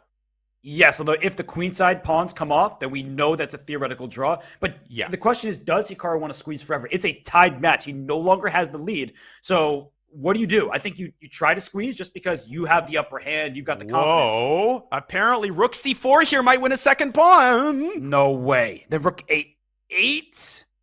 Oh, and then rook takes b4. Magnus just blundered with c5. He rushed it. Oh my goodness. He rushed it. C4. Huge moment might for lose Hikaru. this game. How does he? My lands. How can he survive here? I don't think he can. I think he's going to end up 2 pawns down, and that is still salvageable in some cases, but not here. You got to try, right? You can't resign. There's so much time left in this match. You'll only be down 1 point even if you lose. But great recognition by Hikaru. First with queen a6, then there with rook c4. The pawn on c5 is an extra one, but the problem is the black king can't really get out. What black wants is to trade the c-pawn for the h-pawn. A 3-on-1 on one side is easily winning. Can Hikaru get that to happen? Or can Magnus keep the fortress alive? And he went king g2. Oh my gosh. It ain't easy. c2, there's g4. He goes f5 to stop g4. Great move. Fantastic move. He should have played g4 first, Robert. He should have stopped f5. He's going to lose. Yeah, I think he is going to lose. There's rook c5 at some point, but how do you win though? Oh, king to g5. But how do you get in? Well, you zigzag your way through. But the eval bar 2.2 is like fortress territory. Wait, blundered. King d3 blunders. Yeah, blundered on the spot. But you see the evaluation bar when it's at that level. That means there probably was some kind of draw, but it's so difficult when you have no time. And another uncharacteristic blunder. It has plagued Carlsen all match long. And with 13 minutes on the match clock, you can't really afford to lose another one if you're Carlsen. He needs another clutch match-tying performance. What a recovery by Hikaru. What a recovery. Amazing, right? It looked like everything was going against him, and he was able to win that game. And look at this position here. 9 moves in, H3 played. It's a quiet position. Cut the board in half. Black has an extra pawn from A through D. White has an extra pawn E through H. There's a kings on the one side of the board. White has an extra pawn on that side. I think White is going to try to get an attack. But from a match perspective, Carlsen getting what he wants. An unbalanced position. Definitely chances to win here. But with the knight coming to F5, queen and g4, Robert, you called it. This is getting already practically unpleasant. Look at the clock. Magnus falling behind again. He's in trouble again. He is, and he might need to swap knights and play bishop d7 just to cover the c6 square. Something. Move. Do not want to lose your blockade of the e5 pawn. That is not what Magnus wants, but he's playing so slowly, down 23 seconds remaining. This ain't a 3-minute game anymore. They're in bullet time. Magnus playing fast, pre-moving, trying. Hikaru blockading. He's got the dark square control on the queen side. He's in control of the game. Rook e3. And he goes queen d3. He wants to swap queens. But look at this. F4, F5, thrusting that pawn forward. That's bad news for black. Uh-oh, F5 coming. And the endgame offers no relief at all because the C file opens and Magnus going to go after that. Or Hikaru going to go after the C6 pawn. Yeah, this is looking very ugly. You can't even go F6 because E6, the pawn is driven forward. Suffocating. Totally suffocating. Black can hardly move. He wants F5, even if it's good for white. Magnus just wants something. He wants some space for his pieces. But he's got 10 seconds on the clock. That's what he really wants. More time, equal time. But with 40 seconds, bishop trying to get to E4. We have a trade. H5, rook E6, rook G6. Something like that is what black needs. Carlsen once again. Dude, this is already heroic defense by Magnus. He's somehow holding on. G6. Oh, but the queen's going to get trapped. G4 is coming. It's unstoppable. That is crazy. Then F5. And so what awareness from Hikaru? Queen H5. Get rid of the pawn. Or G3 this. traps the bishop. Even better. Hikaru is a beast. Oh, but what a move by Magnus. GF. There's nothing that there. didn't work. Queen was Paper pinned. tiger, You as couldn't you have like taken to the say. rook. It's And over. Hikaru knows he's winning. Unreal. Magnus resigns. Still 2-point lead for Hikaru. It's back to that lead. Hikaru Nakamura, just when it looked like, a mortal player might tilt, he shows his superpowers. Hikaru showing some nasty and showing us another Queen's Gambit decline. If you're Hikaru, you're more than happy with a draw. Robert, 10.5 left. Magnus, he's the one who has to avoid panicking. Now, where's his momentum gone? It's out the window because Hikaru Nakamura stole it. And we have over 150,000 people watching on Twitch and on YouTube. Welcome to the biggest party on this Sunday. Knight E4, played by Hikaru Nakamura, jumping to the center. Danya, I feel like white doesn't really have much of anything here, but this is the Magnus type of position that you can try to grind Hikaru down in. And it's what Magnus was unable to get the last couple of games, the last couple of losses. He's gotten back to what makes him the most comfortable. Positional maneuvering games. He's got a clear advantage here. And at this point, he's got exactly zero room for error. And he's a rook A2, rook A1. At some point, threaten A takes B5, can toss in knight C5. Any moment, you have a clamp on the queen side. But Hikaru, with 53 seconds left, he's moving so quickly and just honestly very well. And I think Magnus just can't match him on the speed. And Hikaru consciously adjusting his speed. He's getting faster and faster. He's putting pressure on Magnus's clock. And here we go with this again. More counterplay on the king side. More of a time advantage. Knight F6, E4. Oh, bishop F3. So you want to give your bishop for the knight. Bishop C8, hitting the H3 pawn. You got to move your king out the way. He doesn't. The C6 is hanging. So he's and F7. And F7. So you have to be very careful. Black. If you take on E5, DE5, the C6 pawn is loose. So it's tactical solution by Magnus Carlsen. And Magnus is more than happy to give up a pawn if it means a queen trade. If he can get rid of that kingside pressure, he will breathe a major sigh of relief. He's eliminating some pieces, but here comes Hikaru again. Great moves from Hikaru. Knight B2. I like that move from Magnus. King safety is paramount. The E1 square now covered. Knight D2. Is there like a rook B7 at some point? Oh, well, there's a queen takes F2 tactic. We saw that in the first game. But Magnus, again, forcing the queen trade, or at least he's trying to. Yes, because the endgame looks terrible for black. That's not a bishop on B7. It's a big pawn. It is, and it can't move away because then white will have full control of the 7th rank and knight D3. Oh, Magnus making moves. Or knight E5 Bishop even. C8. Yeah, it's so not over close yet. Here. There's rook A1. Queen C1, rook queen A8. H6 made sense. Okay, he wants to trade rooks. Whoa. Rook b8? Whoa. No, the bishop on f3 is loose. Taking knight e5 deserves attention. It is played. Rook a6. Oh, and if you take on e5, d into the c6 pawn will fall. Bishop takes d5 is another threat, and c6 is hanging directly. But Hikaru can throw in h3 at some point. If he can make this messy, he's had the edge in time scrambles all match long. This is what it all comes down to. Here we go. Oh Taking my gosh. Queen c6.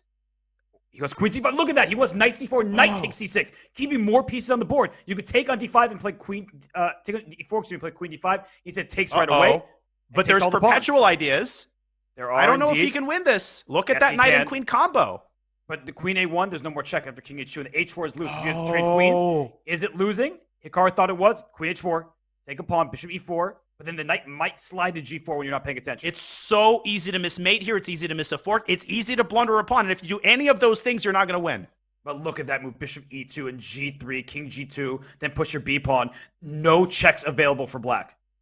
Twisting the knife is Magnus Carlsen and moving the pawn forward, keeping time on his clock. He should be able to win this game. Queen e6 is defending both. Queen e5 check. Oh, that's nasty. Where's the move? But black's not threatening though? anything. He's going to go b7.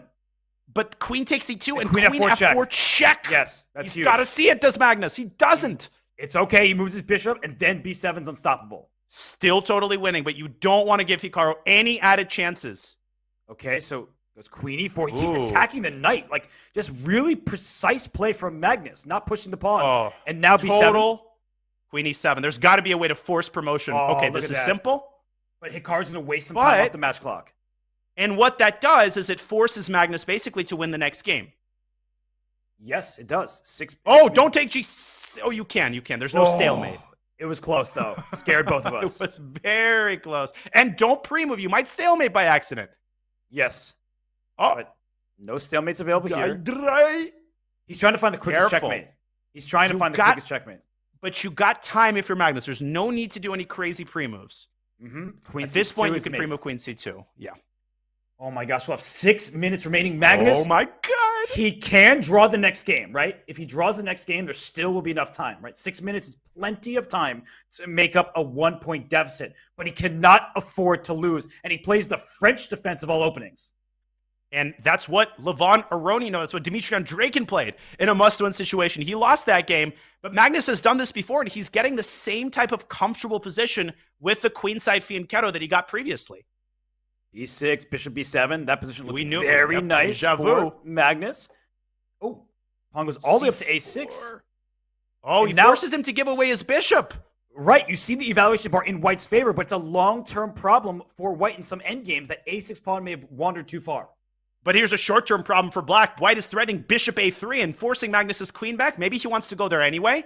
Don't blunder bishop a3. He might sack his queen, right? It's not out of the question, but he goes queen back to c7. You called it.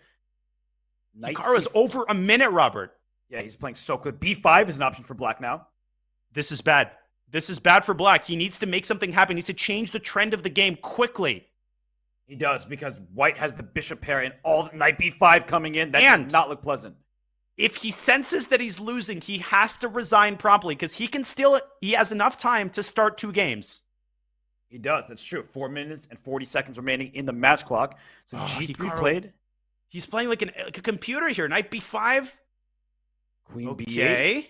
So rook b1, knight a6. The a6 pawn is a bit loose. So rook a2 So is rook the move. a2. Very alert by Hikaru, but now maybe that gives Magnus the d file.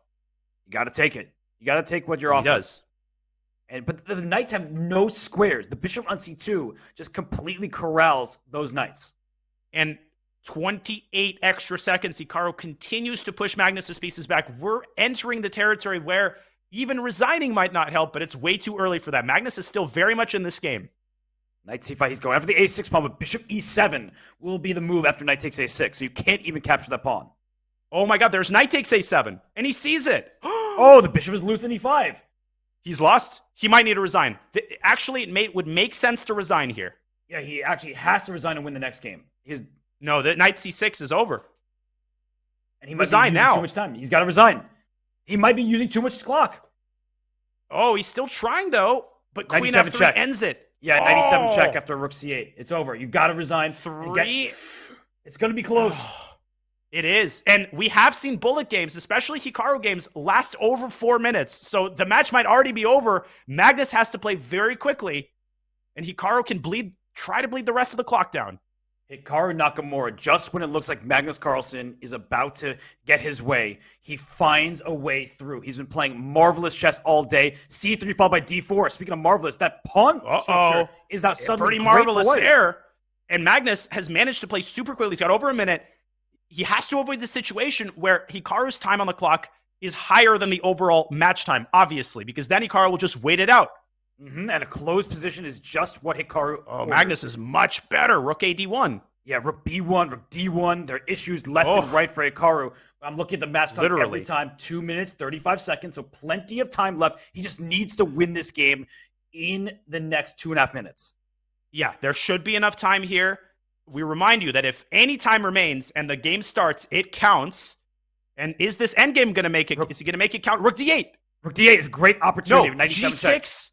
But Robert, there's no square for the bishop. He's got to play passive. No, that's really bad. Knight takes C3, and a bishop C1 is 92 check. This might already be a draw. Hikaru going after the knight. And now he's going after the bishop. Yeah, no, he's going to go after the pawn. Magnus is not losing this. No, and even if he loses, I think it might take more than 2 minutes. Hikaru Nakamura is on the verge of an SCC championship. He is in the driver's seat. He's not losing this game with the black pieces. Unless something just happened. Oh, he did. He blundered the pawn. Now he's got 50 seconds. He might even be able to build up enough time to bleed it out. It's going to be really close, but Magnus has winning chances now. Oh, for sure. He'll go F3 and G4 at some point. But 1 minute, Robert, 35 seconds remain on the match clock. Look at what Hikaru is doing. He's just playing instantly. He's trying to bleed this out. He's got 40 more seconds. He needs to burn. He's losing. He's lost. He's positioned. But does he have enough time? Oh my gosh, Magnus has to show off the mouse speed right now because this is a winning position for white. He is winning a second pawn just like Hikaru did in a previous game. Magnus cannot afford to waste a single second. This could be over if Hikaru can bleed another minute off the match clock. Here we go. 1 minute, 10 seconds. Every second counts. King H6. He's going to win. G5, Rook F6. G5. Rook F6. And King G7. G7, it's winning. Oh my gosh. No, but Hikaru, he has 15 more seconds. He needs to bleed. 15 seconds. King F8. King F8. Move. If you're Magnus. Hikaru's going to make it happen. Isn't he? G5. G5. Rook F4. Rook F4. Move. Oh my gosh, the ladder. Queen. C8 queen. No, he doesn't have enough time. Hikaru made it. It's over. No, that's it. It's over. You see, Hikaru recognized it. He wins the Speed Chess Championship. Magnus gives a little bit of clap for Hikaru Nakamura. But what a performance from the American superstar. He has won the Fisher Random World Championship this year. He's winning Title Tuesday pretty much twice every single Tuesday. And now he has taken the Speed Chess Championship. That is your streamer. That is your SCC winner of 2022. Fans aren't happy when Hikaru bleeds out the clock, when he waits a minute to resign. Guess what? Every second that he bled out, this is the 3-second difference right here and right now. Hikaru Nakamura, how did he do that? He was losing for like 40 moves, and he somehow built up enough time to bleed it out. He has won the match. Unbelievable. He has, and you see jubilation on his face, relief. I mean, they have so much respect for one another. And as I said earlier, Hikaru Nakamura just defeated Magnus Carlsen in 3 hours of many, many chess games. That is such a huge accomplishment. The only other person who has done that is Maxime Vachier-Lagrave. Now it's Hikaru Nakamura's turn, and it is his SCC title, his 5th in a row. He wins, and he wins, and he wins. And the match was tied about 15 minutes into the bullet. It was the first display of negative emotion from Hikaru, but he let that out, Robert. He let it out. And then he kept playing like the beast that he is, immediately coming back with 2 wins and doing just enough to keep this lead going to the end of the match. What did we just see? We saw Smarter Chess's prediction come true. Hikaru Nakamura wins a nail-biter. 14.5, 13.5. Look at those scores. It's all the 5+1 time control where Hikaru dominated. He got a huge lead, and he was able to stave off the world champion's comeback. What a thrilling match that was. Danya, Hikaru Nakamura, what can we say about that guy? I can't wait to hear his thoughts. Hey, this match, we're going to remember it by asking, where were you when Hikaru Nakamura beat Magnus Carlsen in the SCC? These guys, they've played a lot of matches. I dare say this might be the most epic Carlsen-Nakamura match that we've ever seen, and perhaps even the start of a tradition. I can't wait to hear what Hikaru has to say. I'm so pumped, Robert. I'm sad it's over, but I'm smiling because it happened. It is a great saying by you, Danya. Let's show the bracket again to show where Hikaru Nakamura came from. It was the top left of things in the bracket. He was the 1 seed. He came into the first round against David Paravian, won by 12. He then faced off against Levon Aronian, won by 7. Things got closer against Neil Sarin. He won by 4. And last, but certainly not least, he beat the #1 rated player on the planet, the highest rated player of all time, the big boss of chess, Magnus Carlsen. And Hikaru Nakamura, you see him up there with the trophy above his name. He is your SCC title winner. So we are going to get Hikaru Nakamura in for this call. We're going to hear his thoughts in a post-match interview. But Hikaru Nakamura, he's your winner. Danya, it's going to be an epic stream the next time he goes live. It really is, and deservedly so. Listen, Magnus has a ton of fans. Hikaru has a ton of fans. Wherever you stand on Hikaru, you just have to admit that this guy is ridiculous. He's ageless, and he puts through another one of his just endless, insane performances in 2022, Fischer Random World Champion, and now the winner of the SCC on the heels of one of the most epic Blitz matches we have ever seen. We're going to bring Hikaru Nakamura in for an interview. For those of you in chat, there are so many of you out there. Leave your questions in the chat. You may be featured if you ask a good question. So we will have Hikaru Nakamura, your 2022 Speed Chess Champion, in for an interview in just a few minutes. Do not go anywhere. Use GIFs, not GIFs, from the biggest chess stars on all of your favorite platforms. Just search Chess.com and your favorite chess star on Discord, Twitter, WhatsApp, and more to find hundreds of GIFs from Chess.com's biggest broadcasts and events. Pokimane, Ludwig, Moist Critical, XQC, and even me, Danny. Try it today.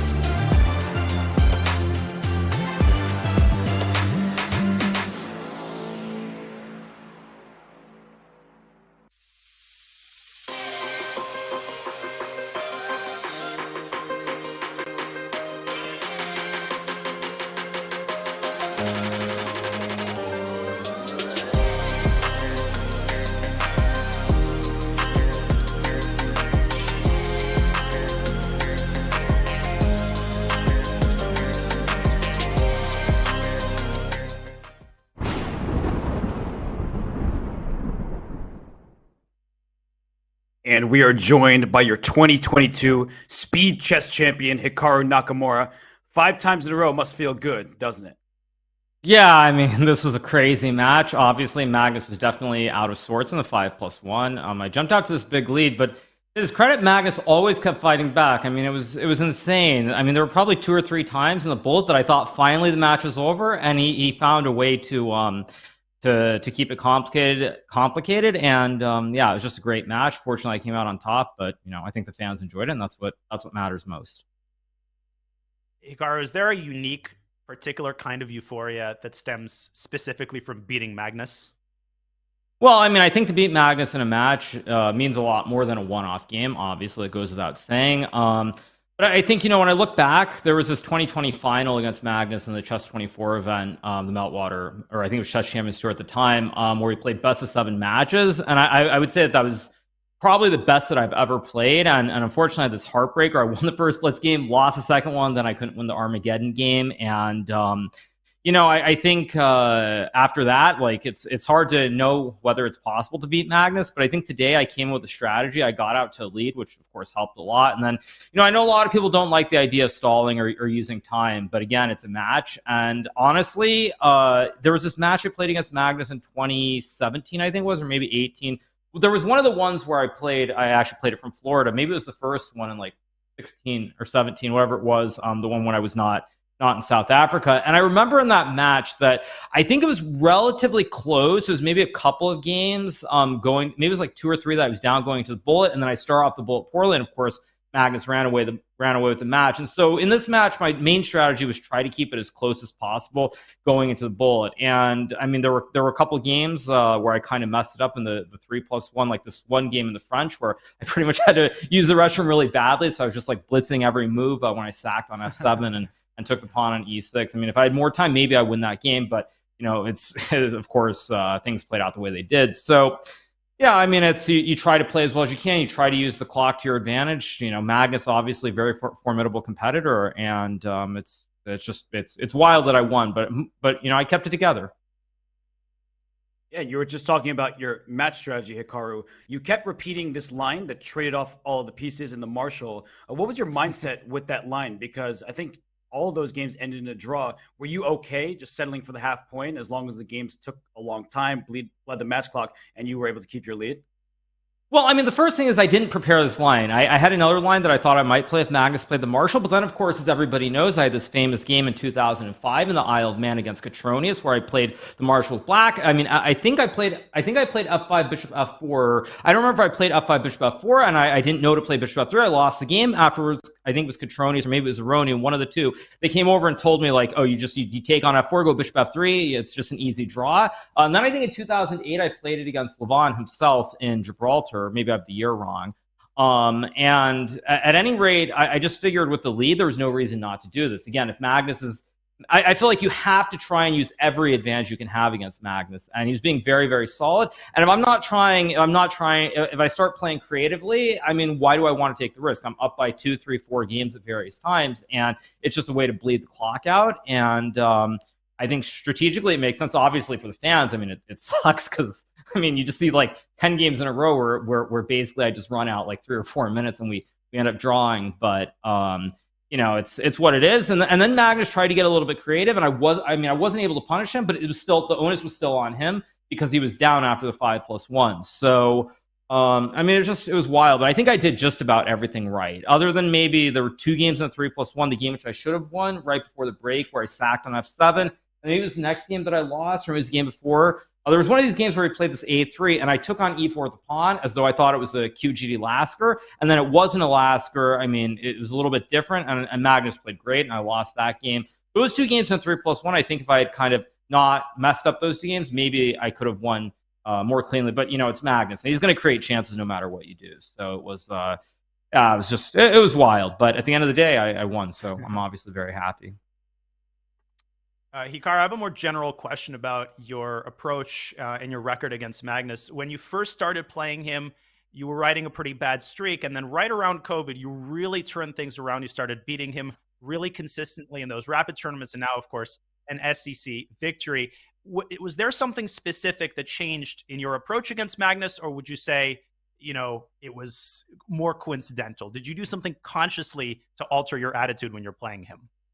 No, I don't think I changed anything in terms of my approach necessarily, but one thing kind of happened at that time, which is I kind of became a streamer and I basically stopped playing chess. And I think that shifted my whole mindset to where it doesn't matter. I don't have these thoughts anymore where like, okay, if I beat Magnus, fine. If I lose to Magnus, fine. Like, it doesn't really change anything in my life at this point. I think the fact that I don't have to worry about the pressure, there isn't the stress there of like, oh my God, if I lose to Magnus, it's the end of the world.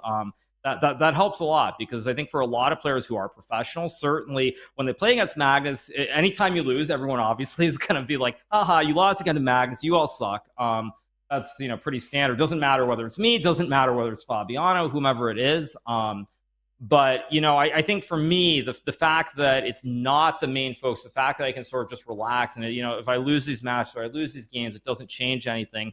Has made me play better. And I would just say that I'm very, very proud of my performances. The Grand Prix and the candidates, I mean, even this, it's all kind of gravy. If COVID had stopped and I had played terribly, lost 30, 40 points in classical and gone to 2,700, it still would have been a great career. But to have all these events where I've been playing so well, it means a lot. So I'm very happy. Yeah, the other day you sounded and told us that you were exhausted. Sounds like you might be rejuvenated. So do you feel like this fires you up for the upcoming World Rapid and Blitz?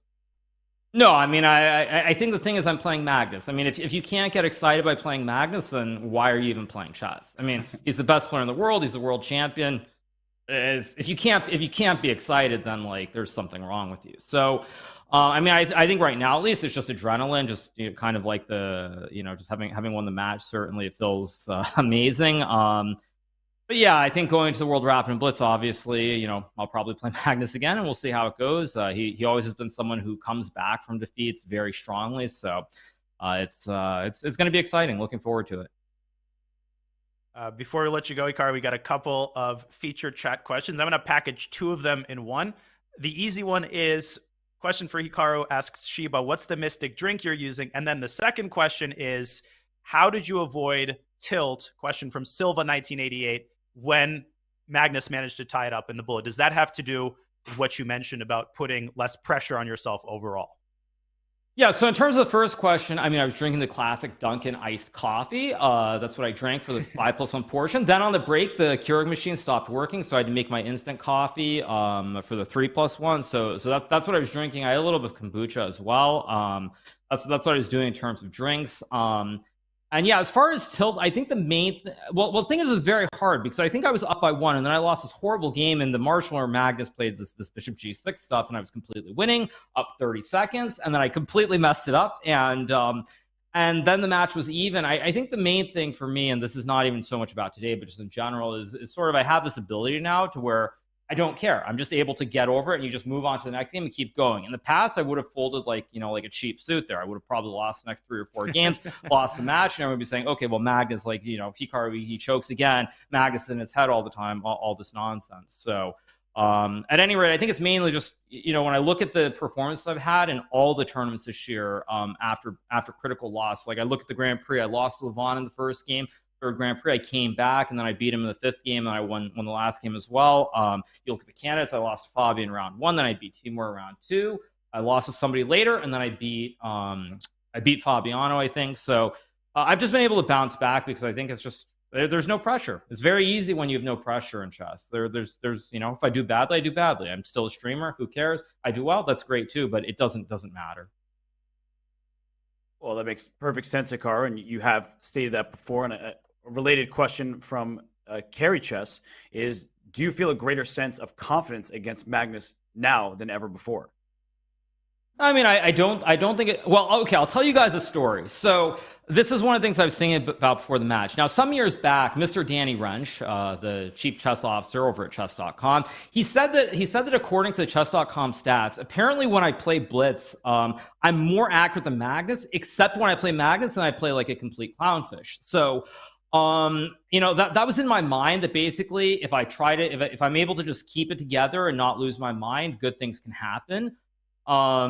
But in general, I think it's really just that I try to play good chess, and I think everybody else is under pressure, and I have nothing to lose, and that makes a world of difference. For Magnus, for example, I mean, there's definitely pressure. He has an incredible score against me in classical chess. I mean, over the years, just in every format, frankly. So the pressure's on him. I mean, there's no pressure on me. If I lose, I lose. Big deal. But I know it's like very sort of psychological and stuff that a lot of people probably won't understand. But certainly when you don't have to worry about the result, it changes a lot. And I don't think that I can state that enough. I think actually, to use another example, I'll look at Fabiano. He started doing this podcast, doing some other stuff. He goes, plays the US Championship, wins it. And so there might be something to be said that when you're not like completely hardened and that's all you're doing, that things can become better. Hikaru, based on what you just said, I have a follow-up question. Do you believe that if you didn't know who your opponent was, like if people didn't know Magnus was the opponent, that they would play better against him based on kind of absolutely. I mean, absolutely. That's without a doubt, that's true. But I think the thing is, chess is obviously a mental game or a mental sport versus, say, a physical sport. But I use this analogy very oftentimes, and it's like if you look at, say, tennis, for example, because it's a sport that I played, or I took lessons for many years. If you look at tennis, is there any actual difference between the best players and number 100 in the world? No, I mean, they can all hit the same shot. So what is it that really makes those top couple of guys really good? A lot of it is just like the mental aspect, knowing sort of what to do in those critical moments. And the same thing is true in chess. Like, I don't think you can say that anybody in the top 10 can't beat Magnus on a good day. But the fact that you're playing Magnus, the world champion, he has that, everyone knows how good he is at defending, playing end games, openings. I mean, just everything, put it simply. He's just astounding. So, I think certainly everybody would do better if they didn't know they were playing Magnus. Mm-hmm. Well, speaking of Magnus, I got one final question for you, and I don't even really have to ask it. I can just say one move, Bishop C7. Your thoughts on that blunder, and how infrequently do you see something like that for Magnus? How shocked were you to see that move? I mean, I was definitely surprised. It seemed like Magnus was definitely out of sorts, or maybe he just wasn't there. I think for me, the moment that I knew that I was going to have chances was probably the second game when I played the King's Indian, and Magnus did not put me away in that game. He was up a pawn. It was a very typical Magnus kind of position with a great knight on f5. And in the time scramble, he was very shaky, and the game ended in a draw. And I think from that time on, I felt good about my chances because it was just very uncharacteristic for Magnus to not be precise there. So that was when I had sensed that something might happen. But of course, Magnus kept fighting to the end, and a lot of credit to him because there were a couple times when he also could have just fallen apart, but he kept it together. And yeah, I think all the fans enjoyed it, and I guess that's the 5th year in a row that I've won it, which is nice. Definitely nice, Hikaru. And I just have one last question. You just used the word sensing things. It seemed to me like you were looking at, probably off screen, at Magnus on camera. Were you looking for his reactions throughout the match? Did that sort of help you find your rhythm? And was that something valuable to you? Well, I actually think that Magnus and I are the only two people who take advantage of that. You put the zoom up in the right-hand corner, and you just periodically look at critical moments. I know Magnus has definitely done that when we've played before. And yeah, I mean, I was looking to see what his reactions were. There were a couple times that he also, he said a few things as well. Obviously Norwegian, so I have no idea what they were. But yeah, I mean, it just seemed like Magnus was a little bit off. I mean, it felt like he was off. And definitely, I'm always looking at the cams to see what the reactions are from the players, because again, when you're playing at home versus in person, it's a lot easier to be your true self and let the emotion show. It's very easy to forget that something's happening. I've slammed a mouse when I lost to Shanklin. I think Magnus is I think he's done something similar when he's lost in the Meltwater Tour. So I definitely think that it's something that more people should be taking advantage of. It's just periodically in those critical moments, just looking up at that Zoom call to see see what the reactions are. Well, Hikaru, when can we expect a celebration stream? Is it after we let you go? I mean, I'm pretty beat, but I'll definitely be streaming tomorrow and Tuesday. All the usual jazz. But I mean, it's nice to win, but it's all honestly just gravy at this point. It doesn't change anything in my life, so I just get back to doing what I'm doing, and it's what it is. Well, it must be nice cruising to a 5th straight Speed Chess Champion title. Hikaru Nakamura, huge congratulations. What an epic final that was, and we'll definitely be seeing you soon. Thank you so much, you guys. Have a great one.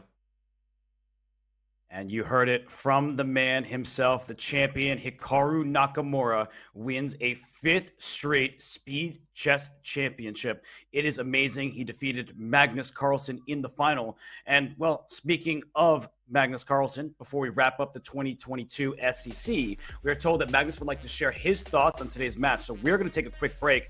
And when we come back, we'll hear from Magnus, his thoughts on an amazing day, and wrap up the SCC. See you soon, everybody.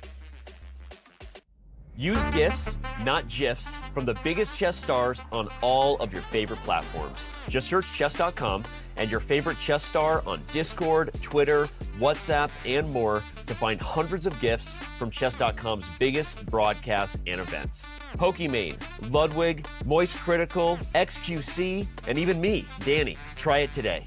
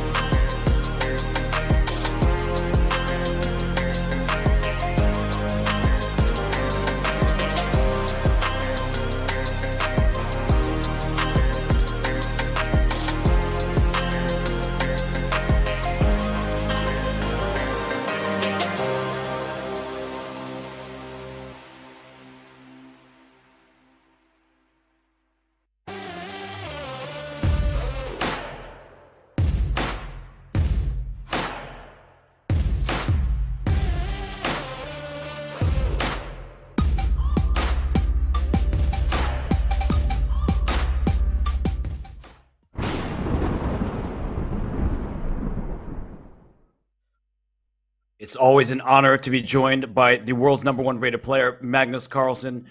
Magnus, sorry that today's match didn't go your way. And I guess in your own words, can you describe what you felt went wrong, especially in the early going of the match?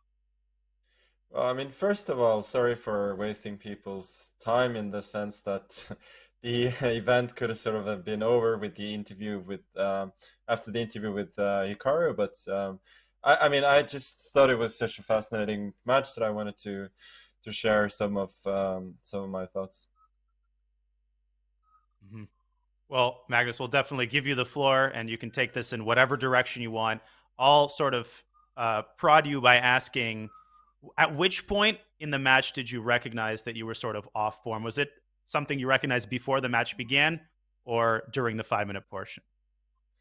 Yeah, I mean, before the match, I was feeling a little bit of an energy deficit, but I thought I was still fine. And then the first couple of games were sort of okay, I felt.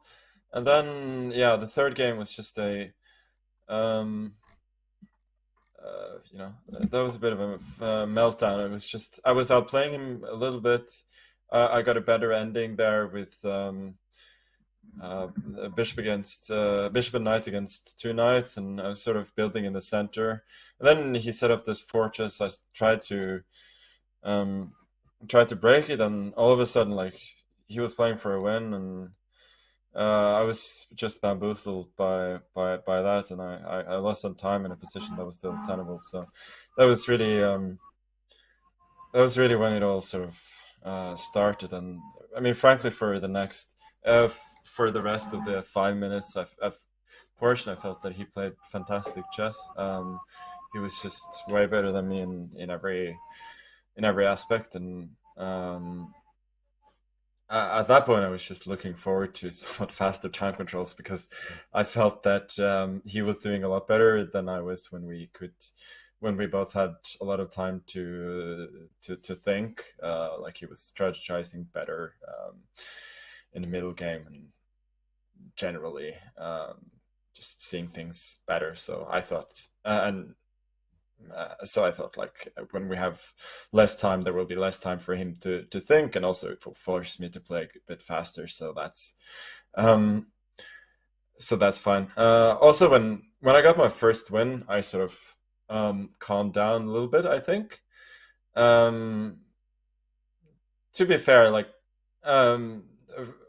a couple of games later, I mean, I put my bishop on pre, overlooking a backwards knight move, which is not impressive, to say the least. But I felt at that point that he was vulnerable, and I was already, like, really cherishing the challenge of making it all the way back. And I even with that game, I felt that I had a chance. So the rest of the match was just really, really enjoyable. I didn't make it in the end. Of course, I wish I had, but like, after the start I had, I'm just happy that it was competitive, and yeah, it was a joy to participate in. And I mean, we both obviously blundered a bunch in the 3+1 and the bullet, and we also both did make some very, very good moves, both in time pressure and otherwise. But I felt that at that point it was just a really, really fun struggle, and yeah, it really could have gone either way.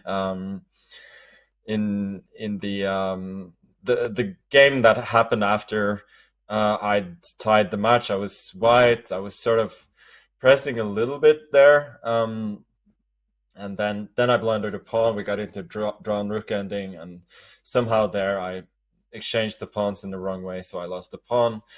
And after that, yeah, it was really, really tough again. The last game, I was looking at the clock, I understood what was going to happen, but at that point there was nothing I could do. But yeah, generally he's amazing at this format. I remember his match against Fedoseev 2 years ago.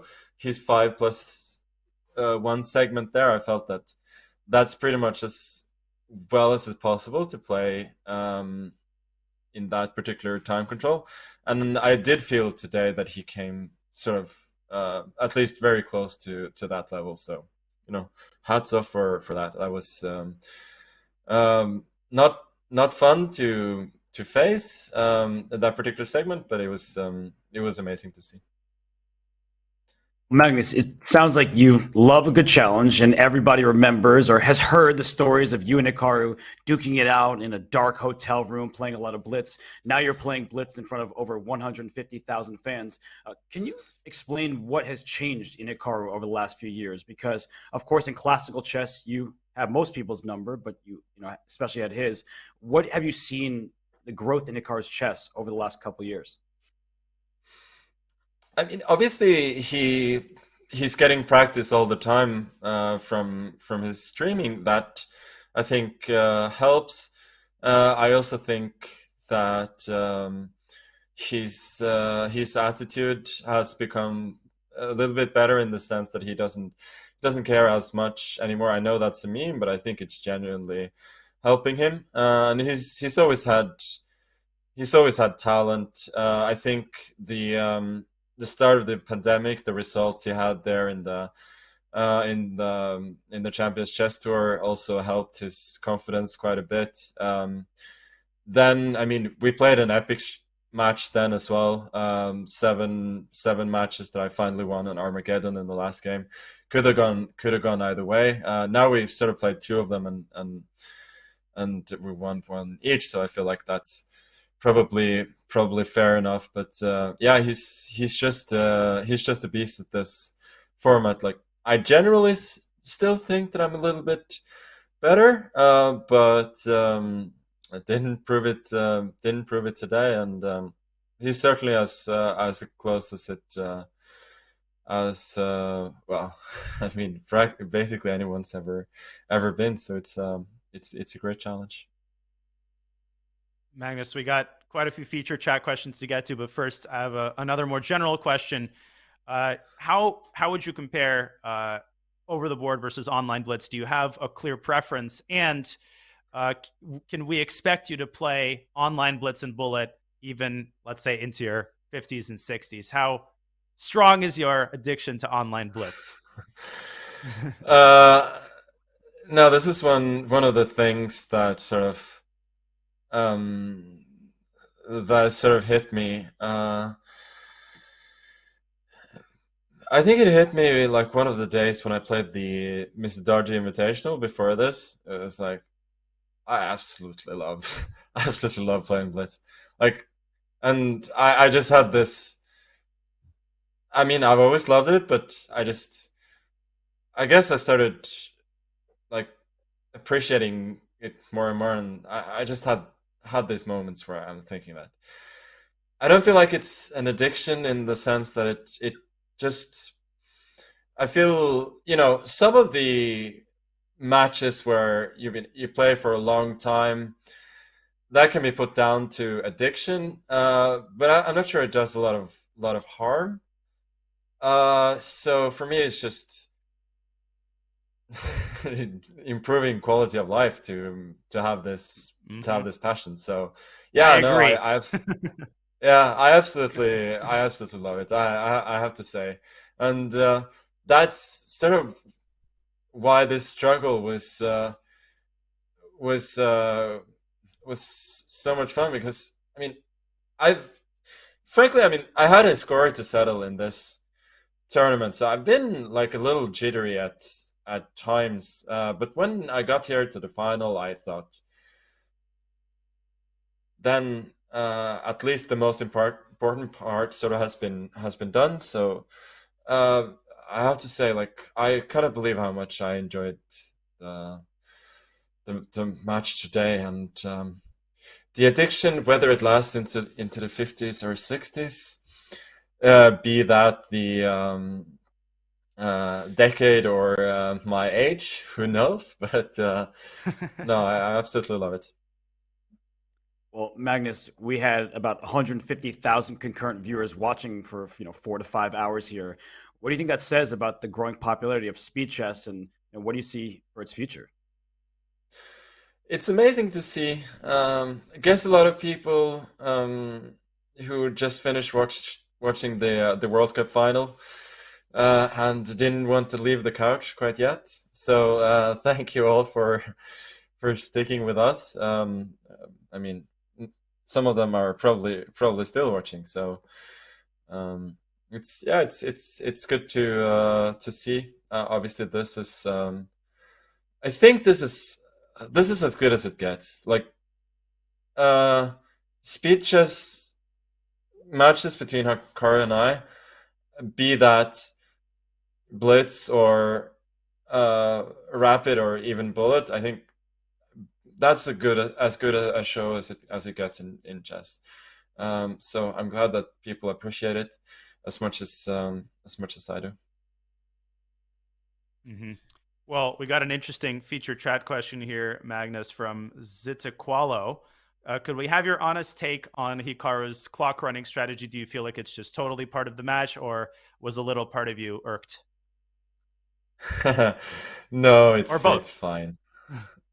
It's completely fine. I was impressed by his constant awareness of those matters. There was this one game in the 3-1 where I played Modern, and he's actually done this against me before in the it was one of the years in Norway Chess in the qualifier there, where I think he was half a point ahead of me before the last round. I played the Pirts, and he played the very same line where basically Black has to go for the perpetual not to be worse. And in that game, I actually went for something else, which is really dubious if White knows what he's doing. That game was drawn as well, but I figured he'd learned the line, so I couldn't really do that. And I didn't realize the implications immediately. I was thinking that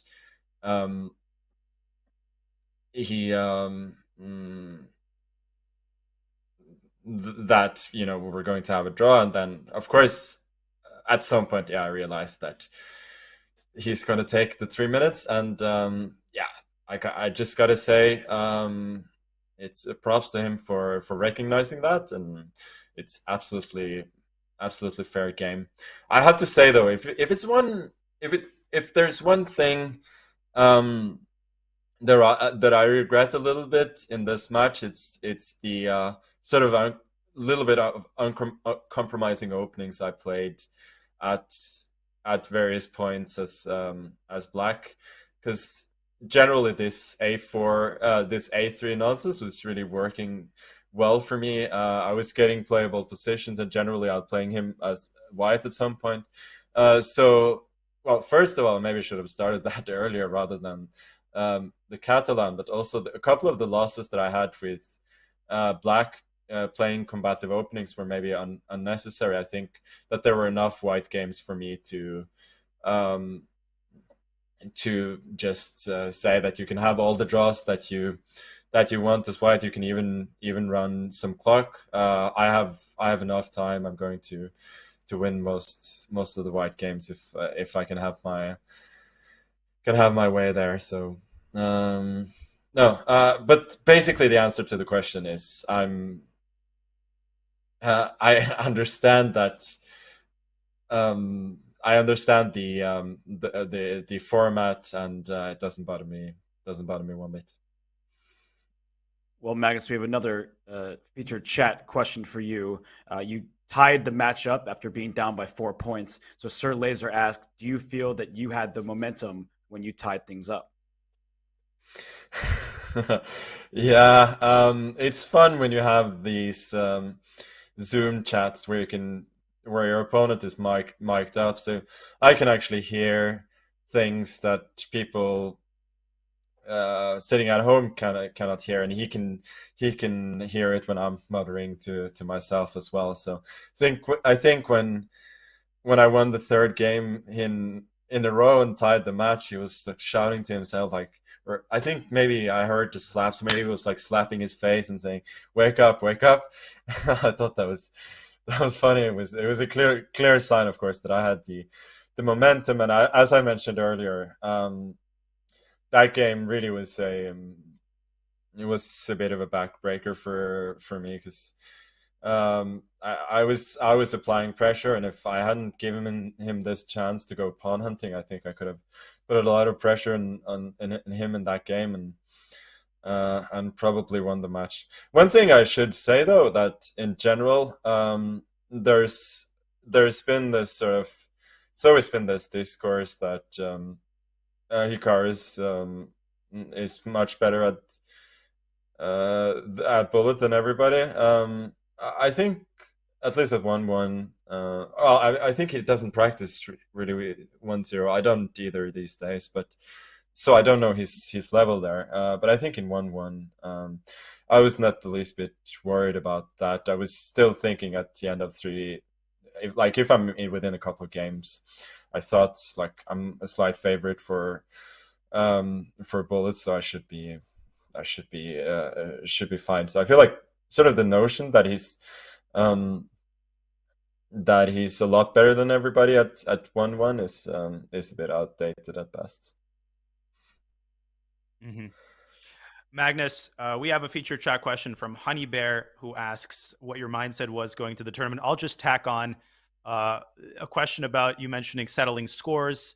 Could you expand on that a little bit? And on a broader scale, Magnus, does it motivate you when people respond very reactively when you don't win a tournament, which is, of course, very rare? Does it motivate you when people start talking about, Magnus's domination is coming to an end, all of that nonsense? Does that give you even more motivation to set the record straight? Yes, of course. I really wanted to set the record straight in this tournament. There's no doubt about that. So that was sort of my main motivation for well, I mean, it's a fun event, but sort of my motivation was set the record straight, show that I'm still the best. I remember before the 2020 event, I was thinking that I thought that at the start that there was about 20 to 25% chance that I would lose to Hikaru, and then probably 5% or a little bit less that I would lose to somebody else. And I think it was pretty similar this time, actually. And so these things obviously do happen. So that's why I'm also sitting here. Like, it's as I said, like, I think I'm somewhat better, but it's close enough that it's it's an exciting matchup, and that's really all you can hope for. And I think it's really fitting that even though like the quality of the matches were a bit varying, that both Hikaru and I were pretty comfortable in our matches coming into the final, so it only makes sense that the final would be very very tense and very close. Well, Magnus, we asked Hikaru this question. I asked him if he was looking at the Zoom call. So one part of that is, how often do you look at the call, and is that valuable to see people's reaction? And the second part is, Hikaru said he believes that if you didn't know that you were playing you, if nobody knew they were playing you, that they might perform better. What do you think about that? Would people perform better against you if they didn't know that it was Magnus Carlsen against them? Yes, of course. 10 plus years of domination is intimidating to face. So it's as simple as that. And similarly, people are extremely intimidated while facing Hikaru. So there's no doubt that that's a factor. Like you double, triple check stuff that you normally wouldn't, and I think you just play a bit worse. And I think it's also the case that I'm not intimidated by him, and I don't think he's really that intimidated by me anymore, and that sort of frees us up both a little bit.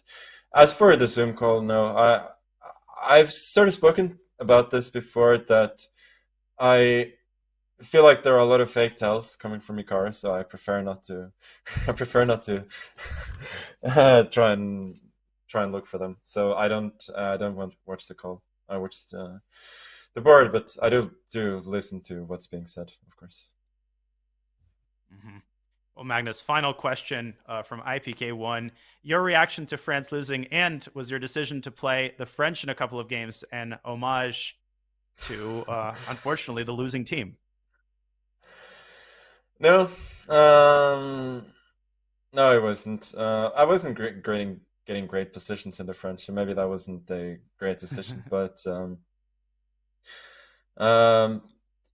I mean, to be honest, like I was rooting for France, but like having Messi get his World Cup title is also not a bad outcome. So the final was very enjoyable to watch, and that's as a football fan, it was a good warm up. Well, as a chess fan, your match unfortunately didn't go your way, but it was thrilling to watch. So, Magnus, thanks so much for joining us. And as it turns out, we will see you soon, since you'll be a featured guest on The State of Chess, which streams this Wednesday at 10 a.m. with Danny Wrench. So we have some huge announcements, and we look forward to seeing you then, Magnus. Yeah, thank you so much for having me this season. And I'm as curious as everybody as to what this huge announcement could possibly be. So it will be exciting. It certainly will. Thank you so much, Magnus, for joining us. You know, there's so many people watching, and it's always a treat to have you on. It is. Thank you. Thank you. And that is the conclusion of both our interview with Magnus Carlsen, the world champion and the #1 rated player in the world for over a decade. And well, Hikaru Nakamura did take him down today. It was a very close affair, 14-13 final score. Hikaru led early, Magnus struck back, but when all was said and done, Hikaru Nakamura keeps that lead. Danya, it was an epic finale. I'm just mesmerized by this bracket, and it's crazy because the Nepo MVL match almost feels like it happened in a different century. Feels like dinosaurs still roamed the earth, and the Model T was on the streets when MVL defeated Nepo. That's bottom right-hand side. Nakamura Paravian, do you even remember that match? And that's a good thing. That's because these matches, they took so much energy away from the players. They felt like events on their own. And this match that we just saw today, Hikaru Nakamura's victory over Magnus Carlsen, that felt like an event on its own. And so did Magnus Carlsen's interview. I just have to compliment Magnus. Of course, Hikaru giving answers as well and really offering us a lot of insight. That was awesome. Magnus Carlsen deciding to show up and being cheerful, being friendly. That's not easy, Robert, as the world champion when you lose a match. So just an honor to be a part of the chess world as it is today. These players take these matches so seriously. They're at each other's throats, but then they're able to be courteous and super professional afterward. And I just think that's awesome. Yeah, and Magnus himself said that he enjoyed the challenge. He was losing. Most people, when they're down, you can count them out, but never Magnus Carlsen. He enjoyed the challenge. He did come back to tie the score, but Hikaru Nakamura, he was strong as ever. He wins his 5th straight Speed Chess Championship, and he wins quite a lot of money because the prize fund, it gives both a set number of dollars to the winner and split by percentage. So he wins $33,000. Magnus there with $23,816. So 1 point separated them, and that was the difference in their payout.